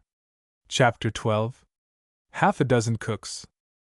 Christmas had come and gone, and the new year was well started in its course. The time was passing rapidly for the 7 young people, who were making the very most of the cold, bracing winter weather. There were coasting frolics and skating parties, long walks and longer sleigh rides, and even one grand snowball fight which was brought to an untimely end by a carelessly aimed ball that flew straight from Jessie's hand to the back of Aunt Jane's stately neck, just as that good woman was starting for the jail with a large package of tracts clasped in her black-gloved hands. The calls on Bridget still continued and the long-talked-of play was slowly approaching completion. Jean had worked on it at intervals during her father's illness, and it was now so nearly done that the girls had thought it was advisable to begin rehearsing on the first part of it at once. And best of all the good times were the long, cozy evenings, when they gathered around the open fire, either at the Hapgood house, or else in Mrs. Adams's parlor, to talk over the events of the day or tell stories, while they roasted apples and popped corn over the coals, regardless of the fact that much better results and much fewer burns would have come from the same labors performed over the kitchen stove. They were all settled at Polly's one snowy evening, Mrs. Adams sewing by the lamp, Polly, Jessie, and Alan curled up on the rug, and the others in low chairs, when Aunt Jane came into the room, looking like a funereal sort of spook in her long, shiny black waterproof. "What now, Jane?" inquired her sister, glancing up from her work. "Mother's meeting," responded Aunt Jane, disdainfully eyeing the homelike group before her. "Oh, Jane, I wouldn't take that long walk on such a stormy night," urged Mrs. Adams. "If these children can come here for mere pleasure, it certainly is not too stormy for me to go out on an errand of duty," answered Aunt Jane, with dignity. "And Isabel, I really think it is your duty, too, as a mother, to go to these meetings. They are very helpful and improving, and would be a great source of comfort to you in training Polly." "Perhaps they might be if I went," replied her sister gently. "But you can never make me believe, Jane, that I ought to go away and leave Polly alone, one night in every week." "Don't go, Mrs. Adams," implored Alan, in an undertone. "I haven't the least idea of it, Alan," she answered, as the door closed behind Aunt Jane. "People don't all think alike about these things, and your mother and I both believe that we can do more good by staying at home, and trying to know and understand our own boys and girls, than by leaving them while we tell somebody else how to bring up her children that we have never seen." And Mrs. Adams gave a little nod of conviction, as Catherine moved her chair back to the table, saying heartily, "I quite agree with you, Auntie. Perhaps if you'd always been to the meetings, Jerusalem, I'd have been more of a success," remarked Polly pensively, as she settled herself more comfortably with her head in Jean's lap. "No use wasting one's time on poor material," said Alan philosophically, while he shielded his face from the blaze with the shovel. "Molly, do you remember what a time we had one night, trying to make this fire burn?" inquired Polly, thoughtlessly betraying the secret of their experiences. "Don't I, though?" answered Molly fervently. "When was that?" asked Florence. "Last fall, when Mama went to New York," answered Polly. "We wouldn't tell you then, but I don't care now, do you, Molly?" "You'd better let me tell it," put in Alan. "You girls won't half do it justice. Now listen." And he told the tale of their housekeeping experiences, suppressing nothing, but on the contrary, making such additions as his fertile brain and an utter disregard of the facts could suggest. By the time his story was done, Polly and Molly were blushing and protesting, while the other girls were lying back in their seats, exhausted with laughing. "Is that all?" asked Catherine, as her cousin ceased speaking. "All? I should think it was, and more too," said Molly. "He made up half of that, and the other half he exaggerated so that it couldn't recognize itself, if it tried." "How many of you girls would do any better?" added Polly. "I can't cook the first solitary thing," admitted Florence. "But I had a cousin that used to make bread when she was 10 years old." "Much good that does you," remarked Alan disrespectfully. "My grandmother was a splendid cook, but I never found that it helped Molly any." "I can cook," said Jean, with manifest pride.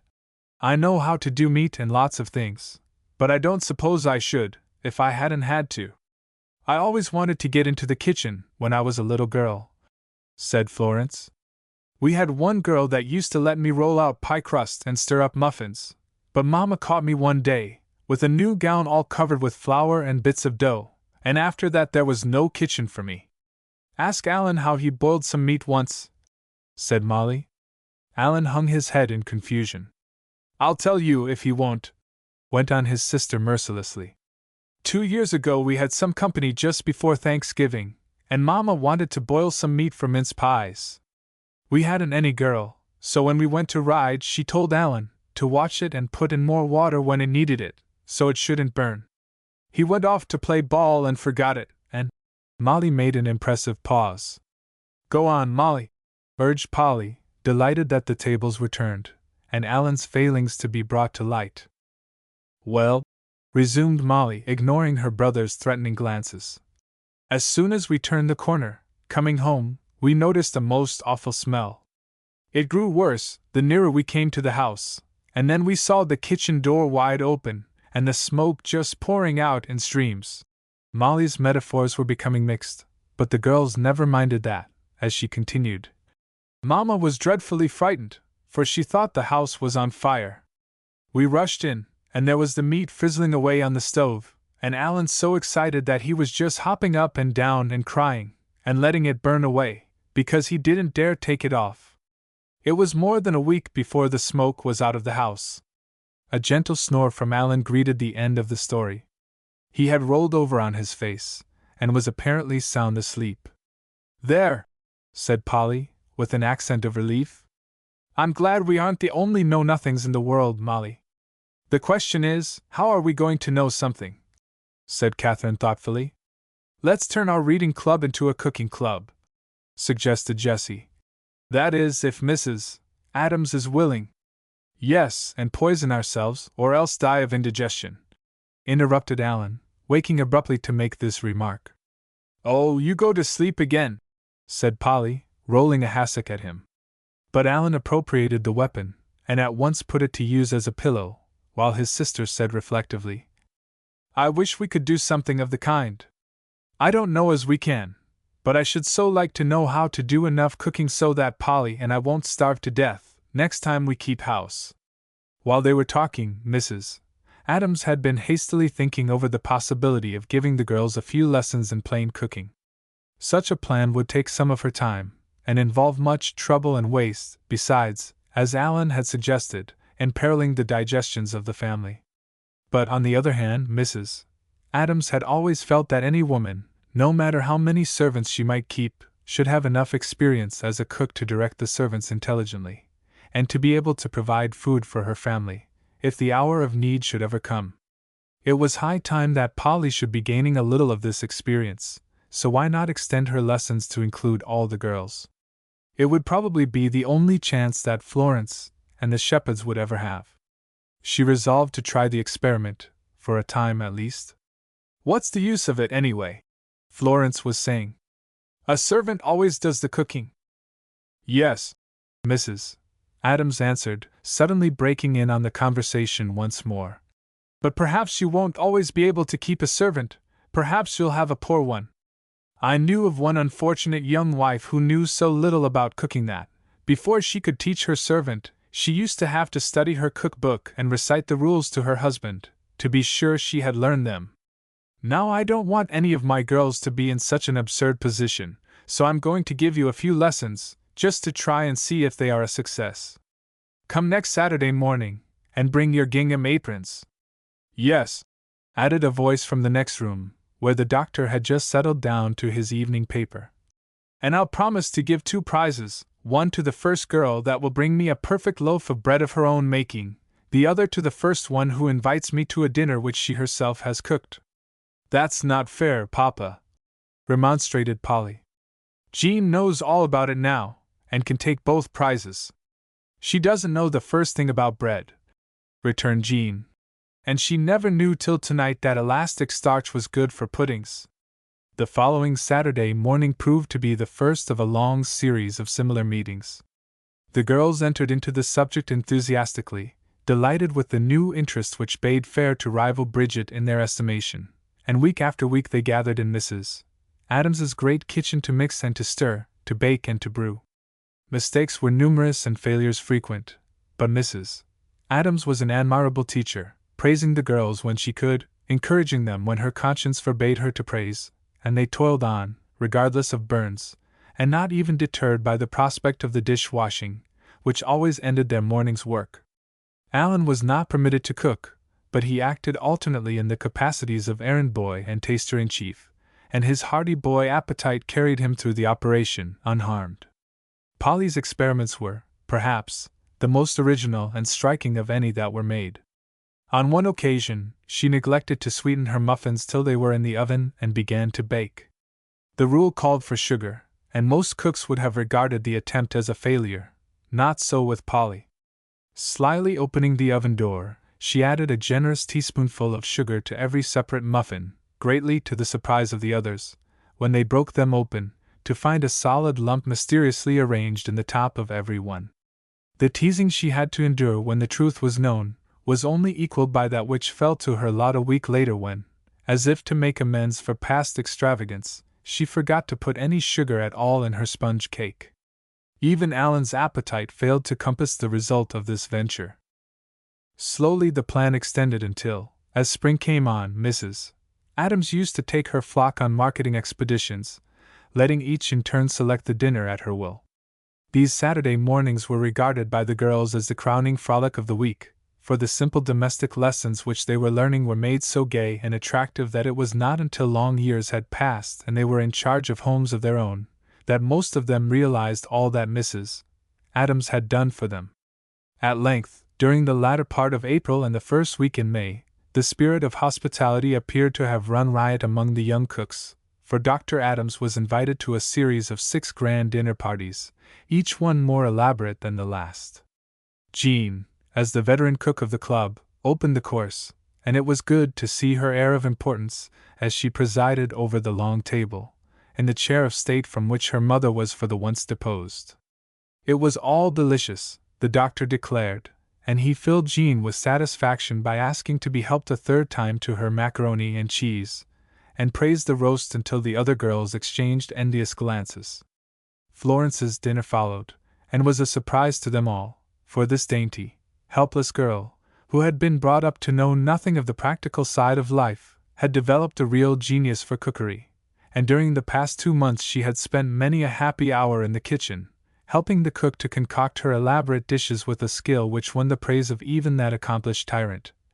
And Florence was making rapid progress towards being able to take charge of the house and servants, which had been promised to her on Halloween. Polly's turn came last of all, and she had determined to retire from the contest covered with glory in all their eyes.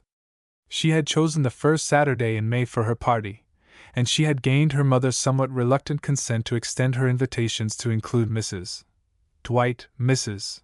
Lang, and Mrs. Hapgood, as well as the other girls and Alan, who had been the usual guests. It proved to be one of the warm, heavy days which come in the early part of May, a day that is delightful to those who can be absolutely idle, but which is singularly oppressive to the unfortunate majority who have duties to which they must attend. Though the dinner hour was not until 6 o'clock, Polly was up betimes, and went rushing about the house and slamming doors, with a profound disregard of Aunt Jane's morning nap. By 11 o'clock the house was in festal array, and the most delicate of lemon puddings was cooling on the ice. Nothing more could be done for hours, but Polly resisted all her mother's efforts to induce her to rest, and roamed excitedly up and down the rooms, now and again pausing to flick a few grains of dust from the mantel, or to rearrange one of the graceful bunches of flowers that decorated the house. "Now, Polly," said Aunt Jane, at length, with an encouraging trust in human nature, "you'll be utterly tired out tomorrow, and you know that always makes you cross. I really think you'd better go and lie down, or else sit down quietly and read." But Polly scorned the suggestion. She was longing for the hour to come when she could retire to the kitchen. At length it came, and, leaving her new spring gown spread on the bed, to be hastily put on at the last minute, she went running down the stairs. In the hall she paused, horror-stricken, as she heard a familiar voice from the next room, saying to her mother, "I always have heard say that his brother hadn't enough principle to save even the little tail of his soul, but nobody ever thought the worse of Solomon Baxter for all that. Folks can't help their relations, it's their friends that tells the story." Miss Deborah Bean had come to dinner. With a sinking heart, Polly went on to the kitchen and sat down on one edge of the table, to collect her ideas. If anything did go wrong, she knew, from past experiences, that Miss Bean would not hesitate to mention the fact. But nothing should go wrong, and as Polly gave the roast of beef a vigorous push of award, she resolved to do or die. When she went to bed that night, she felt that she had very nearly done both, the doing and the dying. In the first place, the fire obstinately refused to burn, and in working over that, Polly entirely forgot her vegetables until some time after they should have been put on to cook, so the dinner was delayed for a long half-hour, while Polly was haunted by spectral visions of her guests falling from their chairs, in the faintness of slow starvation. At length all was ready, and leaving the girl to take up the tomato soup which Polly regarded as her one infallible dish, she ran upstairs to dress herself and appear before her expectant guests, with a flushed face and ruffled curls. If she had any misgivings as she marshaled her friends to the table and pointed Miss Bean to an extra seat beside Florence, she certainly concealed them with a tact worthy of an older housekeeper. The truth was, Polly felt no uncertainty as to the beginning and the end of her feast. The soup had never failed her, the pudding she knew to be good, so she could bear with the tough and stringy roast and the hard, lumpy potatoes with a fair grace. There was a hush of interested expectancy, as Polly dipped the ladle into the creamy, foamy soup. Then, when she poured it out into the plate, the conversation hastily started up again, but not so soon as to cover a sudden giggle from Alan, which he would have given worlds to recall when he saw Polly's tragic expression, as she surveyed the thin, watery compound and the white lumps floating in it. The mothers present accepted their shares in silence, and were heroically preparing to eat them, when Miss Bean was heard to speak. "No, thank you," she said, as she waved her plate away. "I don't care for any, it don't look very good. I reckon it weighed a little mite, didn't it?" she asked, turning to Mrs. Adams inquiringly. But the doctor mercifully led her off into a tide of reminiscence, and his daughter was spared for the time being. The dinner went on from bad to worse, but the guests were most polite, and tried their best to keep up a brisk conversation, while they nibbled at the underdone potatoes and picked at the overdone asparagus. Miss Bean alone was unconscious of the true state of affairs, for Mrs.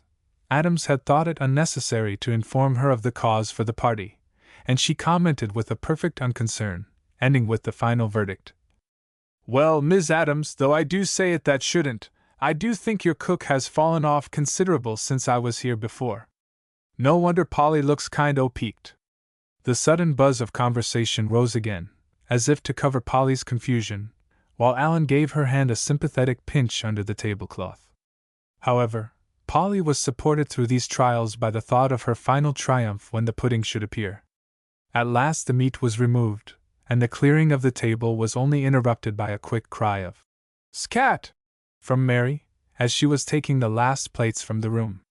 "Now," thought Polly, straightening up and raising her eyes defiantly, "now I'll show them that there's one thing I can do well, anyway." Alas for Polly! Someone else had thought her pudding a success.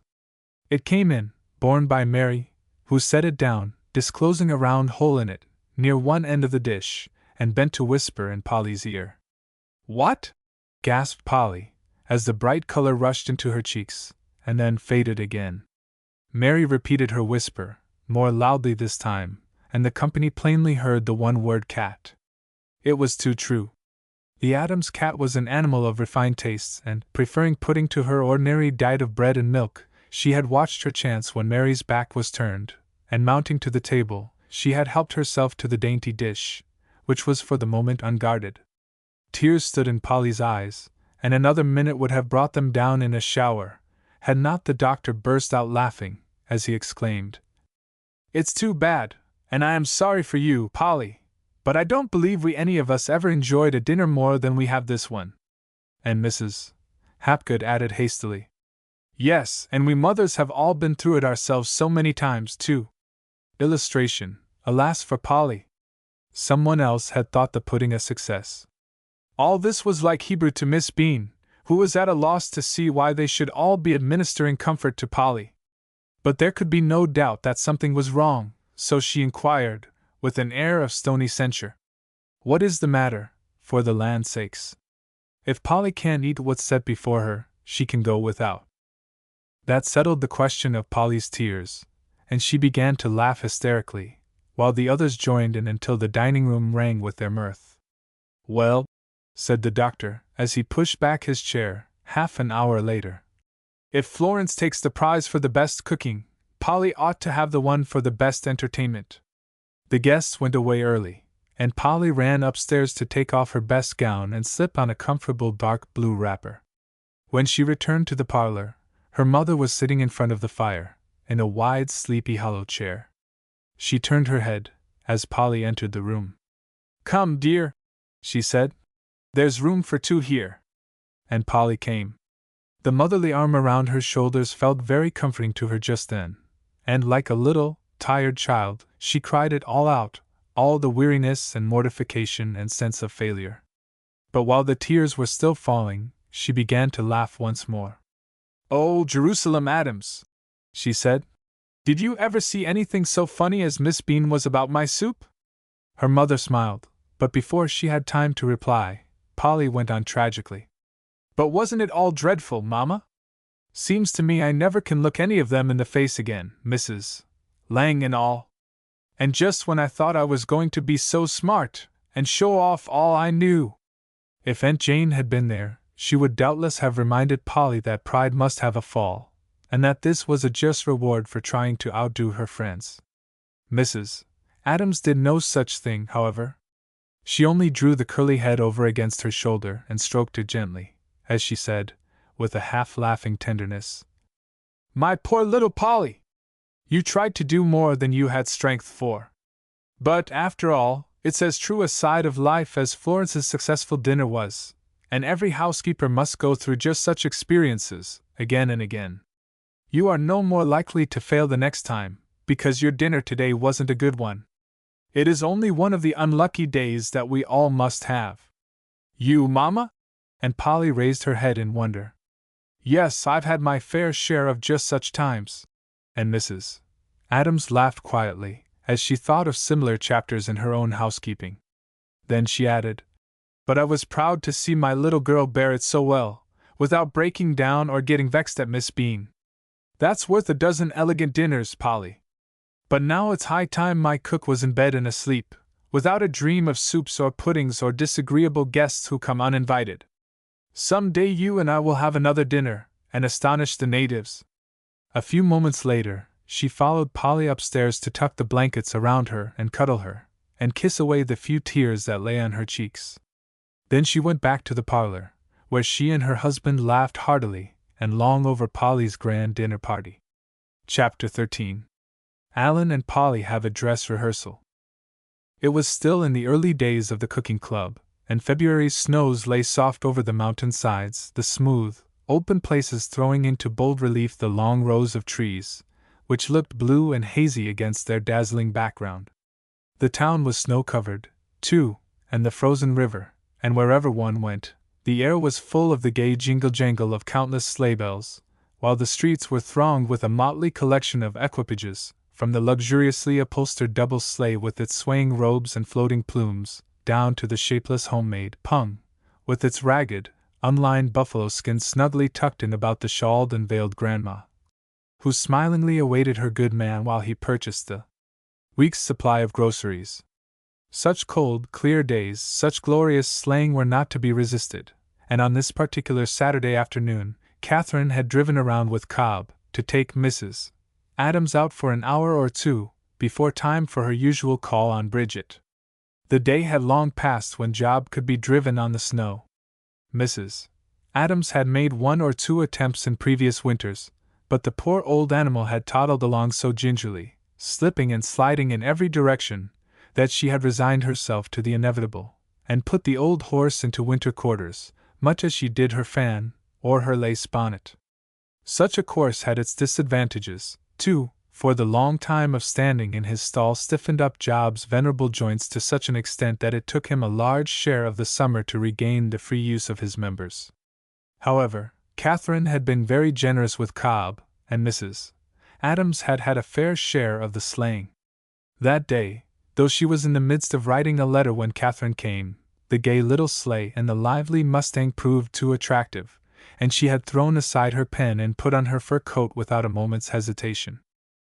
Polly had gone down to the hospital that afternoon. Her cooking in the morning had been so successful that she had begged to be allowed to take a taste of it to Bridget, so, with a little basket in one hand and a carefully arranged posy in the other, she had gone away down the street, soon after lunch. Once there, she had lingered, chatting with Bridget, who was in an unusually dismal frame of mind, owing to a letter which had come that morning, telling her that the youngest child she had left had suddenly developed a fractious turn of mind, and that her temporary guardian was killed entirely with the care of her. Naturally enough, this news was preying upon Bridget, and when Polly went in, she found her resolving to leave the hospital and all the good it was doing her, and go home to see to the unmanageable infant.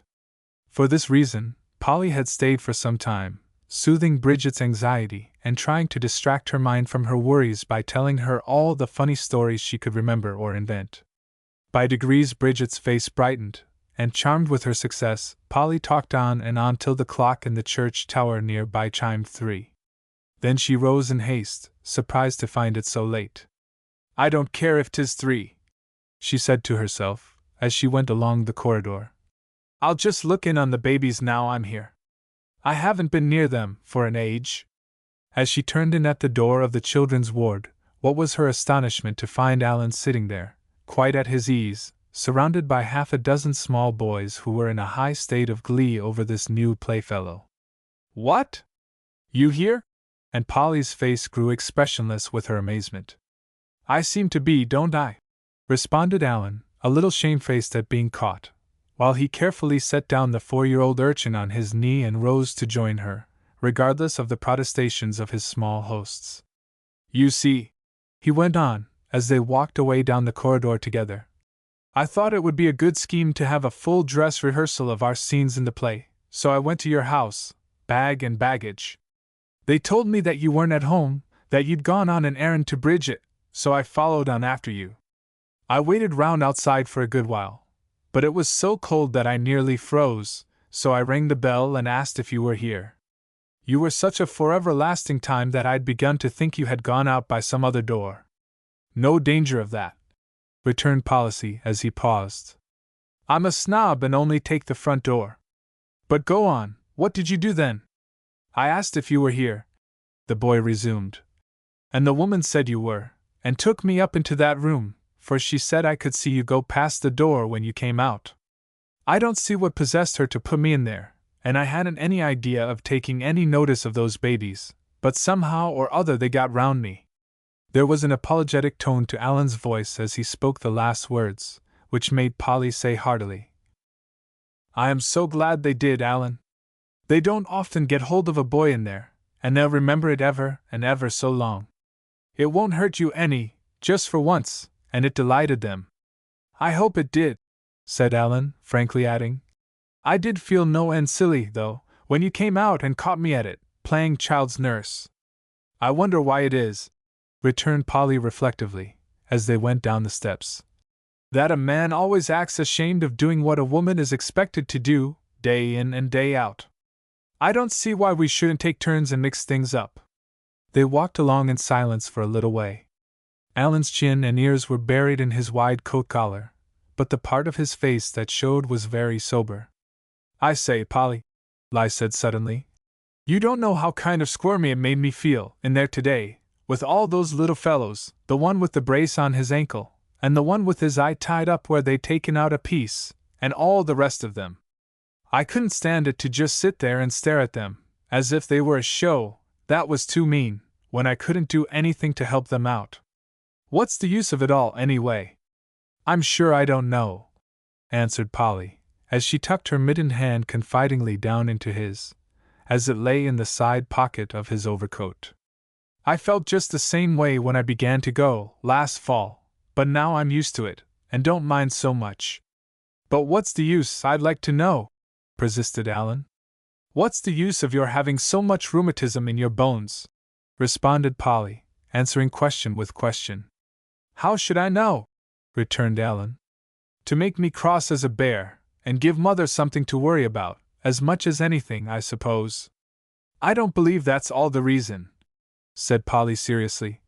But as long as these things are round, and have to be, just think how splendid it must be to be a doctor. In spite of himself, Alan shivered at the thought. The scenes of the past hour had made a strong impression on his quick, sensitive nature. No, he said. I don't want to spend my whole time among such things. It would be dreadful, Pole. I don't think so, said Polly energetically, as she snatched at the blue cap which a sudden gust of wind was lifting from her curls. I don't want to be one myself, but I'm glad Papa is a doctor, and I've always wished I had a brother to be one, too. I know the side of it you mean, Alan, and it is dreadful at first, but after a little, you'd get used to that, and I think there could be nothing grander than to spend all your life in mending broken bones, and cutting people to pieces to take out bad places, and helping them to grow all strong and well. I'd rather be a real good doctor than the president in the White House, and I don't believe but what I'd do more good. While she was speaking, Alan watched her with admiration, for her eyes had grown dark and deep, and her whole face was alive with the earnestness of her words. You ought to have been a nurse, Pole, he said, when she had finished her outburst. That's what makes you so nice and comfortable when I'm sick. I'd rather have you than Molly any day. But don't let's talk about it any longer. I can't keep those poor babies out of my head. They just seem to stick there. Go to see them again, and perhaps they won't, suggested Polly quickly. I'll see about it, said Alan. But it strikes me I had enough of it this morning to last me for one while. And he lapsed into silence once more, while Polly eyed him stealthily, trying to read his thought. When he spoke again, it was on an entirely different subject, and with an evident effort to dismiss the matter from his mind. Polly did her best to fall in with his mood, with an instinctive feeling that, boy fashion, Alan did not care to put into words all that he thought, so by the time they reached the house, they were lightly discussing all sorts of unimportant matters, the weather, the sleighing, their play, and even Job, and Alan had thrown off his momentary seriousness and become as gay as ever. Where did you put your war paint and feathers? Asked Polly as they ran. Up the steps, rosy and breathless from facing the strong wind. My war paint, ma'am! It's yours. I'm a civilized white man named Smith, returned Alan, as he pulled off his coat in the hall. I left them in a corner of the dining room. I'll get them. And Polly vanished. You see, Alan went on, as she reappeared. We know our parts well enough, I suppose, but I wanted to get used to seeing you in full rig, before the time came. I was afraid, if you suddenly appeared to me, I should laugh and spoil our best scene. Don't you dare do that, returned Polly sternly. If you laugh, I'll let Jean cut off your head, and not try to save you. But it's a good idea to have a chance to go through it, while we are all alone by ourselves. Our parts are best of all, and I want to do them as well as we can for Jean's sake. She has taken so much pains to write it up. Yes, added the captain ungratefully. And I'd like to have you try over that rushing out and tumbling down on top of me. The last time you did it, you nearly knocked the breath out of my body. You'd better go a little slower, Pole, or you'll kill me as surely as Jean would, and I don't know but what her way would be about as comfortable as yours. We've plenty of time and the house to ourselves, said Polly meekly, so we can try it over and over till I get it right. What a prospect, groaned Alan. When we get through, you'll have to take me to the hospital and put me in with those youngsters, where I was today. All right, returned Polly, laughing. But if I ever do kill you, don't expect me to tell of it. Now let's come up into Mama's room and dress in front of her long mirror. The dressing was a prolonged and hilarious operation, for each in turn helped the other to don his costume, stopping now and then to burst out laughing at the results of their labors. Alan, it is true, made a very attractive young captain, though, with a fine disregard for dates, he was attired in the moth-eaten, faded uniform with tarnished brass buttons and epaulets which one of his ancestors had worn during the Revolutionary War. But the ancestor had been several sizes larger than his 19th-century descendant, and the uniform lay in generous folds over the back and shoulders, and was turned up at wrist and ankle, while the great cocked hat, pushed back to show the yellow hair in front, rested on the boy's shoulders behind. However, a truer, tenderer, more valiant heart never beat in old-time Captain than was throbbing in Alan's breast that day, when he held forlorn little Dickie Morris on his knee. But Polly! In arranging her costume, the girls had let their individual tastes have full sway, and beyond the general notion that Indians like bright color, they had paid no attention to the traditional ideas of dress among the noble red men. Pocahontas, as she is usually pictured in her quill-embroidered tunic and dull, heavy mantle, would have laughed outright at the appearance of this vision of silk and satin, of purple and scarlet and vivid green, which was solemnly parading up and down the room, in all the enjoyment of her finery. "'Tis splendid, isn't it, Alan?" she asked, turning, with a purely feminine delight, to survey her long red satin train as it swept about her feet. Alan looked at her doubtfully. "Why, yes, it's very splendid, Pole, but somehow it doesn't look much like an Indian. I didn't know they wore satin trails a mile long." Polly's brow clouded. "But princesses do, Alan, and I'm a princess, just as much as I'm an Indian. It's such fun to wear this. Don't you suppose it will do?" "Yes, perhaps," said Alan, with an heroic disregard of the truth. "It isn't just like the pictures, but you look first-rate in it, honestly, Pole. Now let me fix your head." Polly beamed under his praise, and dropped into a chair where she sat passive until he had fastened on the lofty coronet of feathers which would have formed an honorable decoration for the brow of a Sioux brave. A little red chalk supplied the complexion, and a few dashes of blue on the cheeks and forehead added what Alan was pleased to term a little style to the whole. Then Polly sprang up, caught her skirt in both hands, and dropped a sweeping courtesy to her friend, saying merrily, "Prithee, how now, Captain Smith, is it well with thee?" And the bold captain returned, in some embarrassment, as he removed his wide-spreading hat. "Yes'm. Same to you, ma'am." There was something at once so quaint and so ridiculous in the pair, that they gazed at each other for a moment, and then, sinking clown on the floor regardless of their finery, they burst out laughing. "Oh, Alan, you're so absurd!" gasped Polly. "You're another," responded Alan. "Only you're worse." And they went off into a fresh paroxysm of giggles. At last Polly sprang up with decision. "How silly you are, Alan!" she said, as she marched up to the glass once more. "Am I?" inquired Alan meekly. "How do you like the looks, Polly?" Polly stared at herself closely and long, and a scornful expression gathered about her lips. "It doesn't match," she said concisely as she turned away. It certainly did not. The face and headdress, suggestive of the free, roving life of the plains, rose above a gown which was only suited to comic opera. Clearly, Pocahontas had made a mistake when she arranged her costume. "What shall we do about it?" she asked disconsolately, as she faced Alan once more. "Do? If I were in your place I'd get myself up as a real genuine Pocahontas, and not go trailing around in any such trumpery as that," returned Alan, scornfully kicking at the end of the train, as it lay across his toes. "I suppose it would be better," said Polly faintly. "This doesn't seem to suit the part very well, but I did want to wear it." and she gazed regretfully down at her despised finery. I'll tell you what, suggested Alan. Why not wear this when you are at court? You'll have your face washed and your feathers off there, and this will be just the thing. When you first come on, you can have a real Indian dress. How would that go? Good, Alan. And Polly swept up and down the room once more, watching her train, over her shoulder, and listening with a rapturous countenance to the silken swish of her skirts. Now, said Alan, who was beginning to be tired of the question of dress, let's begin and go over our scenes. We ought to have Jean here, said Polly, as she regretfully turned away from the mirror. No matter, we can do a good deal as 'tis. Let's take this end of the room for a stage. And Alan stretched himself out on the floor, prepared to die heroically, and began a sentimental speech of farewell to his distant home and friends. Now, Pole, we'll leave out what comes next. Your word is, and so farewell. Let the fatal drop fall.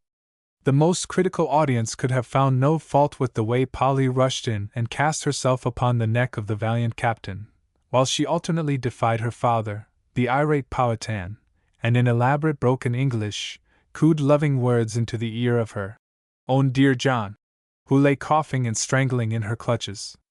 As soon as he could regain his breath, he responded as a gallant Englishman should, and the scene went on smoothly, with many a coquettish bit of byplay on Polly's part, and a stern resolve, on the captain's side, to reduce it all to the footing of high tragedy. That went well, said Polly, when they had reached their closing tableau, with John Smith on his knees, kissing the French kid shoe of Pocahontas. I do hope it will go all right next week, for Mama says we may each invite 4 people, and I don't want to fail. We're going to have it here after all, are we? Asked Alan. Yes. Florence wanted it, but her mother wasn't willing, so we're going to use the library for a stage, and put the people in the parlor. It will hold ever so many that way. Tuesday night we're going to rehearse it there. I wish we could try our parts there now, said Alan. Why not do it? Asked Polly. We can, just as well as not, for there isn't a soul in the house but ourselves. Come on. And she led the way to the head of the stairs. Sure there isn't anybody there? Asked Alan. Nobody, I am certain. All right, here goes then. And followed by Polly, Alan raced down the stairs, singing at the top of his lungs. Oh, my wife and my dear children! Oh, the deaths they both did die! One got lost, and one got drowned dead, and one got choked on pumpkin pie. Hi-whoop-ee! He added, with a threatening war whoop, as he opened the parlor door and dashed in. There, side by side on the sofa, sat Aunt Jane and Mr. Solomon Baxter, looking up in surprise at the vision which had suddenly burst in upon their quiet conversation.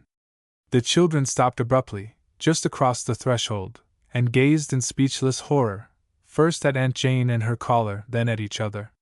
For a moment, no one made any attempt to speak. Alan was the first to recover his senses. Good afternoon, Miss Roberts, he said, advancing, hat in hand, with one of his peculiarly bright, attractive smiles. I hope we haven't disturbed you, but Polly said there wasn't anybody here. Aunt Jane relaxed nothing of her rigidity, and Mr. Baxter answered for her, in an excited, nervous tone, while he waved his cane on which he had hung his stiff black hat, as if in grotesque imitation of his own long, lean body. What in the world are you children doing, anyway, making such a noise? Polly, that's your name, isn't it? You look as if you'd just come out of the madhouse. In her astonishment at finding the parlor occupied, Polly had forgotten all about her remarkable gown, her ruddy countenance, and her towering headgear. Now, at the sudden recollection of it, she blushed until it was visible even under the chalk, and gave a vigorous pull, in the hope of removing her coronet, while she said penitently, I truly didn't know you were here, Aunt Jane. We were going to rehearse part of the play and— That will do, Polly, interrupted Aunt Jane stonily. You needn't say any more about it. Go and get me a glass of water. Solo, Mr. Baxter, wouldn't you like some, too? Calls him Solo, Mr. Baxter, does she? Remarked Alan, as the door closed behind the culprits. Depend on it, Pole, there's something up in that quarter. I wonder if there is, said Polly. I'm sorry for him, if it's true. But, Alan, think of our rushing in on them, looking like a pair of heathen, and that song and all. How could we? Chapter 14. Polly's Dark Day. The next Monday noon, Polly stood on the top of a tall step ladder, with the hose in her hand, washing off the parlor blinds. It was a warm, clear day, so warm that there was no possible discomfort in her work, and yet Polly was in a state of great disgust over her present employment. If it had been the back blinds, even. But to Polly it seemed that her position on the ladder, within full view of the street, was extremely undignified, and she had protested vigorously when her mother sent her out. It won't take but a few minutes, Polly, Mrs. Adams had said, and they need it badly. There's no knowing when we shall have another day that is warm enough, so run right out and do it now.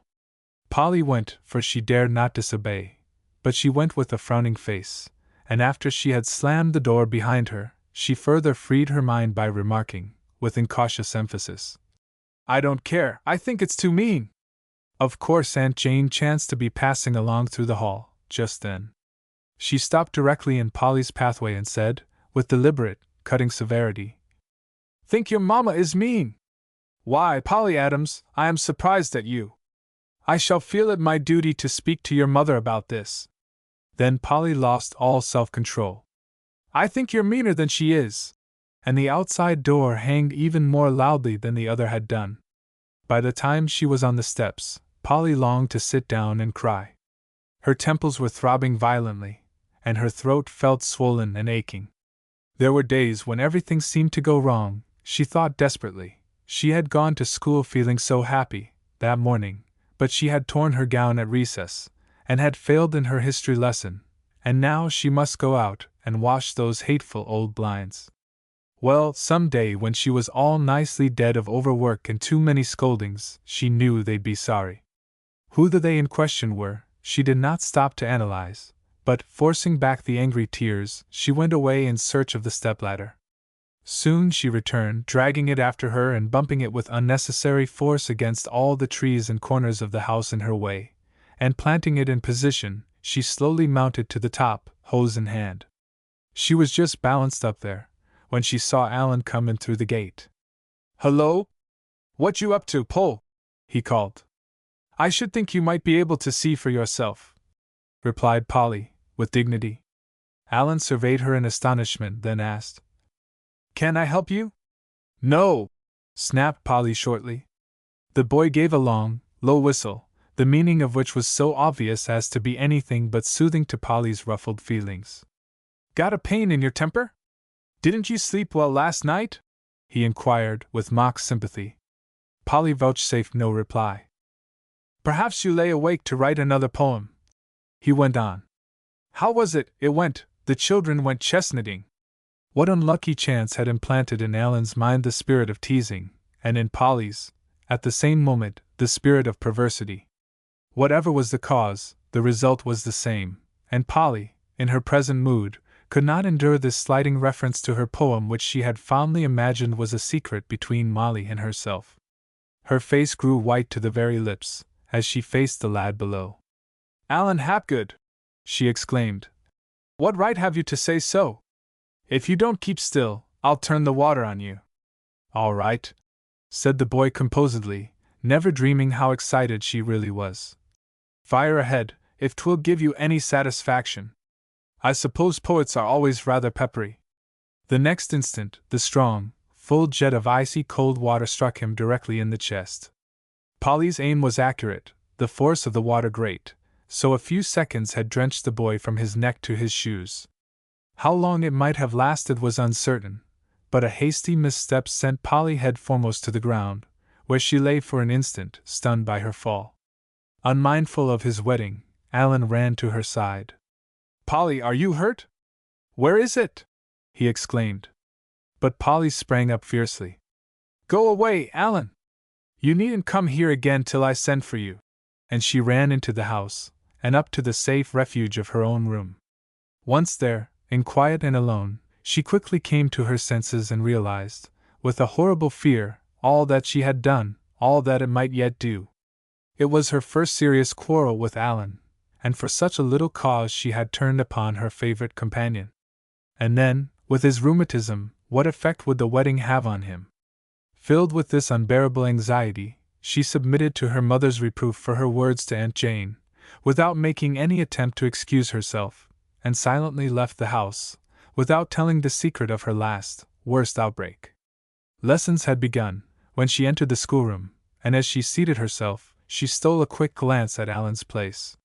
It was vacant. She had no opportunity to see Molly alone that afternoon, and no mention of Alan was made. After school, she walked quickly home without waiting for the girls, and taking up a book, she sat for an hour, not speaking, not reading a word, but with her eyes fixed on the roof of the Hapgood house, going over and over the scenes of the noon, longing to run to Alan and beg his forgiveness, yet too proud to do so soon. How she wanted to tell her mother the whole story, and ask her how to undo the harm she had done. But she dreaded to see her mother's shocked, pained face, so she held her peace. The long hours till bedtime slowly dragged away, and for once Polly went upstairs without her usual good-night talk. But for some reason, sleep would not come to her, even then. Instead of that, she lay with wide-open eyes, staring into the darkness and picturing Alan as she saw him turn away, with the cold water dripping from his clothing. Suddenly she heard the bell ring sharply, violently. Springing out of bed, she stole noiselessly to the head of the stairs to listen, sure that it was a message of bad news. She was not mistaken, for she heard Molly's voice saying hurriedly, "Can Dr. Adams come right away? Alan is terribly ill." Yes, he was ill, and perhaps he was going to die, and she had done it.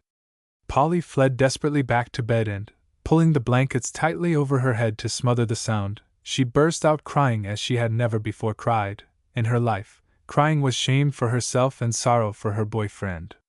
As soon as her first outburst was over, she raised herself on her elbow and strained her ears to listen for the sound of her father's return, convinced that he must and would bring good news. It was nothing serious, she reasoned. They were unnecessarily alarmed, for it would be too unjust for Alan to be ill, when she alone had been the one to blame. It was long that her father was gone.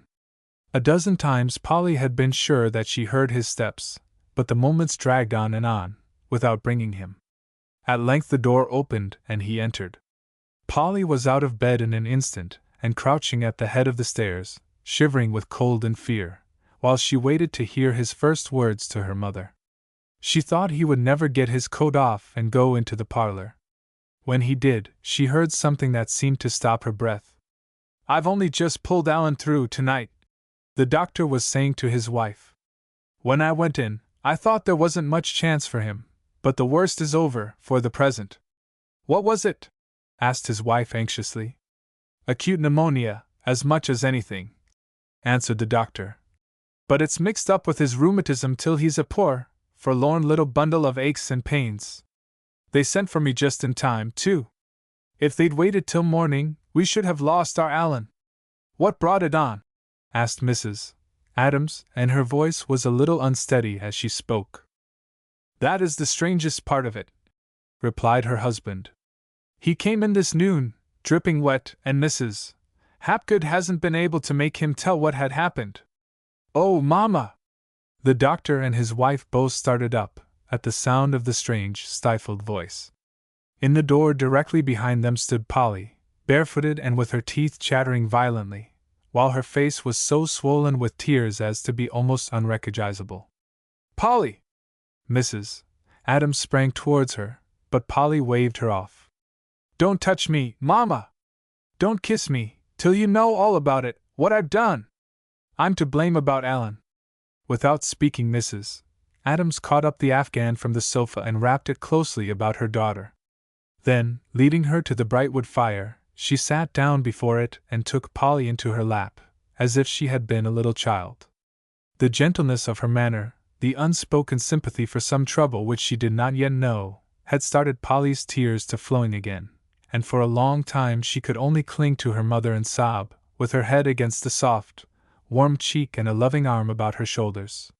For some moments, the quiet of the room was only broken by the measured ticking of the clock on the mantel and the snapping of the fire on the andirons. At length Mrs. Adams said gently. Now, Polly, tell me all about it.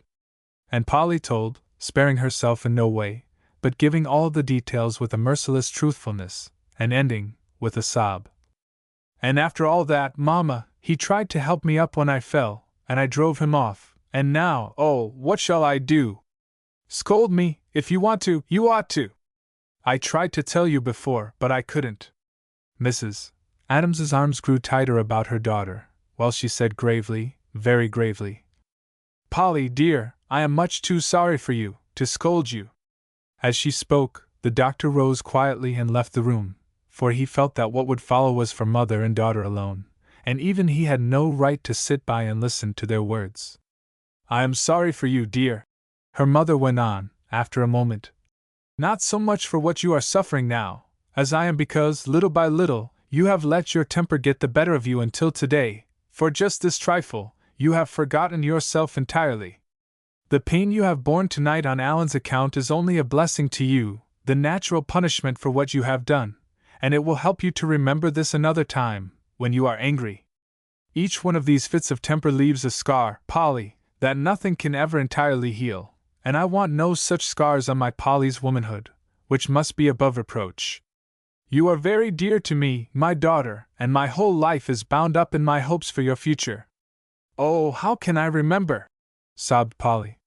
It is all over, so in a minute, and then I just hate myself, but it doesn't do the least bit of good. It can't be done in a day, Polly, it will take years and years, perhaps it may be the work of a whole lifetime. But if, by watching yourself and struggling to keep back the quick words that come to you, after long years you could cure this temper, wouldn't the well done be yours just as truly as if, for instance, you went on some mission abroad? It is often far more to rule yourself than it is to spend your life working among the poor and wicked, and takes more courage and self-denial. That may be the work which is laid out for my little daughter, and I pray that she may do it bravely and well, so that in time I may be as proud and happy in my Polly as I now am fond of her. As her mother spoke, she rested her face against Polly's curls, and one bright tear sparkled among the soft little rings. Then she resumed. And now about Alan. I shall not scold you, Polly, for your punishment has come, as it always does, and is hard enough to bear, without my adding a word. But the danger was great, and you have only just escaped the most terrible sorrow that can ever come to any human being. Still, Alan is very ill, and may be for a long, long time to come. Anything that you can do, to make up to him for this, must be at once your duty and your pleasure, and I know that you will feel it to be so. The talk lasted for a long time, until the fire burned out into cold, white ashes, and Polly shivered in her mother's arms. When she went upstairs again, Mrs. Adams went with her, and always after the last quiet words in the dark, silent room, Polly felt a new reverence for her mother which never left her in the future years. Polly went downstairs to breakfast, the next morning, filled with gloomy forebodings, for she feared Aunt Jane's sharp glances and sharper words. But the doctor had had a plain, decided talk with Miss Roberts the evening before, and had forbidden her to allude to Polly's trouble, so for once Aunt Jane held her peace. Soon after they left the table, Polly appeared before her mother, with her coat and cap on. I'm going, Mama! Where? Inquired Mrs. Adams in some surprise. To Mrs. Hapgood's, answered Polly, nerving herself to speak steadily. I think I ought to tell her what I did to Alan, for he's keeping it a secret to save me, and she ought to know. Besides, I must hear how he is. Mrs. Adams made no attempt to dissuade her, and Polly went down the street, walking more and more slowly as she neared the house, for she felt her courage fast leaving her. At the gate she paused to glance up at the window of Alan's room. The shades were drawn down, and no familiar boy face appeared there, to give her a welcome. How she dreaded to go in! The cold, raw wind swept past her, as she stood there, and it seemed to Polly that the day was strangely in harmony with her life, just then, for the warm, bright air of the morning before had given place to dull, heavy clouds which lay in long, low banners along the mountain side. As she looked up at the window above, she felt a strong, unreasoning desire to turn again and run away towards home, but just then the side door below opened softly, and Mrs. Hapgood stepped out on the piazza.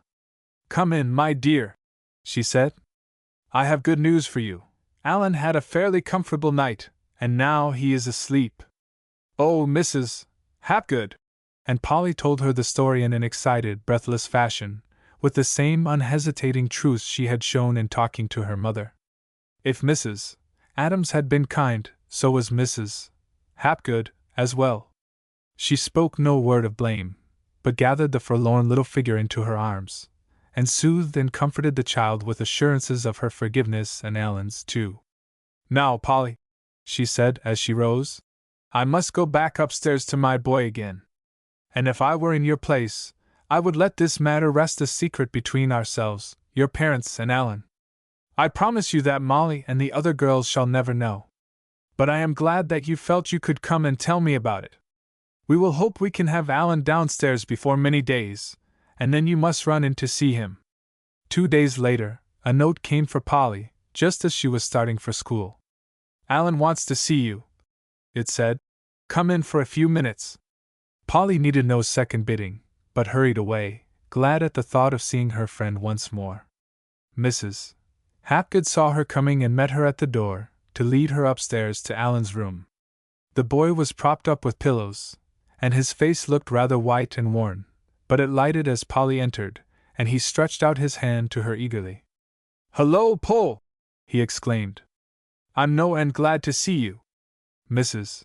Hapgood had left them alone together, but Polly did not stop to notice that, as she darted impulsively to the bed, saying, "Oh, Alan!" Alan understood, but being a boy, he only squeezed her hand between his, as he said lightly, "Bother all that stuff, Polly! Molly was mean to tell, and I was meaner to laugh at you, so I deserved to have my face washed. I sent for you because I knew you'd hear I was sick and worry about it. I didn't mean anybody to know, though." When Mrs. Hapgood came back again, after a few moments she found Polly sitting beside the bed, with a happier face than she had worn since the memorable Monday noon, while Alan looked as blissful as she, and when Polly took her departure, a little later, the boy called after her, "Come again as soon as you can, Pole.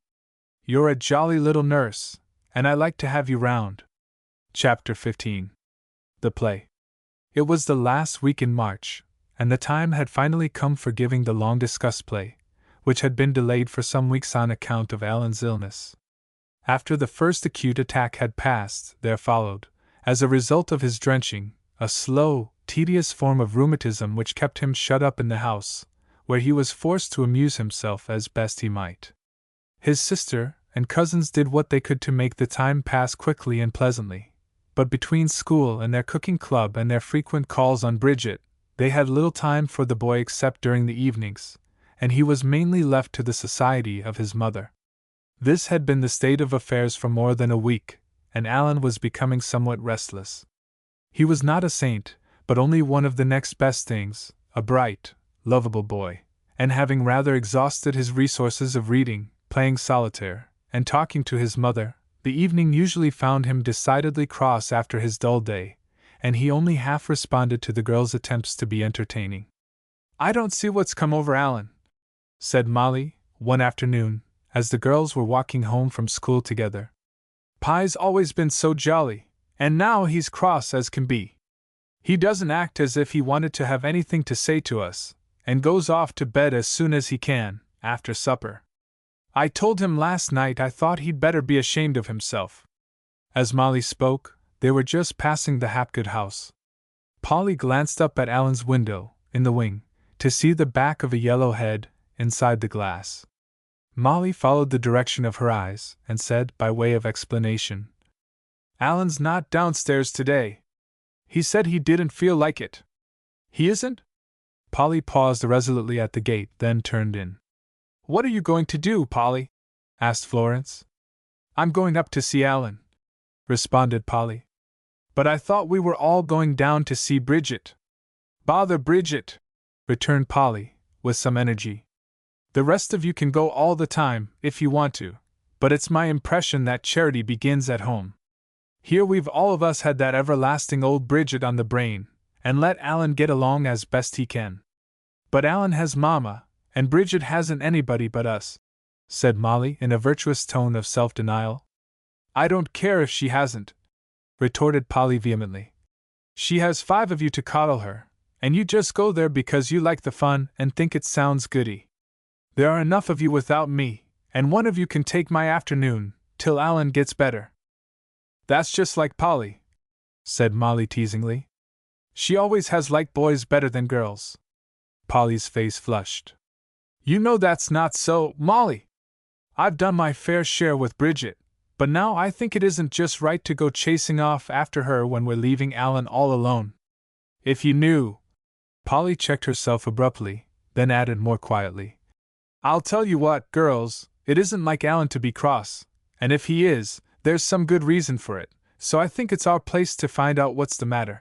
And turning away, she went into the house, leaving her companions to go on to the hospital discussing, as they walked along, Polly's last freak. She stopped a moment to speak to Mrs. Hapgood, then ran directly upstairs and looked in at the partly open door. Alan was half sitting, half lying on the sofa, with his book dropped, face downward, on his knee, and his hands clasped at the back of his head. Too much absorbed in his thoughts to notice her light step, his face was turned away from the door, and he was scowling moodily at a distant corner of the ceiling. May I come in, or are you making up a poem and don't want to be disturbed? Inquired Polly gaily, pushing the door wide open. The boy started up with quick enthusiasm. Pull! How jolly of you to come in to see a fellow! Then I'm not in the way? She asked, as she pulled off her coat. What an idea! I was desperately lonesome, and somehow you always seem to fit in better than the others. Molly teases, and Jessie tires me. Catherine is better, only she's a little given to gushing, and boys don't like that sort of thing, you know, returned Alan frankly. I'm very glad if I suit you, said Polly, devoutly hoping she could succeed in avoiding the sin of teasing on the one hand, and of sentimentality on the other. Well, you do, replied Alan, with a heartiness which he did not often show, for he was not much given to direct praise. You're first-rate company, Pole, and I'd been hoping you'd get time to run in, for it's stupid in the house. I knew you would, when you got round to it. Oh, Alan, you just make me ashamed, said Polly contritely. I ought to have been here before, and specially when I was the one to blame for all this, too. No use crying over spilt milk, answered Alan candidly. I did think you'd come before this, but you're here now, and so it's all right. I've grown meek and am glad of small favors, he added, with a merry, sidelong glance from his gray eyes. After that, not a day passed without a call from Polly. Now that her conscience was awakened, she realized that she had rather neglected her friend, and did all that lay in her power to make amends for her past forgetfulness. Her mother encouraged her visits, for she had learned from Mrs. Hapgood that they were a benefit to Alan and a help to herself, so Polly dropped in at her will, morning, noon, or night, and never failed to find a hearty welcome. The other girls laughed a little at her devotion, but it had no effect, so they went on their way, giving the boy the odds and ends of their time, while Polly and Alan spent long, cozy hours together, reading or playing games, with a perfect enjoyment of each other's society which left them no opportunity to miss their absent friends. Damon and Pythias, the girls called them, and never were two friends more closely united, with a simple, true affection, which, however, had no trace of the consciousness that one was a boy, the other a girl. Two boys could not have been more free from sentimentality. Two girls were never farther from any suggestion of budding flirtation. They were just well-tried friends of long standing, and when, after 4 weeks, Alan went back into school again, his loyalty to Polly was, if possible, increased by the knowledge of the good times she had given up for his sake. Aside from Alan's illness, the past weeks had brought to light another cause for excitement. Aunt Jane was about to become the second Mrs. Solomon Baxter. How, when, or where the fateful words were spoken was never known. What powerful arguments Mr. Baxter had brought to bear upon her, to overcome her aversion to domestic life, was never revealed. However, a week after Miss Roberts had, in the presence of the children, addressed her guest as Solo Mr. Baxter, she had taken her sister into her confidence, and long before Alan was in school again, The matter was publicly announced by Mr. Baxter's escorting her to church, one Sunday morning, and marching up the aisle by her side, in full view of the assembled congregation.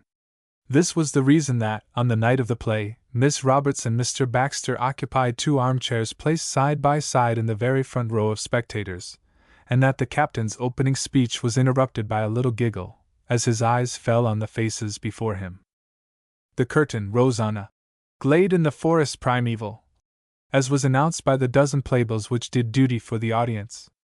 Evergreen boughs, a few potted plants, and a dingy, greenish carpet were supposed to transform the stage into the glade in question, but the audience had little time to study the scenery, for the prompt entrance of the captain and a chosen companion called up a hearty burst of applause. The overcritical might have objected that English sailors do not, as a rule, have braids of brown hair escaping from their hats, and that the brave captain and explorer walked with some difficulty. But the speech and action of the sailor were spirited, and the captain's halting step was doubtless owing to temporary fatigue. Moreover, one glance at the boyish face under the great cocked hat was enough to make the most carping critic forget all other defects while, in strangely modern idioms and with a lofty disregard for dates, the old-time hero reminded his comrade of their long and perilous voyage over the sea, of the great wilderness which lay before them, and of the glory of reclaiming that wilderness to the civilization of the Virgin Queen. The sailor resisted his eloquence, and refused to proceed, uttering mutinous threats against his leader's life. But even in this crisis, the captain's presence of mind did not fail him, and seeing that his persuasions and commands were of no avail, he promptly bound the sailor, hand and foot, and was preparing to carry him forward on his shoulders, when a fierce war-whoop was heard, and three ferocious savages rushed in upon them, just as the curtain fell.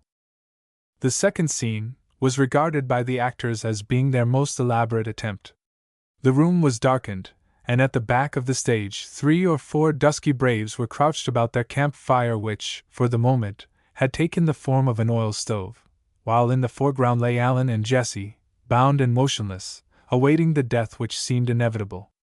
Jean had expended all her energies on this scene, and the warriors smoked the peace pipe, inspected their medicines, and danced a war dance with befitting solemnity, while the captain writhed uneasily, not so much with mental anguish as on account of the rheumatic twinges which his cramped position had set to running up and down his legs and back. Then, with a close fidelity to the old histories, an imposing throne was brought in, and Jean, as Powhatan, mounted the insecure structure. 2 stones were rolled into place at her feet, the captives' heads were arranged on these comfortless pillows, and a brave, ball club in hand, took his place beside each. The sailor proved himself a coward, but the captain was bold to the last, and alternately defied the king and encouraged his weaker companion, who was whimpering by his side.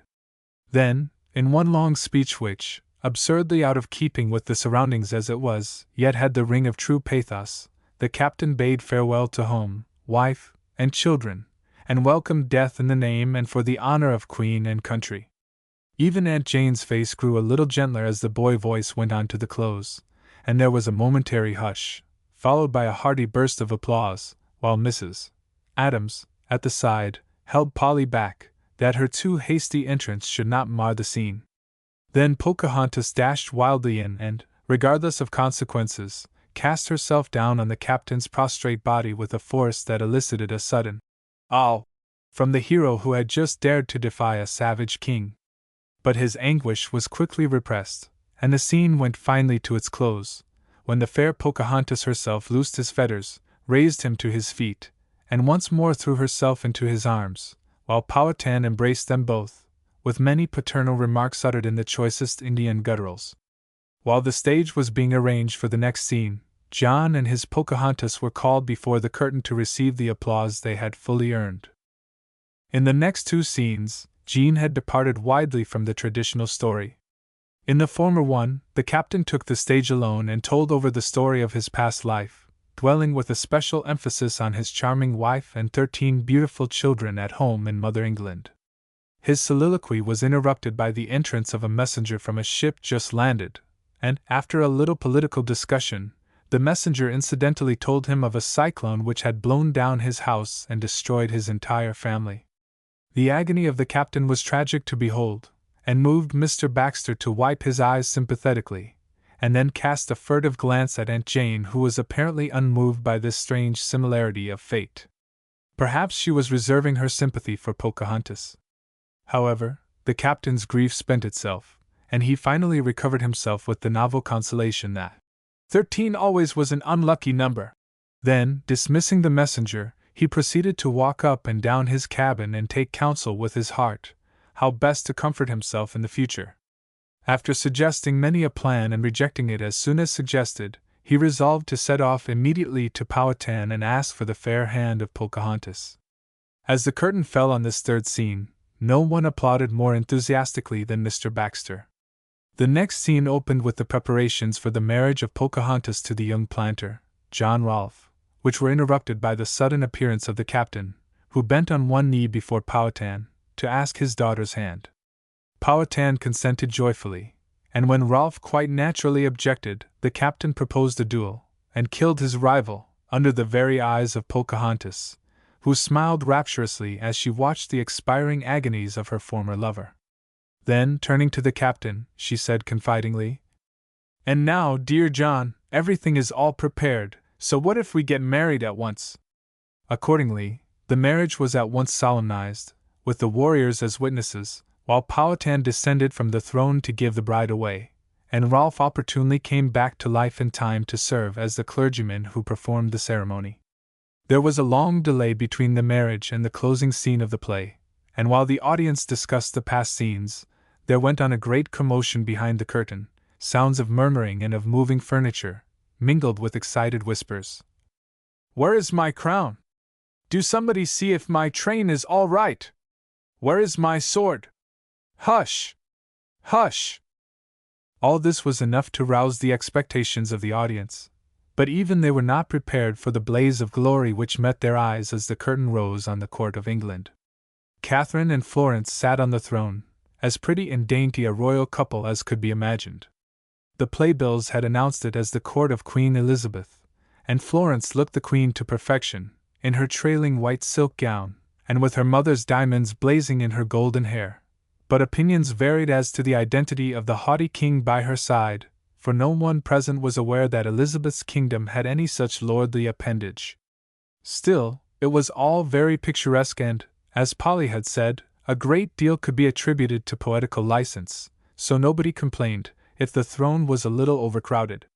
Back of the queen were grouped 3 maids of honor, elaborately and richly dressed in gowns that rivaled the rainbow in variety and brilliancy of color, while at the king's left, as a fitting symbol of the British lion, crouched old Leo, the Langses' great Saint Bernard. After a long pause to allow the audience to study this gorgeous scene, Pocahontas and her captain swept in and knelt at the foot of the throne. The queen bowed gracefully, in recognition of their homage, and bade them rise. Then, addressing the lion and the maids, she called them the free men of England, and bidding them recall the captain's services to her realm, she announced her determination to knight him on the spot. The captain and his bride knelt again, while the queen not only gave him the royal accolade and dubbed him Sir John, but went on to extend the ceremony to his devoted wife, and saluted her as "My Lady Pocahontas, the fairest savage in all London town."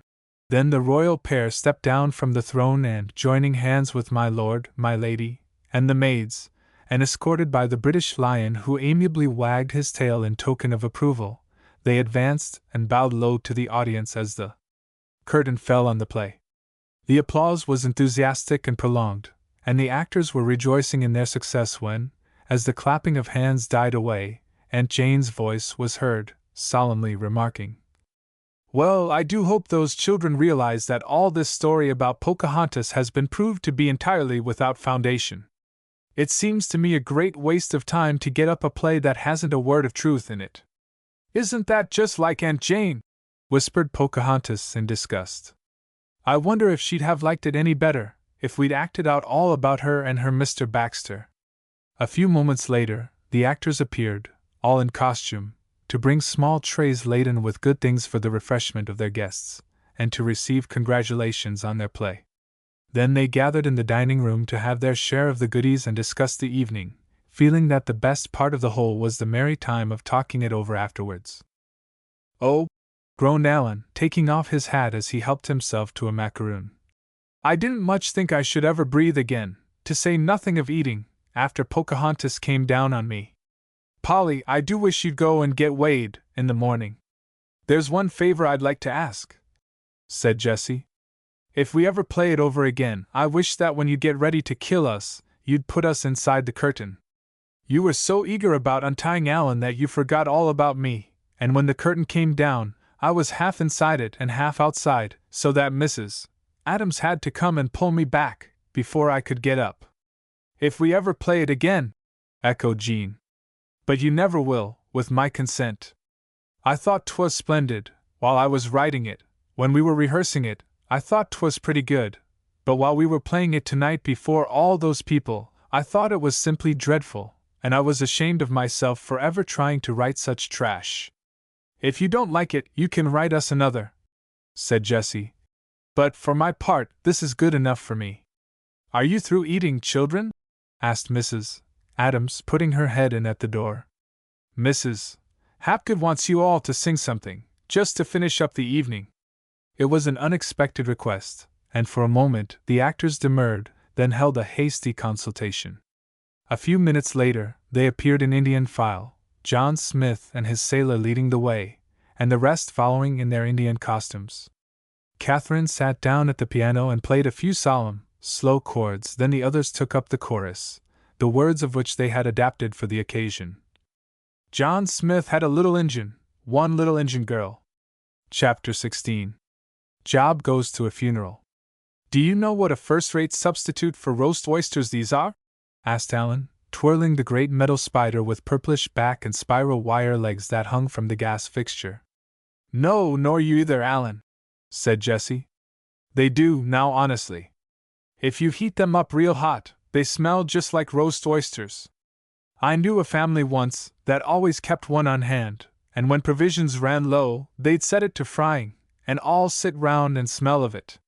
It was most as good as eating them," persisted the boy soberly. "Alan Hapgood," said his sister, "if you tell any more such taradiddles, I'll send you home." "But what if I don't choose to go?" returned Alan. "Mrs. Adams asked me here to spend the afternoon, and you wouldn't any of you have known what was going on, if it hadn't been for me." "You shall stay and tell all the stories you like, Alan," said Polly, coming to his defense as usual. "And if Molly doesn't like it, she shall go home, her own self." "Come, Alan," urged Florence. "Tell us another story, a real long one, to help pass the time." "H.M. Let's see," mused Alan. "I don't know as I know any. I'll tell you, I read one a while ago that I liked pretty well, and if I get hard up, I can put in some of that." "How'll that do?" "Beautifully," said Polly, with enthusiasm. "You do tell such splendid stories, Alan." The group in Mrs.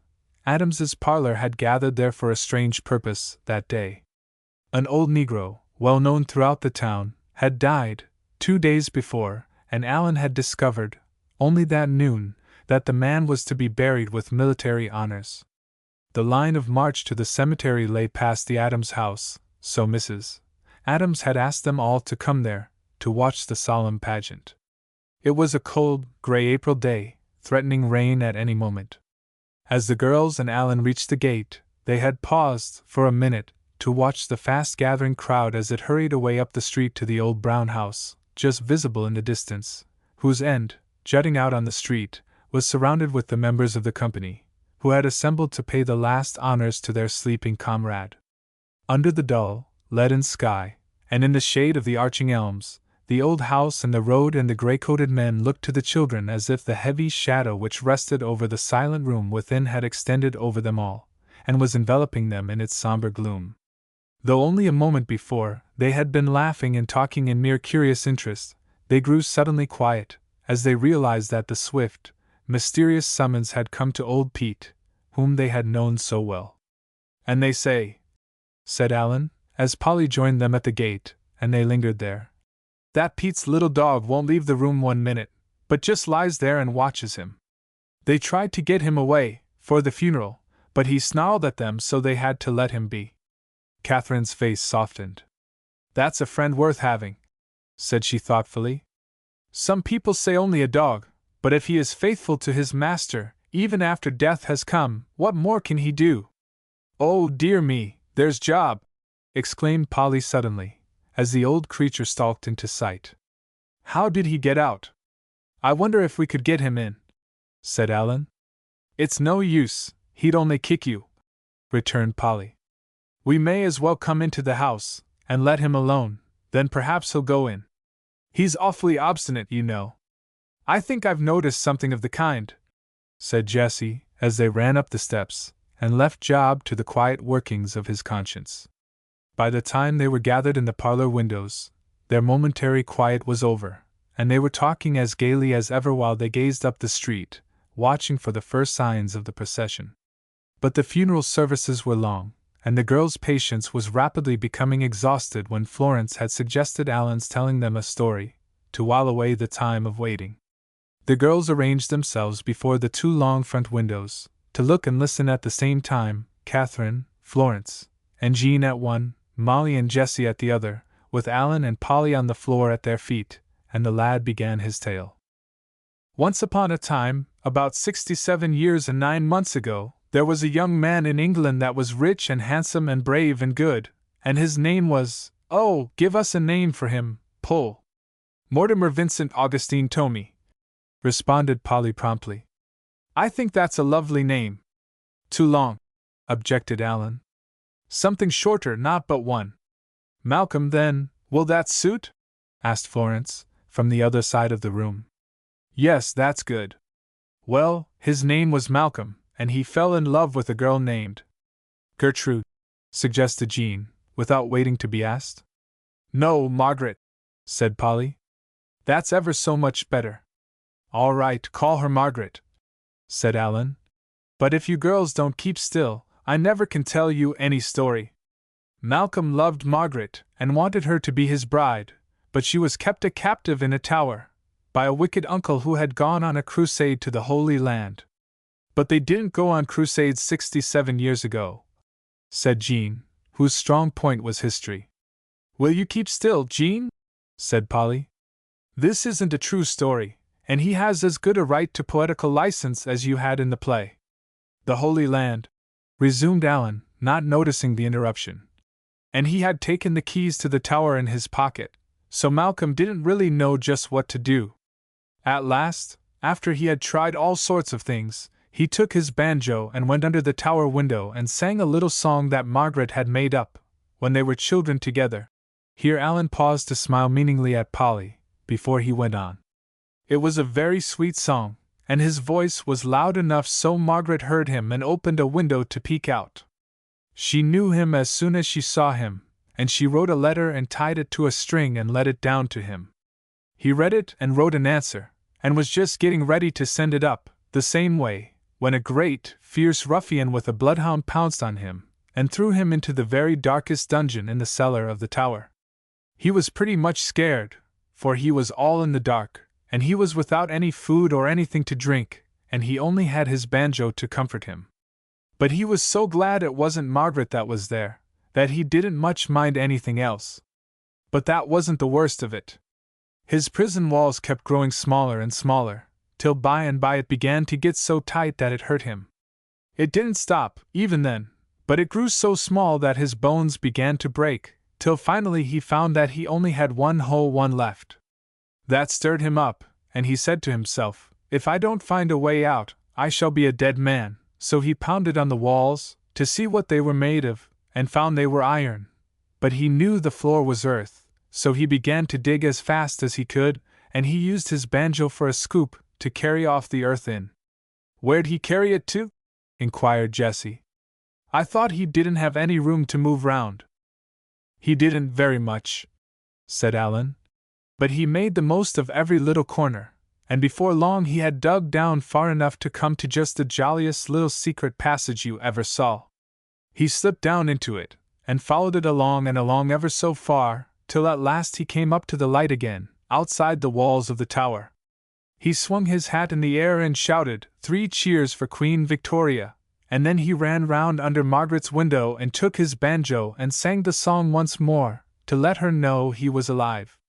Then, without wasting any more time, he ran off through the forest. But when he came to the top of the very first hill, he looked back and saw Margaret leaning out of the window, waving a pale blue flag with the word courage on it, in gilt letters. Where did she get such a thing? Asked Jean.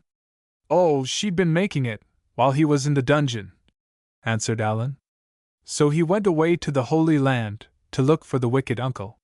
He walked every step of the way, and swam rivers and climbed up mountains and slid down on avalanches on the other side, and at last he came to Jerusalem. He found the uncle just leading 4 regiments against the city gates, mounted on a splendid white horse.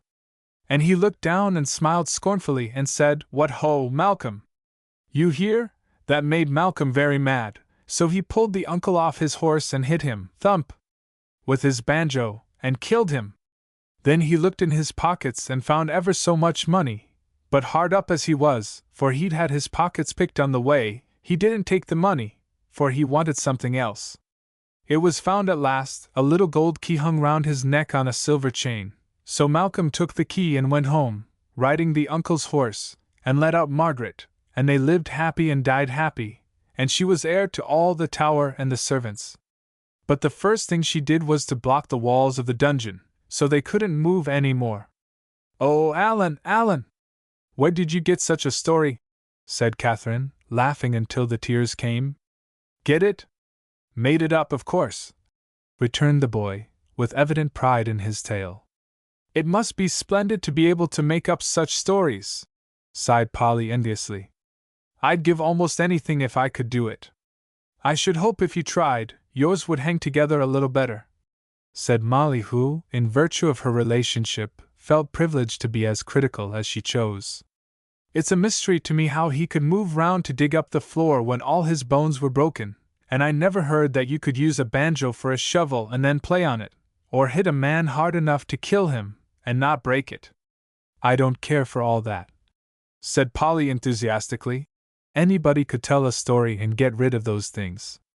What I like is the things he did. He was so brave and so true, and then his not touching any of the uncle's money was the best part of it all, when he needed it so much." "But he stole the uncle's horse," objected Jean.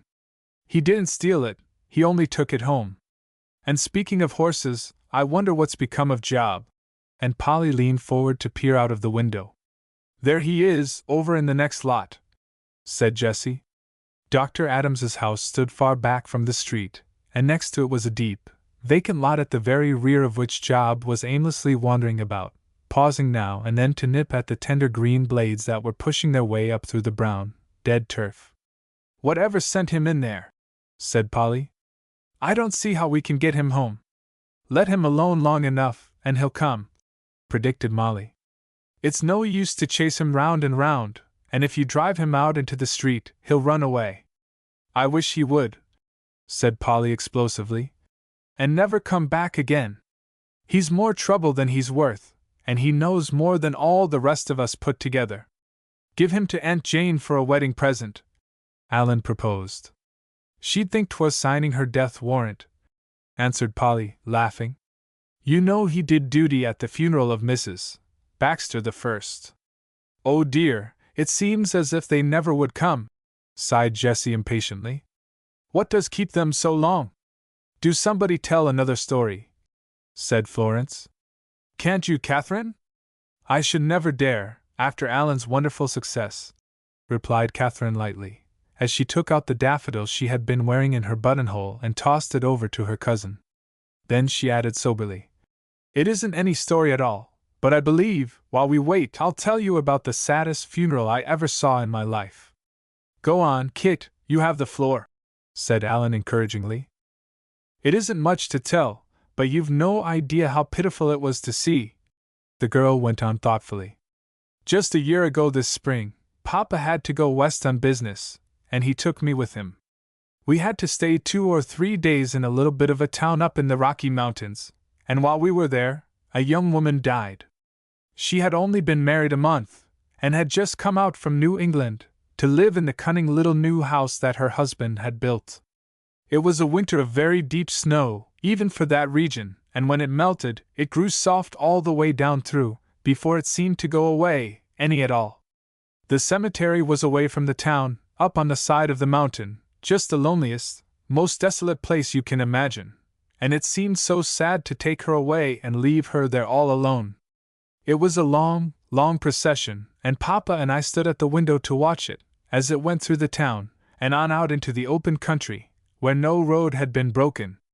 Then, for a mile or two, the long black line crawled along over the snow, while the horses floundered about, half buried in the drifts, and the hearse tipped this way and that, as first one wheel would sink down out of sight, and then another. At last it wound around the foot of the hill, and we couldn't see it any more, but I kept feeling so sorry for the poor little wife and for the lonely husband in his new house. Catherine paused, but there was no word spoken, so she went on. A month later we spent Sunday there, on our way home. The snow had all melted and, in the afternoon, I teased Papa to walk up to the cemetery with me.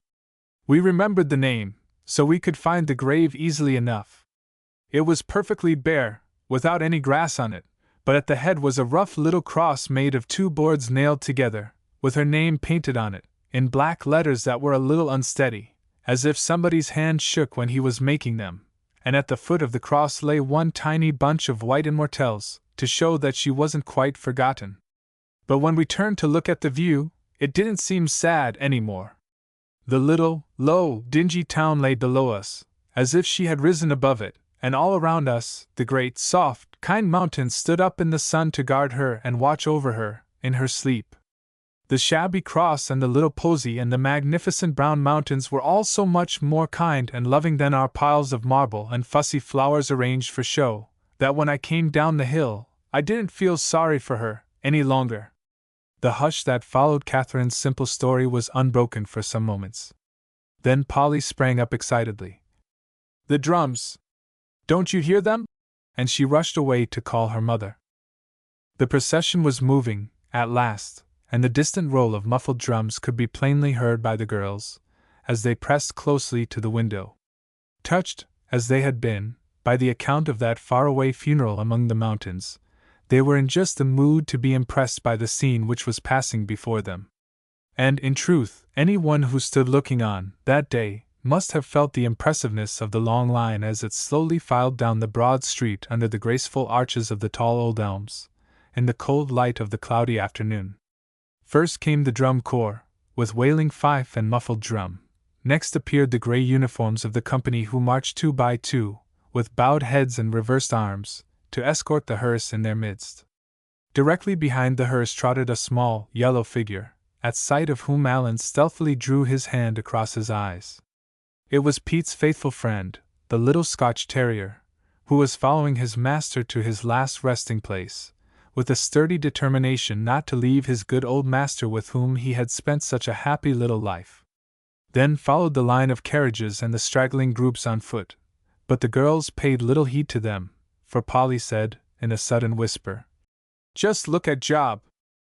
For a long time the old horse had been quietly grazing, without so much as raising his head to take breath and look about him, so greedy was he for the first tender grass blades of the spring. Suddenly he heard the roll of the drums and threw up his head to listen, with eager ears and dilating eyes, as if the sound recalled to him some vague memory of his far-off youth. So proud and spirited he looked as he stood there, that it was evident that, in fancy, he was living over his former days, perhaps listening to the triumphant strains of music which heralded the close of the rebellion. As the sound came nearer, and yet nearer, he appeared to be under its spell and slowly moved down towards the street, arching his glossy neck and stepping high, in perfect time to the music. 50 feet from the fence, he stopped and gazed at the scene before him, still spellbound by the martial sounds and the memories they called up in his mind, while the group in the Adamses' windows watched him intently, amazed at the life and fire in the old creature's pose and manner. Still Job stood watching the soldiers, listening to the band until it had moved onward, past the spot where he was. Then his eyes fell on the hearse, and he took one eager step forward. Surely that was a familiar sight. The carriages came next, and by that time there was no hesitancy in his mind, for at length he recognized all the solemn import of the procession. It was a funeral, and in funerals Job had often borne a conspicuous part. The band was doubtless his call to duty, and should any one say that he had failed, even in his old age, to respond to this call? He took another step forward, paused again, for only one instant. Then, just as the last carriage passed the gate, he swung his aged tail round and round, in two rapturous, joyful whisks, and with tossing head and flying mane, he trotted rapidly out into the street, overtook the procession, and dropping into a decorous walk just as his nose touched the back of the rear carriage, he marched solemnly off down the street, with patient resignation and unending sadness depicted in every line of his old brown body. Inside the parlor the girls, without a thought of their past interest in Pete's funeral, turned and gazed at each other in silence for a moment, then sank to the floor, in uncontrollable, though noiseless laughter. Chapter 17 Miss Bean's Visit is Returned. Still another month had passed, and it was late in May when, one bright Saturday morning, Jessie, Polly, and Alan drove away through the town and out over the western hills.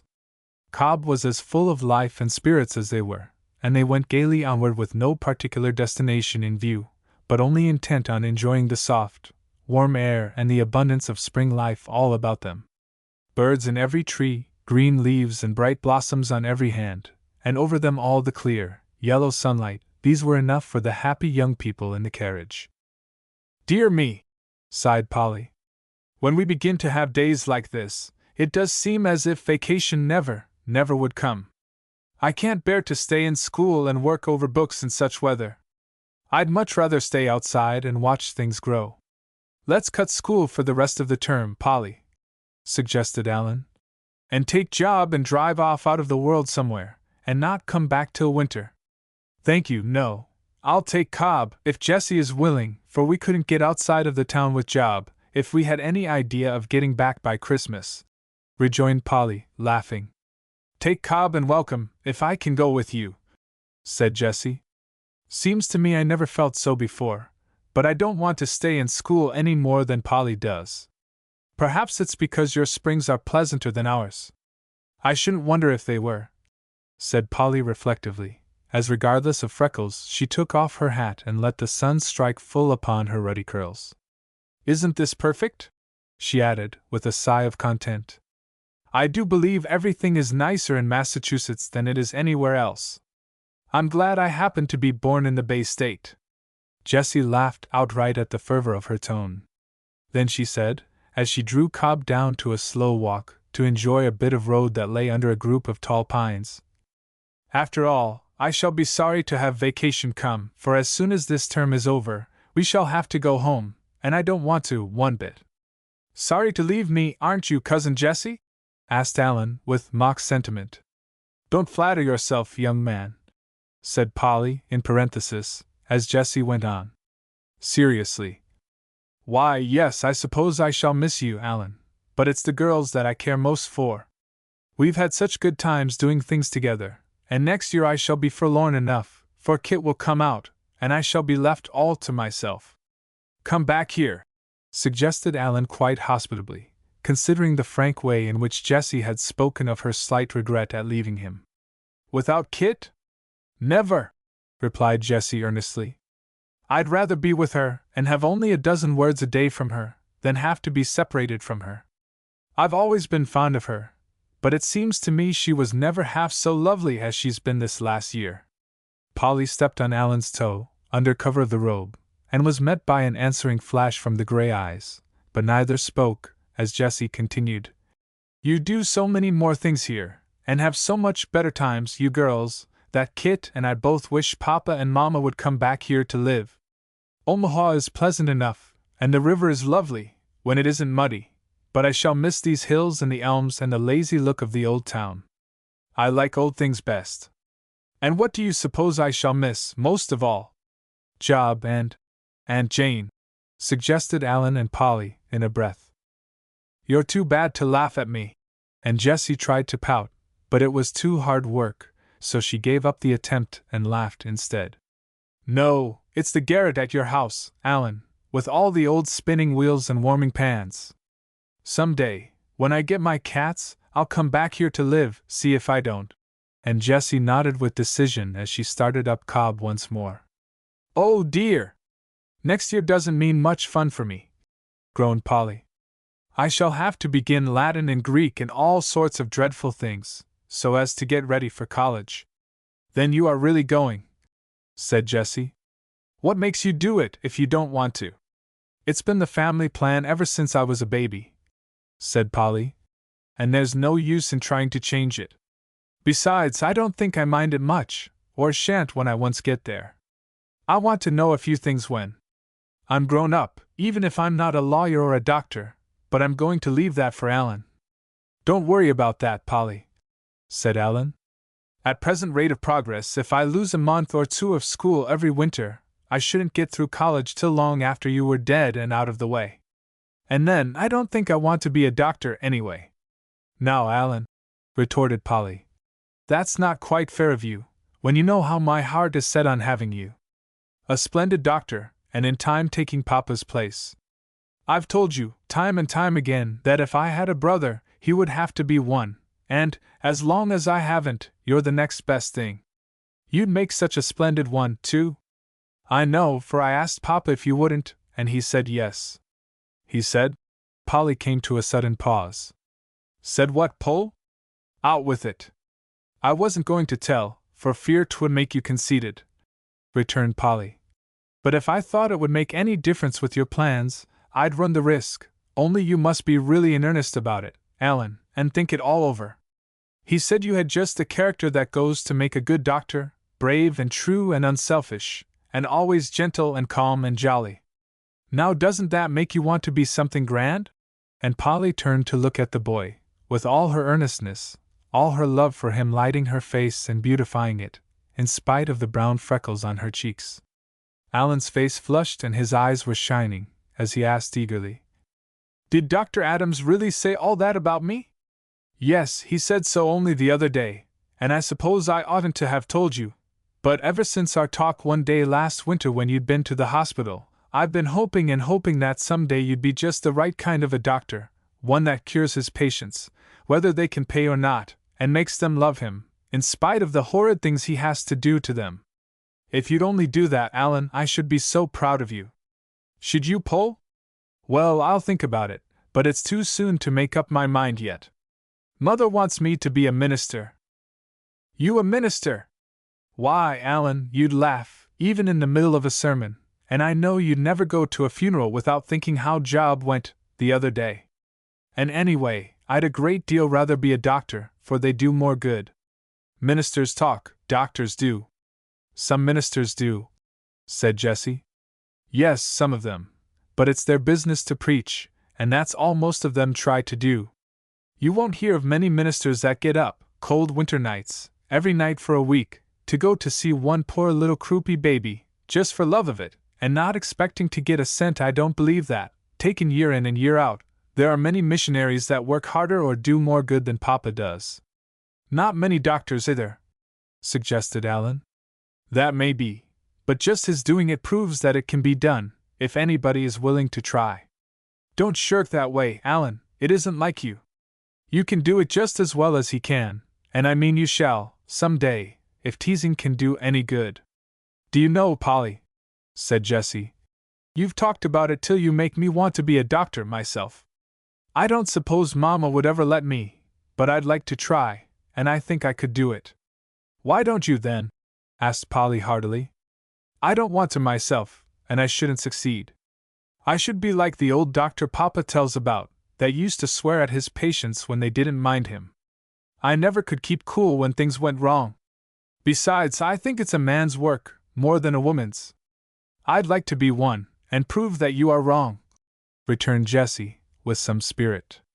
If I really made up my mind to be a doctor, I'd be a good one, if I had to give up everything else for the sake of it, but it isn't in my line, said Polly a little regretfully. But when you and Alan are famous all over the world, I'll go around telling everybody how I was the first one to start you in that line, and they'll all be grateful to me, even if I haven't any career, see if they aren't. In the meantime, said Alan, suddenly breaking off the conversation, has anybody the slightest idea where we are? I haven't, said Jessie, pulling up Cobb abruptly. I've been so busy talking and thinking that I haven't paid any attention to where we were going. I never saw this road before, said Polly. It's too far out of town for Job's wanderings. But go on, we shall come to a house or a guide aboard before long. To judge by the sun and by my appetite, remarked Alan pensively. It must be almost noon. Oh, that makes me think, exclaimed Polly. Get up, Alan, you're right on them. On what? Inquired the boy lazily, without stirring. On the ginger snaps.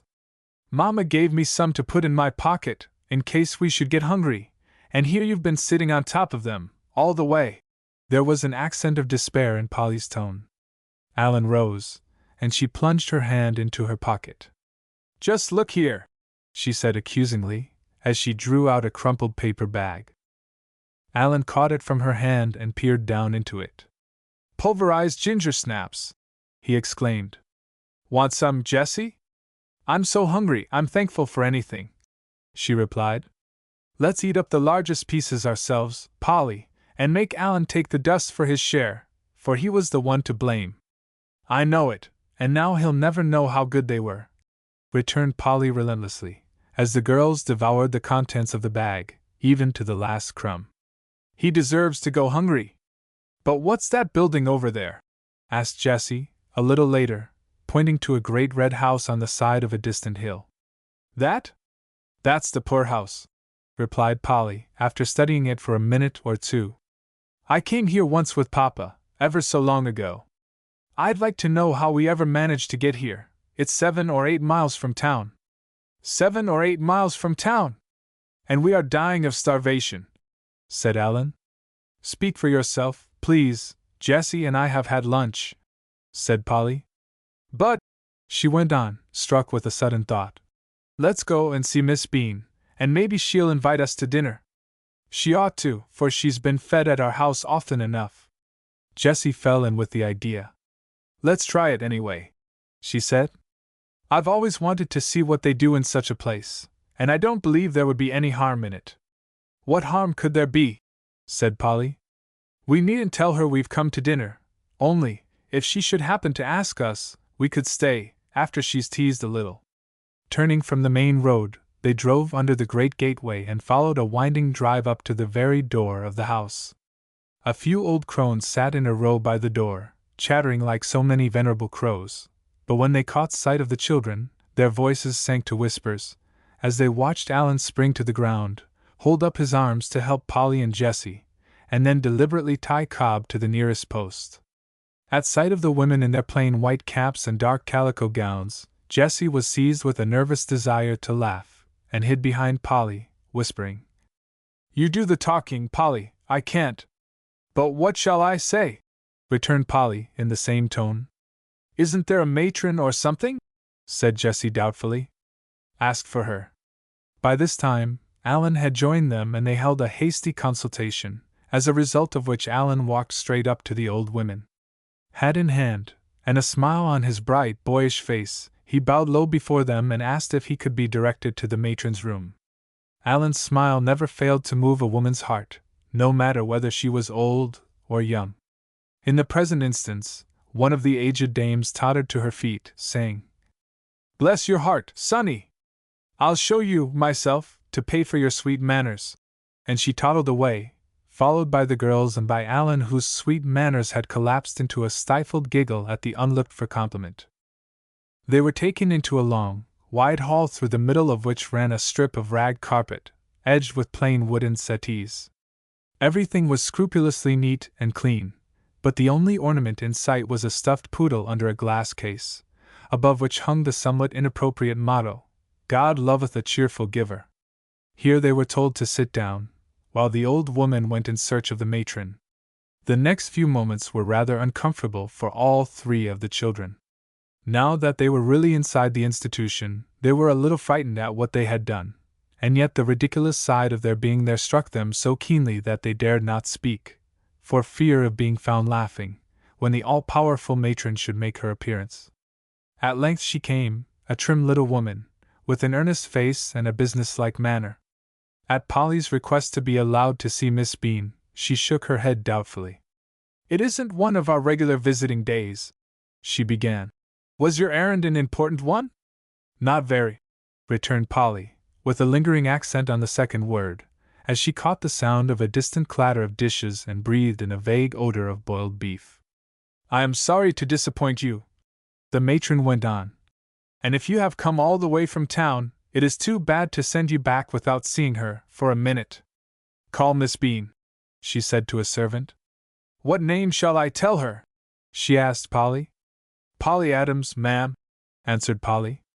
The matron became suddenly cordial, like a snowbank under the rays of the spring sun. "Isn't this Dr. Adams's daughter?" she asked. "I thought I saw a familiar look about the lower part of the face." "Yes, Dr. Adams is my father," said Polly, whose hopes of staying sprang into life once more. "Indeed! I am very glad to see you for his sake," returned the matron. "Perhaps he sent you." "No, he didn't send us, we came," faltered Polly. "Never mind, I am glad to see you, anyway. And these are your young friends, I suppose? Wouldn't you all like to stay and have dinner here? It is almost ready," she added, in a generous burst of hospitality. "Thank you, we should be delighted," said Allan hastily, fearing Polly might lose the opportunity by politely hesitating. "Well, Polly Adams, where in the name of time did you come from?" asked Miss Bean's voice behind her. Polly turned around. Could this be Miss Bean, this little, withered figure in the calico gown and white cap? Where was the green and black gown? Where were the lace mitts and the Shaker bonnet? However, there could be no doubt of Miss Bean's identity when she said, in her usual abrupt manner, "How's your ma? And who are these children?" "This is Allan Hapgood," replied Polly, introducing her friends. "And this is Jessie Shepherd." "You don't say so! Henry and Kate Shepherd's daughter, from out in Omaha?" "Yes." Miss Bean completed Jessie's embarrassment by critically scrutinizing her from head to foot, then asking suddenly, "Do they dress much out in Omaha?" This unexpected question sent Allan off to examine the stuffed poodle, while Miss Bean turned to Polly again. "Did your ma send you?" "No, ma'am," said Polly. "Then what did you come for?" was the hospitable query. "We were driving this way, and so we stopped to see you," answered Polly, with a feeling of shame at her own insincerity. "Much obliged," returned Miss Bean, with grim sarcasm. Then she added, "How's your Uncle Solomon? I always thought he and Miss Roberts would come round, if I only just put em in a way to think of it." Miss Bean's questions bade fair to last indefinitely, but fortunately the dinner bell sounded, and the matron came back to lead her young guests into the great dining room, at one end of which she had arranged a small table with seats for them, and for Miss Bean, who was regarded with no small degree of envy, as she took her place in this honored circle. The matron seated herself with Allan and Jessie at her left, Polly and Miss Bean at her right, and the simple dinner of boiled beef and vegetables was brought in.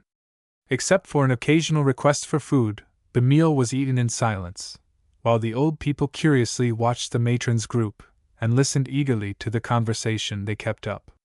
Polly, too, was silent, gazing with a curious fascination at the long line of aged faces, some peaceful, others querulous, but all so alike that the row of them seemed to become an endless perspective of white caps and wagging jaws. Her reverie was interrupted by Miss Bean, who leaned across the table to say reprovingly to Jessie, as she refused the boiled cabbage, "Folks that go a-visiting hadn't ought to be difficult with their victuals. Can you imagine anything more dreadful than to live in such a place?" exclaimed Polly, as they drove away, after being conducted over the establishment. "I'd work and scrimp year after year, rather than just sit down and be supported by the town." "Yes," answered Jessie, "but I suppose they do have real good times, in their way." "So does a cat that eats her milk, and then goes to sleep in the sun," returned Polly. "That may be their way, but I'm thankful it isn't mine. I presume all they care for is to have enough to eat, and to keep warm in winter and cool in summer," said Allan. "Some of them looked as old as the Rocky Mountains, and I don't see why they shouldn't live forever, doing nothing but sun themselves. I'd rather live a little shorter time, and live a little harder while I'm about it," said Polly. "I think I prefer wearing out to rusting out." It was late in the afternoon when they reached the town once more, and drove up the street to Polly's house. Mrs. Adams was at the gate, watching for them. "At last!" she exclaimed. "I was really getting quite anxious about you, for fear Cobb had run away, or you were lost. Aren't you hungry? Where have you been?" "Oh, no, we aren't hungry," said Alan, as he jumped out to help Polly to the ground. "We've been to dinner at the poorhouse, and Jessie has disgraced us all by refusing to eat cabbage." Chapter 18. Mr. Baxter takes a nap. They had all been at the Langses that afternoon. The 3rd of June was Florence's 14th birthday, and Mrs. Lang had celebrated the day by giving a little afternoon tea on the broad piazza, overlooking the grounds. It had been a pretty sight, with the dainty gowns of the girls, and the active figures of the few boys who had been favored with invitations to share in the games on the lawn. The ever-present amateur photographer had thought so too, apparently, and from his position in the street, he had already aimed his detective camera at them, when Alan discovered him and gave the alarm, only just in time to prevent his stolen success. Polly and Jean walked home with the Hapgoods in the early twilight, and refusing Mrs. Hapgood's invitation to go into the house, the girls settled themselves on the 2 high back seats at either side of the broad front porch, and gave themselves up to the luxury of talking over the event of the day. "It must be fun to be able to have company, and do it up in such splendid style as Mrs. Lang does," said Jean a little enviously, as she pulled out the bunch of pink clover she had worn at her belt. "It was lovely, wasn't it?" assented Molly. "Mrs. Lang doesn't do it often, but when she does have a party it is always perfect." "After all," said Catherine, "it's all from the outside somehow. I don't know whether you understand what I mean, but I know, myself." "I'm glad you do, Kit," said her sister disrespectfully, "for it's certain that nobody else does. Remember that we are young, and explain yourself a little." "I did really mean something, Jessie," said Catherine. "With Mrs. Lang, it seems as if she set the day and gave her orders to the servants, and that's all there was about it. Of course she entertains charmingly, and all that, but it makes me feel, all the time, as if she did it to pay her debts, and not because she likes to have us there. When we go to Polly's, for instance, I never think of that, for Mrs. Adams always acts as if she enjoyed us as much as we enjoyed being there." "She does," answered Polly, with conviction. "She says she never half grew up, for she likes young people now better than she does those of her own age." "It must be horrid to have to give parties, whether you want to or not, just because somebody else has invited you," remarked Molly. "That's the way they all do in society, though," said Jessie, with a knowing air. "Well, if that's society, then I don't want any of it," said Polly ungratefully, while she ran her fingers through her hair and stood it wildly on end. "I just want my friends, and I want them whenever I feel like it, but I don't care anything about having a crowd of people round in the way, just because it's fashionable, when I don't care a snap for them. If I ever grow up and come out, as they call it, I'm going to like my friends for themselves, and not for their clothes and their parties and their good dinners. I can buy those at a hotel, if I get hungry. And when hotels fail, there is always the poorhouse," suggested Jean. "But girls, do you ever want to be very, very rich, just for a little while?" "I don't think I ever stopped to think much about it," answered Polly. "But I suppose it would be fun." "'Tisn't so much that I want more things than I have," said Jean. "But not often, only just once in a while. I do so wish I could go ahead and be real extravagant, spend ever so much money for all sorts of foolish things, have parties and fine clothes, and travel everywhere I wanted. I know perfectly well that I shouldn't enjoy myself half so much as I do now, when I have to work for all I get, but still, I'd like to try the other, just for a change." "And then, after a little while, you'd be longing to get back again," returned Polly. "I don't believe life is all fun, even to people that are very rich. I never saw anybody yet that I wanted to change places with." "Let's all tell what we would do, if we were very rich and could have just what we wanted," suggested Alan, from the step. All right, only do come in under cover, child, said Polly in a maternal tone. Or else you'll be so stiff tomorrow that you can't move. And she tucked up the skirt of her best gown, to make room for the lad, who obediently settled himself between her and Catherine.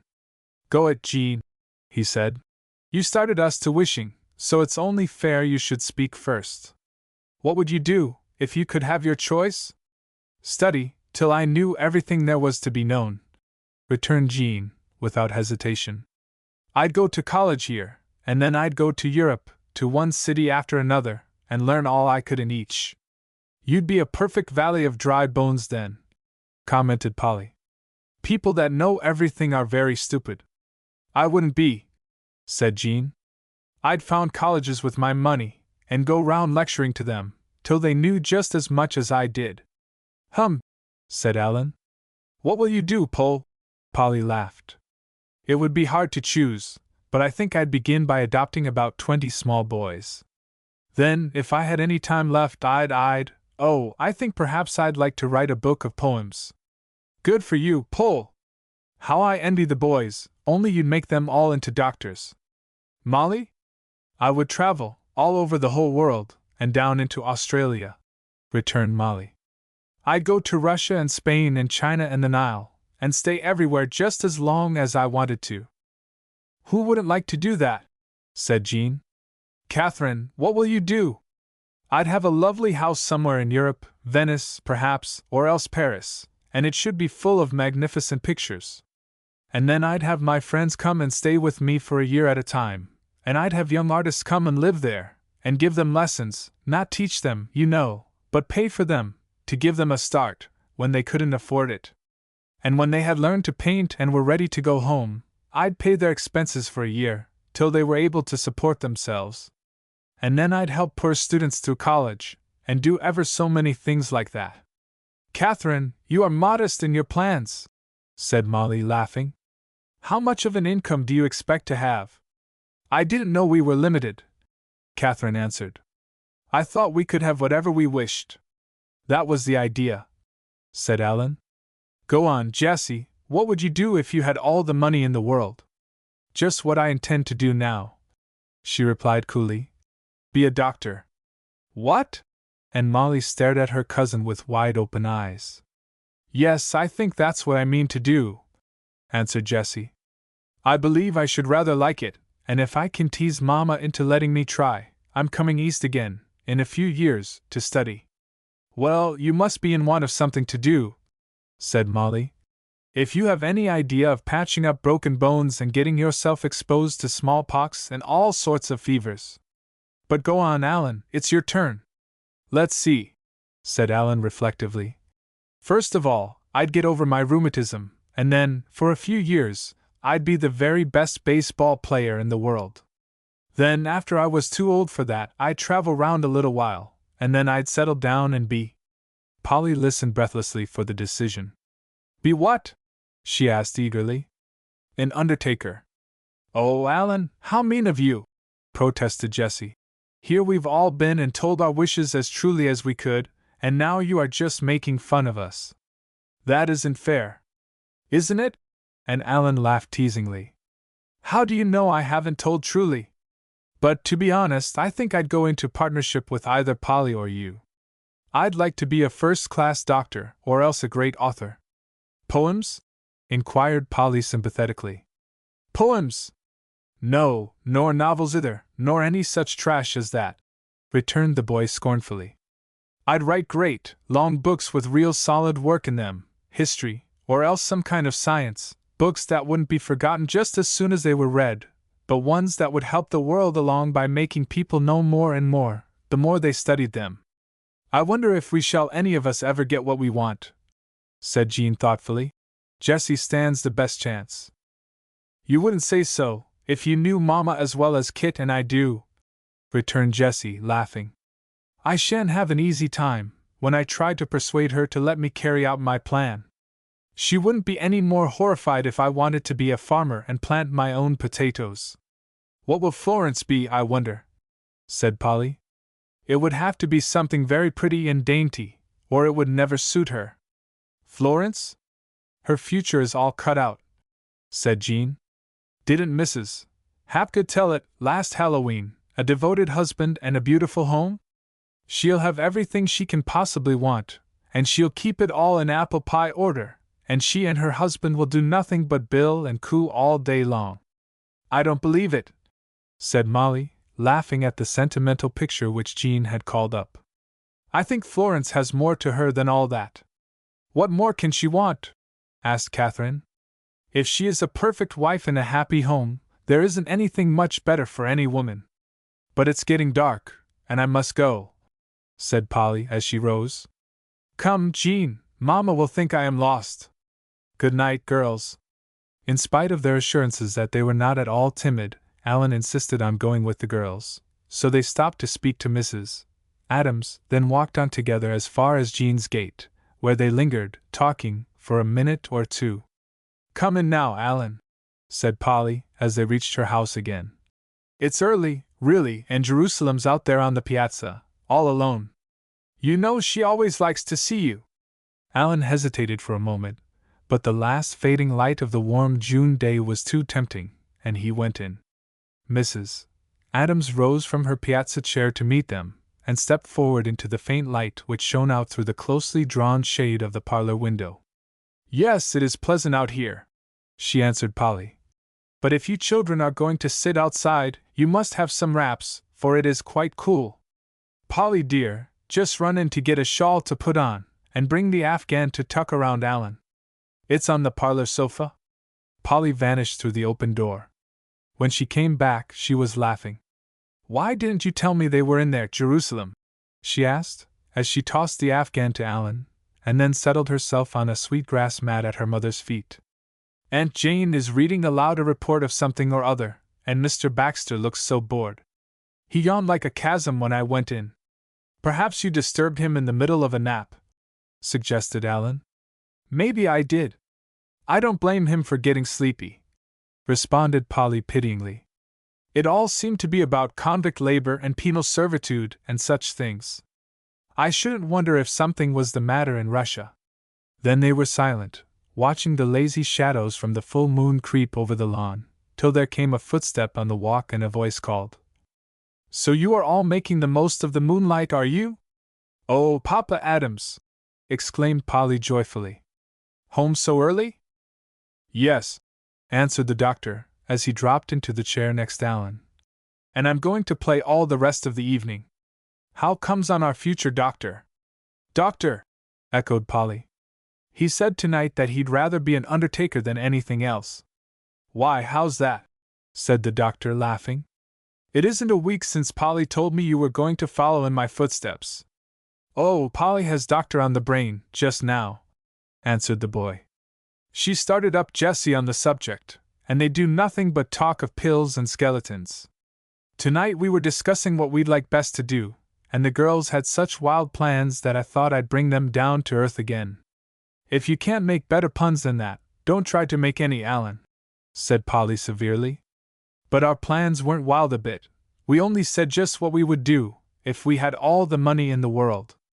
And what was the decision? Asked the doctor. Cooking and sewing, or society bells? Neither. Polly was beginning earnestly, when Alan broke in. I'll tell you, Dr. Adams, and you can see for yourself if they weren't a little extra. Jean was going to know everything. Molly was going to travel everywhere. Polly was going to found an orphan asylum in her house, and write poetry, besides, and Catherine wanted to support poor but honest young men by the dozen. I think that's all but Jessie. She's going to study medicine. Such aspiring young people, said the doctor. You'll need all the treasures of the earth at your disposal, if you have such magnificent plans. If you are going to undertake so much, then goodbye to bread making and Bridget. And that reminds me to tell you, children, Bridget is going home, the last of next week. Next week? Said Mrs. Adams. What is that for? Her year isn't over. No, but she has gained faster than we thought she could, and she is now almost as well as ever. If she hadn't been taken in time, it would have been much harder to cure her, but now we think that, if she is careful, she can go home to her family again. We told her so tonight, and she was half wild for a moment, But then she began to cry, because she must leave her dear young ladies, as she called you. Oh dear, what shall we ever do without her? Sighed Polly. I was really getting quite fond of her. Now I'll have to devote myself to Dickie and the other babies. Bridget has improved in your hands, said the doctor. You girls, without knowing it, have been doing the best kind of mission work, and the Bridget who goes home will be a much more attractive Bridget than the one who came here, for she has learned that there is something a little beyond her old life of drudgery that she can hope for and, in the end, gain. Hark! What's that? Exclaimed Mrs. Adams abruptly. There was a sudden commotion in the parlor, the sound of excited voices, mingled with inarticulate cries. Then Aunt Jane called, in a tone of agony, Isabel! Polly! John! Quick, quick! Springing up, the doctor and his wife, followed by Polly and Alan, ran to the parlor door where they looked in upon a strange scene, for a full understanding of which it is necessary to go back a little, to see what had been passing inside the room, while the others had been talking on the piazza. For the past 2 or 3 months, it had been Mr. Baxter's regular habit to spend every Wednesday evening with the woman of his choice, when he either talked of his children and their peculiarities, or his servants and their vices, or, on the other hand, Miss Roberts attempted to form his mind, as she called it, by improving and instructive conversation. Their interviews, it must be confessed, were never of the nature of a duet. Either Mr. Baxter prattled about trifles, and Aunt Jane was politely indifferent, or else Miss Roberts conversed learnedly, and Mr. Baxter dozed off into little catnaps, waked again with an apologetic start, and immediately assumed a look of oldish wisdom, as if to convey the idea that he listened to the best advantage with his eyes shut. Such a beginning, when they spent but one evening a week together, did not hold out very brilliant prospects of enlivening domestic intercourse. But the parties most nearly concerned appeared to be satisfied, so no one else needed to complain. On this particular Wednesday evening, Mr. Baxter was unusually drowsy. His youngest child, he fretfully explained, had been ill all the night before, and his own rest had been badly broken. But in spite of this warning, Miss Roberts had taken up from the table a pamphlet on prison reform, and announced her intention of reading it aloud. In vain Mr. Baxter looked about for some way of escape. Seeing none, he seated himself in the darkest corner of the room, with a lingering hope that his lapses into dreamland might pass unnoticed. He was not disappointed. In a few moments, Aunt Jane had become so absorbed in her subject that she read on, quite unconscious of the fact that her guest, from yawning behind his hand, and nodding now forward, now backward, and now sideways, had passed on into a quiet slumber, unbroken by dreams of restless children and hardened criminals. But Polly's sudden entrance had roused him, and he propped himself up anew, with a manful resolve to hold his eyes open, or die. Unfortunately, it was by no means so easy for Mr. Baxter to hold his mouth shut, and yawn followed yawn, wider and still more wide, until his hand could no longer cover the opening. And yet Miss Roberts read on endlessly, remorselessly. Suddenly she was interrupted by Mr. Baxter, who sprang up wildly and, with his body bent forward, his eyes distended and his mouth wide open, began plunging distractedly about the room, with both hands to his face, as if in mortal anguish. "Oh, Solomon! What is it?" And Miss Roberts sprang up, in her turn. But Mr. Solomon Baxter only paused to clasp his face more closely and groan, and then resumed his former antics. Miss Roberts was seriously alarmed. Had the man suddenly gone mad? Was he dying? "Solomon! Solomon!" she implored him. "Tell me, only speak to me and tell me what is the matter." "Why, oh, you!" replied Mr. Baxter vehemently, but not very intelligibly. "What?" Miss Roberts hurried to his side and, bending, gazed up into his face, which was still turned floorward. "Why, oh, you! Why, oh, you!" answered Mr. Baxter again, this time pointing down his throat. Miss Roberts saw that there was some trouble with his mouth. It was a relief to find that her lover was of sound mind. From his broken speech, she was beginning to fear some new, strange form of paralysis, but his wild lunges about the room relieved those apprehensions. It was only his mouth, then. She smiled sympathetically. I understand, she said. It is the toothache. It is very painful while it lasts, but I have something that will stop it. Just shut your mouth and make yourself as comfortable as you can, and I will get it. But Mr. Baxter shook his head sadly. He answered. Then Aunt Jane's courage began to fail. Can't shut it. Oh, Solomon, Solomon! What is it? He replied testily. Then, clasping his jaw in both hands, he began to walk the floor again, groaning dismally. Miss Roberts's tears were flowing. She felt sure that Mr. Baxter's hours were numbered, and that she would soon be forced to look on at his funeral. Could she be a mother to his little ones, thus doubly bereaved?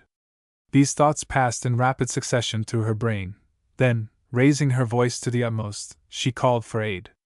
That done, for the first and only time in the course of her life, Aunt Jane Roberts, the strong-minded, the firm, sank down on the sofa and quietly fainted away. This was the state of affairs which met the doctor's gaze as he entered the room. To his practiced eye there was no ground for doubt. He recognized the disease and the remedy. It only needed one pull with his strong hands, one roar of anguish from Mr. Baxter, and the dislocated jaw was slipped back into place once more. Then the doctor turned to help his wife, who was trying to restore Aunt Jane to consciousness. At length she gasped, opened one eye, gasped again, opened both, and faintly whispered, Is he dead? Tell me gently. Was it lockjaw? Then the doctor's professional dignity gave way. Dropping into the nearest chair, he laughed, and laughed, and laughed again, while Mr. Baxter grew more and more shamefaced, and Miss Roberts more and more exasperated at his unseemly merriment. When he could speak again, he answered, Lockjaw, no, this was all your fault, Jane. You read till the poor man was so sleepy that he fairly yawned his jaw out of joint. And this time the doctor's shout was echoed by his wife and the two children. Chapter 19. Catherine's Call.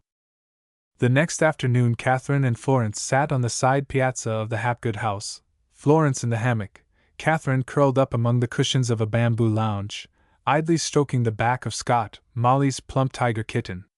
Well, Scotty, she was saying caressingly, as she held up the little creature and gazed straight into its yellow eyes. Are you feeling happy in your mind today? Well, so am I. What a queer name, said Florence. Where did Molly ever get it? Catherine laughed. I should think you might know, she answered. Alan was responsible for it, of course. Don't you know how he is always saying Great Scott? That is it, said Florence. Then she returned to the subject of which they had just been speaking. When do you think you will go, Catherine? In about 2 weeks, I think, Catherine replied, as she rolled the cat over on its back and tickled it under its furry chin. Papa wrote, some time ago, that he wanted us to be at home before July, for then he is going to start on a trip to Alaska, and we are both to go with him. He hasn't mentioned it for a month, now, but I suppose of course he means to go. I hope so, I am sure, for I love to travel, and Jessie has never taken a real long journey except to come here. To Alaska? How I envy you, said Florence longingly.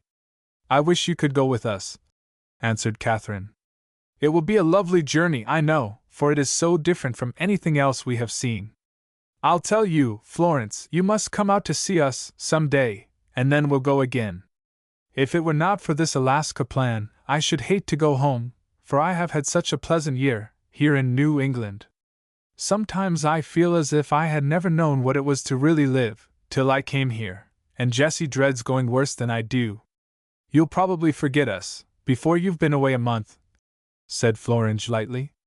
Catherine moved among her cushions until she was facing her friend. Do you think I am so fickle as that, Florence? She asked, and her tone was a little hurt. If that is all my friendship amounts to, it isn't worth the having. I didn't mean that, said Florence.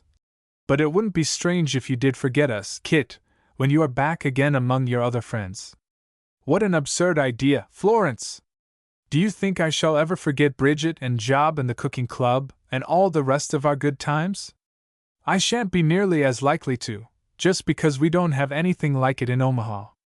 And if I do come out next winter, I know that, right in the middle of all the parties and things, I shall have little homesick twinges for our frolics in the attic, and the cozy talks around Mrs. Adams's open fire. It must be so exciting to come out, sighed Florence. We can't do it in this little place, for we're never in, very much. I should be sorry to leave the girls, Kit, but I almost wish I lived in a city, the way you do.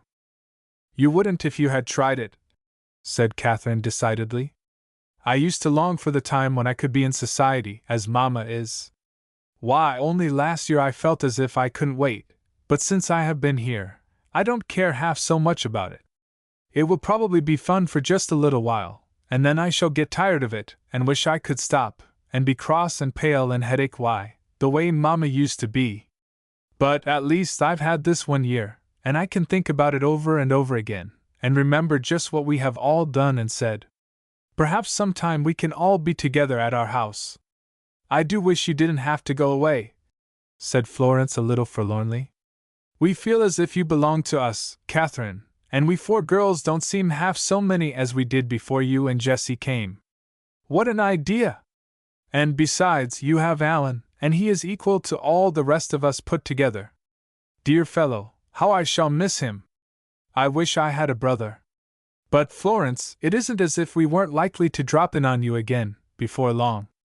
It takes such a little while to go back and forth, now, and I mean to go to Europe in a year or 2, and then I shall stop here on the way. It isn't as bad as it would be if Papa couldn't afford to let us travel. But Florence shook her head. No, said she. I know how it will be. You think now that you'll come, but you'll go out there and get so interested in society that you will forget all about New England, and all about us. Or, if you do remember us, it will be when you are dancing all night, and you'll stop a minute to pity us because we go to bed and to sleep like civilized beings. And Florence laughed, in spite of herself, at the idea. Now, Florence, that isn't fair to me.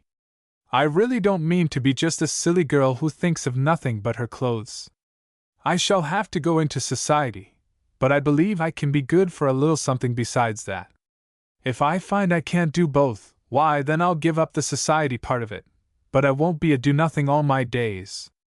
I know there are always more chances for a woman to do good than there are women to do it, and I mean to keep my eyes open to look for my own especial chance. I don't believe that all the helpful ideas Auntie and Mrs. Adams have given me this year were intended to be thrown away, and I think the time will come when I can use them. If not, why were they given me? Wait a few years, Florence, and see if I am just a butterfly. It is only fair to give me the chance to win my spurs.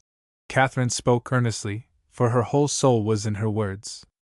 The past year had been a revelation to her, and her rapid development towards womanhood had been in the line of all that was truest and noblest in her character. She had come to New England an unformed girl whose nature was one of endless possibilities, only waiting for the word which should make them actual and turn her in one way or the other. The word was spoken, and, thanks to her aunt's influence, and to her association with the simple, natural girls about her, the impulse given was in the right direction. It was as if Catherine had suddenly been born into a new life. No drifting, idle maturity could satisfy her now. Her womanhood must be one of purpose and of action. The time for it had come much nearer than she thought. But now her little outburst was followed by a hearty "Good for you, Kit!" Both the girls started and looked up, to see Alan's head stretched out from his window, with a look of perfect approval on his boyish face. "I didn't mean to listen," he said penitently. "I was up here reading, and honestly, I didn't hear a thing but Kit's last speech. That was such a good one that I did just want to pat her on the back. I'm going to stop up my ears now. Come down, and stay with us, Alan," his cousin said. "No, thanks, not even you can bribe me to leave this book. I want to know what they found in the bottom of the cave." And Alan returned to his reading. However, the unexpected interruption had put an end to all serious talk, and the girls were chatting idly, now of this matter, now of that, when a boy stepped up on the piazza. He had a telegram in his hand. "Miss Catherine W. Shepherd?" he asked, referring to his address book. Catherine rose, dropping the kitten on the floor. I am Miss Shepherd, she said, taking the envelope from his hand and signing the receipt. I hope nothing is wrong, said Florence, eyeing the yellow paper with a true feminine dislike of a telegram. Wrong? Oh, no, it is probably from Papa. He often telegraphs us, said Catherine carelessly, as she tore open the end of the envelope. She glanced at the paper in her hand, then looked a little surprised. It's from Mama, she said. Papa has probably changed his plans. Listen, start for home 1st of next week. Have written. The 1st of next week. That is so soon, Catherine. We can't let you go.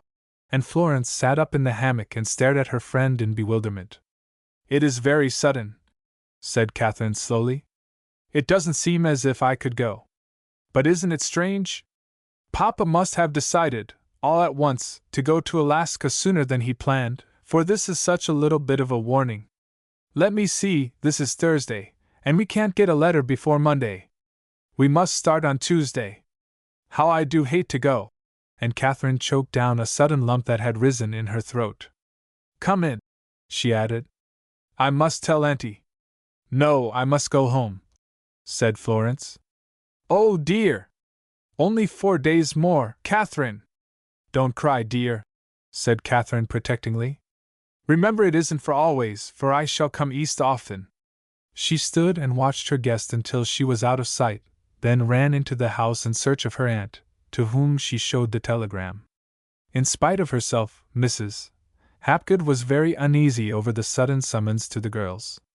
It certainly did seem strange that the message should come from their mother, but for Catherine's sake, her aunt hid her fears as best she could, and only tried to make the girls' last days as pleasant as possible, while she waited with a burning impatience for the letter which should explain everything.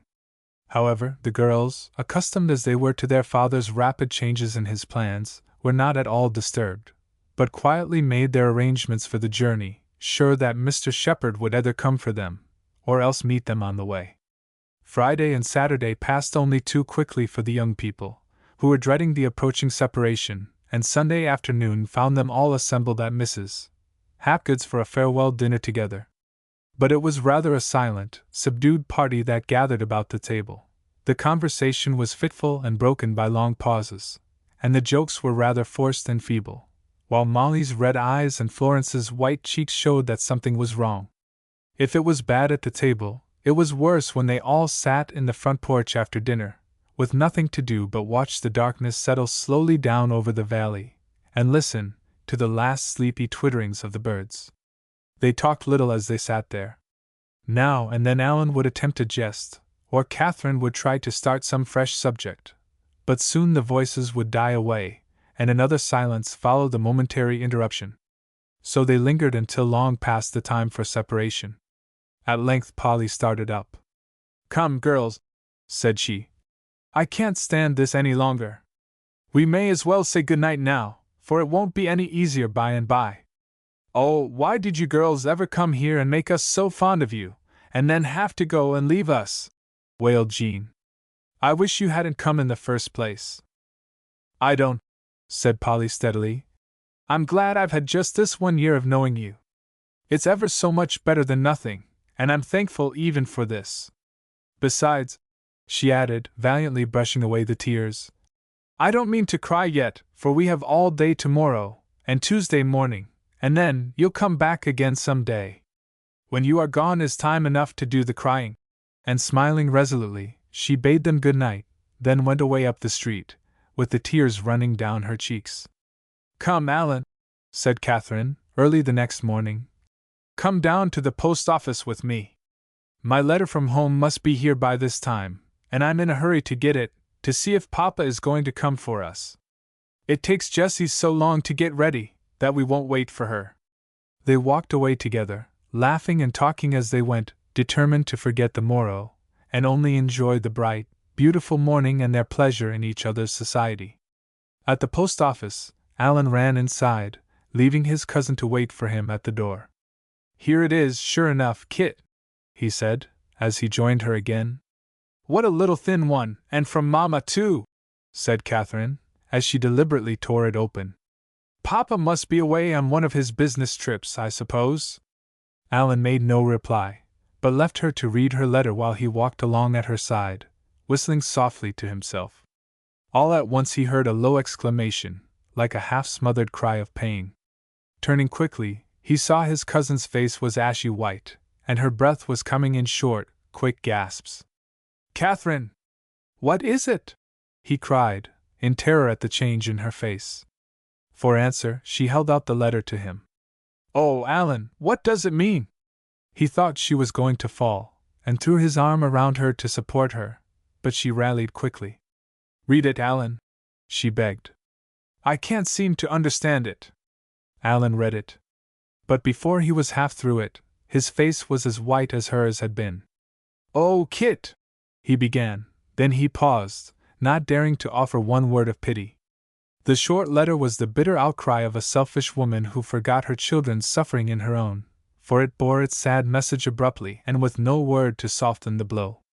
Mr. Shepherd had proved to be a defaulter, and, after he had for years been using money from the bank of which he was president, he had saved himself, on the eve of exposure, by hastily quitting the country, leaving his wife and children to bear the burden of his guilt as best they could.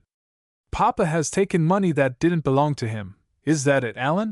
said Catherine slowly, as if dazed by the sudden shock. "I can't believe it. How can Mama say such a cruel thing?" she added indignantly. Alan made no reply, beyond drawing the girl's limp hand through his arm. Catherine felt the unspoken sympathy of his gesture and pressed closer to him. "Do say you don't believe it, Alan," she urged. "You must know that Papa couldn't do such a thing." "Oh, Kit, I wish I knew what to say," the boy burst out. "I am so awfully sorry for you, dear." But Catherine stopped him with a motion of her hand. "Don't pity me, Alan, or I shall begin to cry, and I mustn't do that here. We must hurry home to tell Auntie." And she quickened her pace, almost to a run. Alan kept by her side, watching the white, set face, and marveling that she did not give way to her sorrow. His own eyes were full of tears, and his throat was aching with a dull, dry pain. But his cousin, after her first exclamations, was perfectly quiet. So they went up the long, sunny street, deaf to the gay bird-songs, blind to the sunlight that slanted down through the arching elms and set the dewdrops to twinkling, only anxious to reach the safe refuge of the old house, and the motherly woman within it. They found her on the piazza watching for them, eager for the news the letter must bring. Even then, Catherine's self-control did not leave her. Pausing before her aunt, she said quietly, as she held out the letter, "Do you remember our talk last fall, Auntie? My call has come, and I must answer. Ready. Catherine." Mrs. Hapgood snatched the note, read it, and turned impulsively to the young girl before her. "You poor child," she began, but Catherine interrupted her, as she had done Alan. "Don't worry about me, Auntie. But can you tell Jessie now, please?" "I am afraid I can't." And she turned away and went into the house. When Mrs. Hapgood came downstairs an hour later, it seemed as if a shadow had always rested on the house. The sorrow it contained had so soon become a part of their lives. Upstairs, Jessie had cried until she was tired, stopped to listen vaguely to her aunt's comforting words, then cried again, but all without any real understanding of the trouble which had come upon her. Downstairs, Alan and Molly were walking the room, arm in arm, with a settled look of sadness which was strangely out of place on their young faces. Alan had told his sister the news as gently as he could, and she could only cling to him and cry, as she took in all the meaning of the shame and disgrace, all the consequences of the father's sin upon the coming life of his children. "But where is Catherine?" asked Mrs. Hapgood anxiously. "Isn't she upstairs?" said Molly. "I haven't seen her," answered her mother. "Why, we supposed she was with you." And Alan hurried away to look for his cousin. At last he found her. Up in the familiar old garret that she had loved so well, close by the great grey chimney which seemed to be shielding her with its giant strength, there lay Catherine on the shabby old sofa, sobbing as if her heart must break. To the young lad, these unrestrained tears were much more alarming than her former quiet, and he dared not speak, as he sat down on the floor by her side, and put his brown hand against her cheek. "Oh, Alan!" "Yes, Kit, I know. Let me have my cry out now," she said brokenly. "It must come sometime, then I can be brave for Mama and Jessie." Alan stole away to tell his mother where Catherine was, and then went back to her side. All the morning he remained there, saying little, but keeping near her with a simple, boyish devotion of which, in after years, she never lost the memory. Illustration. There lay Catherine on the shabby old sofa, sobbing as if her heart must break. Page 350. When Catherine went downstairs again, she appeared to have grown years older during that one morning. It was not that she was less beautiful than she had been, but she seemed to have gained a new, gentle dignity which suddenly changed her from a child into a woman. As she entered the room, with her hand on Alan's shoulder, she met them with a perfect composure which gave no hint of her trouble. But they all felt instinctively that it was as she had said to her aunt. Her call had come, and she had answered. Ready. The day wore slowly away. They were to start on their journey, late the next afternoon, accompanied by Mrs. Hapgood, who had made up her mind to go to her sister for a few weeks, to help her through the sad changes which must inevitably follow. Late in the day, Mrs. Adams and Polly came in, for Molly had told them of the letter. Mrs. Adams took both the girls into her motherly arms, and her few whispered words were very tender, while Polly threw her arms around Catherine, as she said, "Alan has told me what you said, Kit, about your calls coming, and I think it was grand, but it isn't one bit more so than we expected, only it makes us proud to be your friends." At length it was bedtime, and for the last time the girls went up to their pleasant room in the old Hapgood house.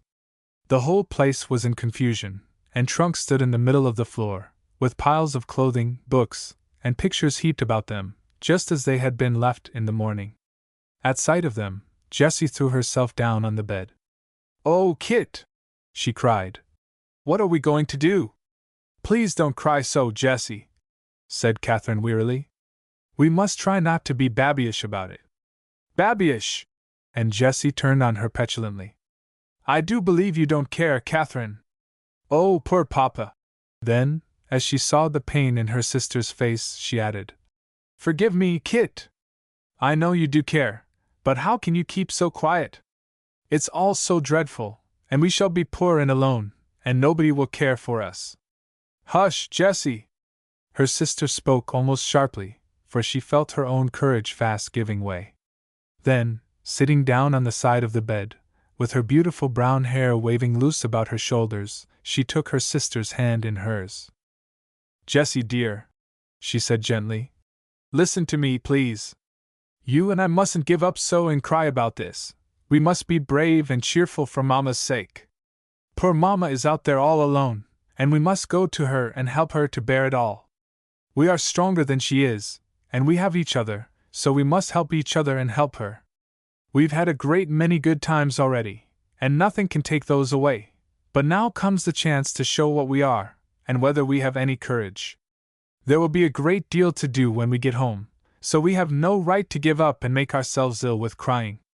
Now we must go to bed and try to sleep, so we can be ready for tomorrow, and oh, Jessie, if we only knew where Papa was tonight!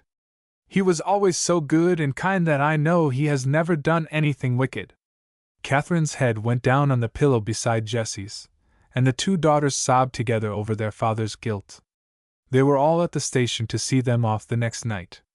The sun was just setting as the train moved away, and the little group of three on the rear platform looked back to see its golden light fall upon the friends they were leaving, the girls, Alan, Dr. and Mrs. Adams, and even patient old Job, who stood quietly in the background, watching the scene about him with a half-wondering air of sympathy. Jessie turned to enter the car. "Wait just a minute more," said Catherine wistfully. A sudden opening between the buildings gave her one more glimpse of the figures still standing there as they had left them, and Catherine strained her eyes to catch the parting wave of Alan's cap, while her lips quivered. Then she exclaimed excitedly, "See, Jessie! See!" They were just passing within sight of the hospital, and, from a well-known window, a hand was waving a farewell to them. It was Bridget, who had begged to be moved to the window, that she might be the one to say the final goodbye, before the train went rushing away into the gathering twilight. "I feel as if I had just been to a funeral," sighed Molly, as she walked home with Polly, for she and Alan were to stay with Mrs. Adams during their mother's absence. "It was just like one," said Jean sorrowfully. But Polly objected. "No, girls," she said. "No funeral was ever like this, for a funeral is all sad, and this isn't. I'm sorry for them, more so than I can tell, but after all, it has given Catherine a chance to show how glorious she is. It just makes me glad to know such a magnificent girl." And Alan added, "Yes, you may talk all day about your heroines, but I've just seen one of them, and it's a sight I shan't forget soon either." Chapter 20. One Last Glimpse. Indian summer had come once more, and the same soft haze which, only last year, the girls had seen over the blue Connecticut with its meadows and mountains, now rested quite as lovingly upon the dull waters of the Missouri, as they wound along between their low bluffs and level prairies. There had been the restful quiet of the old town, peacefully living on the reputation of its 2 centuries of strong, honorable life, justly proud of the famous names it had given to its state and country. Here, there was the ceaseless, unwearying bustle of a new civilization, the restless activity of a city whose glory was yet to be and whose present ambition was only to grow and to accumulate riches.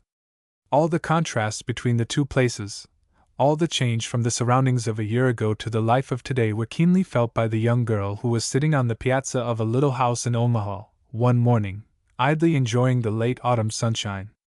"Come out here a minute, Jessie," she called suddenly, as she heard someone coming down the stairs behind her.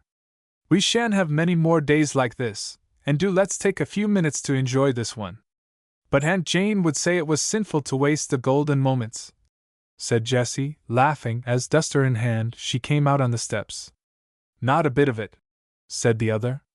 "I haven't sat down before this since my breakfast, and I know that lunch will be all the better if I take a few minutes to rest and breathe this lovely air. Where's Mama?" "She's lying down. She said her head ached." "Oh, Kit, doesn't this make you homesick for last year and all the girls?" "And Alan, too," added Catherine. "Yes, it does, Jessie, whenever I stop to think of it. We did have a perfect year at Auntie's, and once in a while I wish we were back there. Do you remember the day Job was loose, and they couldn't catch him? I feel it in my bones, as Miss Bean would say," said Jessie, "that the time will come when we shall all be together again.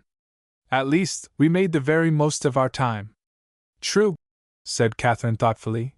"And I don't know what we should have done this summer, Jessie, if we hadn't had those lessons in cooking. I had no idea then that we shouldn't always have servants, and if we'd stayed here, we never should have known anything about housekeeping. And the worst of it is, I like it. I always knew I had plebeian tastes, and now I am used to it, I fairly revel in washing dishes. I'm not half so homesick for the old house as I thought I should be," said Jessie, while she meditatively folded a series of tucks in her gingham apron. "It was dreadful at first, having to leave the old place and the servants and the furniture. But, after all, we haven't had such a bad time. I don't know as I want to do housework for a living, I prefer medicine, but I don't mind it a bit for a while. If I'm to keep Old Maid's Hall, I want to know how to do it." "Yes, but we can't go on like this much longer, Jessie," her sister replied. "I was talking about it to Mama, only a few days ago. We must try to get a young girl to help about the house, for it is settled that you are to go back into school after Christmas." "Sufficient unto the day," said Jessie, laughing. "You know I'd much rather stay at home and help you than go back to school." "Why must I go, any more than you? I was supposed to be finished last year, ready to come out," answered Catherine, "and so I ought to be finished enough to stay in. But when we get settled down for the winter, I mean to go on and do a little studying by myself, history or something. I don't know yet just what it will be. You've had a hard summer and fall, Jessie," she added, surveying her sister with a motherly air. "But you've gone through it splendidly, and I'm proud of you." "It's no harder for me than for you," responded Jessie sturdily. "And it hasn't made half the difference in my plans. But there are times, Kit, when I do feel as if I must see Papa again. I don't dare let myself think about him much," said Catherine slowly. "It is one of the things we can't undo, and must take as they come." She was silent for a few moments, then added, with an evident effort to turn the conversation, "Here comes the postman. I don't suppose he has anything for us, though." "Maybe he has," answered Jessie hopefully. "It is ever and ever so long since we heard from any of the girls." The sisters sat watching the man as he came slowly down the street, stopping here and there to leave a part of his precious burden. "Don't you ever wish you could know just what is in all those letters?" asked Jessie, as she rested her chin in her hands. "No, I don't know as I do," replied Catherine. "If it were all funny or interesting, it would be well enough, but think of all the letters that have sad or ugly things to tell. I do wish he would bring us one, though. Perhaps he will. Yes, he's going to." And Jessie sprang down the steps to meet the man, who paused long enough to hand her a thick envelope, and then went on out of sight, quite disregarded by the girls who were all absorbed in their mail. "It's yours," said Jessie, as she deliberately mounted the steps once more. "But I can't make out whose writing it is. Part of it looks like Alan's, and part like Polly's. It's from some of them, anyway. Do see if you can make it out." And she tossed the envelope into her sister's lap. No true woman ever opens a letter to find out from whom it comes. Catherine carefully and minutely studied the one in her hand, without attempting to resort to the most natural method of obtaining an answer to the question. At length she raised her head with a laugh. "It's from them all," she said. "Polly wrote my name, Molly the city, and Alan the state. This is one of that boy's pranks. Do hurry to open it," said Jessie impatiently. Catherine recklessly tore it open and drew out 4 separate sheets. "I told you so," she said triumphantly. "And one from Mrs. Adams, too. Which shall I take first? None of them are very long." "Begin with Molly," said Jessie, settling herself comfortably to listen while her sister read. "Dear Catherine and Jessie, I haven't any idea who owes the other a letter, but I am getting so homesick for you that I shall write to you anyway. It isn't that I have much to say, for it does seem as if nothing had happened since you left here. I wrote you, didn't I, that the Langs have all gone abroad for a year? Only half of us left here now. I miss Florence, and I rather envy her, but, after all, my first journey is going to be to Omaha. Jean and Polly and I are here, just the same as ever, only Jean is getting dignified and doesn't walk fences any longer. But you have no idea how proud we are of Polly. She had the dearest little poem in the school paper last month, and this month she is to be editor, the first time a girl has ever done it. She and Alan are writing, too. They came in and found out what I was doing, so they said they were each going to put in a note.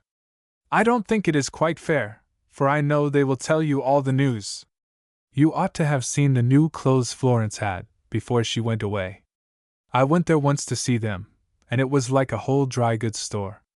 She sent for Bridget, one day, and gave her ever so many of her old things, to be made over for the children, and Bridget went off hugging the great bundle and crying because she was afraid Miss Florence would get drowned dead on the way. Polly has just showed me what she has been writing about Aunt Jane. I do wish you could be here for the wedding. I think Job almost ought to march in the bridal party, for he helped Mr. Baxter to get ready for a second marriage. Mrs. Adams has just come in, and wants my pen to write a little note while she waits for Mama to get ready to go out with her, so I'm not going to write another single word till I hear from you. Answer this soon, like dear girls. Mama would send love, if she knew I was writing. Your loving cousin, Molly Hapgood. That's short enough, I should think, said Jessie ungratefully. My last letter to her was 2 whole sheets long. Never mind, answered Catherine. Let's see what Mrs. Adams says. Isn't it good of her to write? My dear girls, this is only a little note to tuck inside Molly's letter, but I did just want to say how glad I am to hear of the way my 2 girls are doing the work that has come to them. I am proud of them and happy in them, for they both seem almost like my own daughters. And this brings me to my new plan.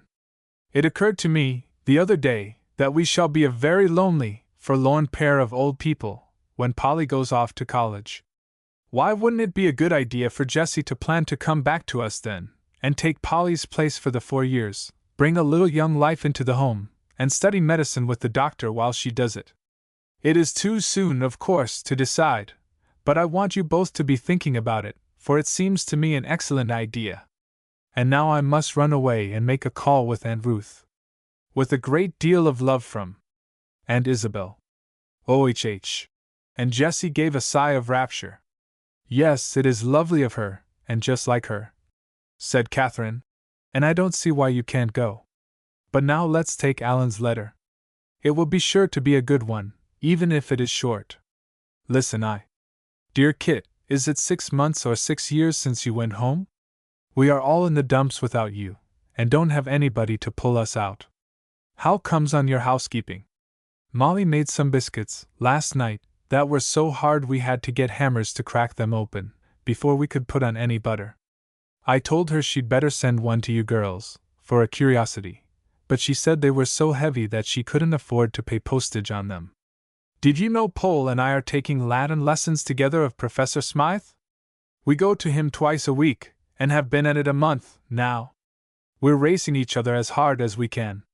First she asks for a longer lesson, just to tease me, then I return the compliment, and neither of us will give in, so it keeps us studying all the time, mostly.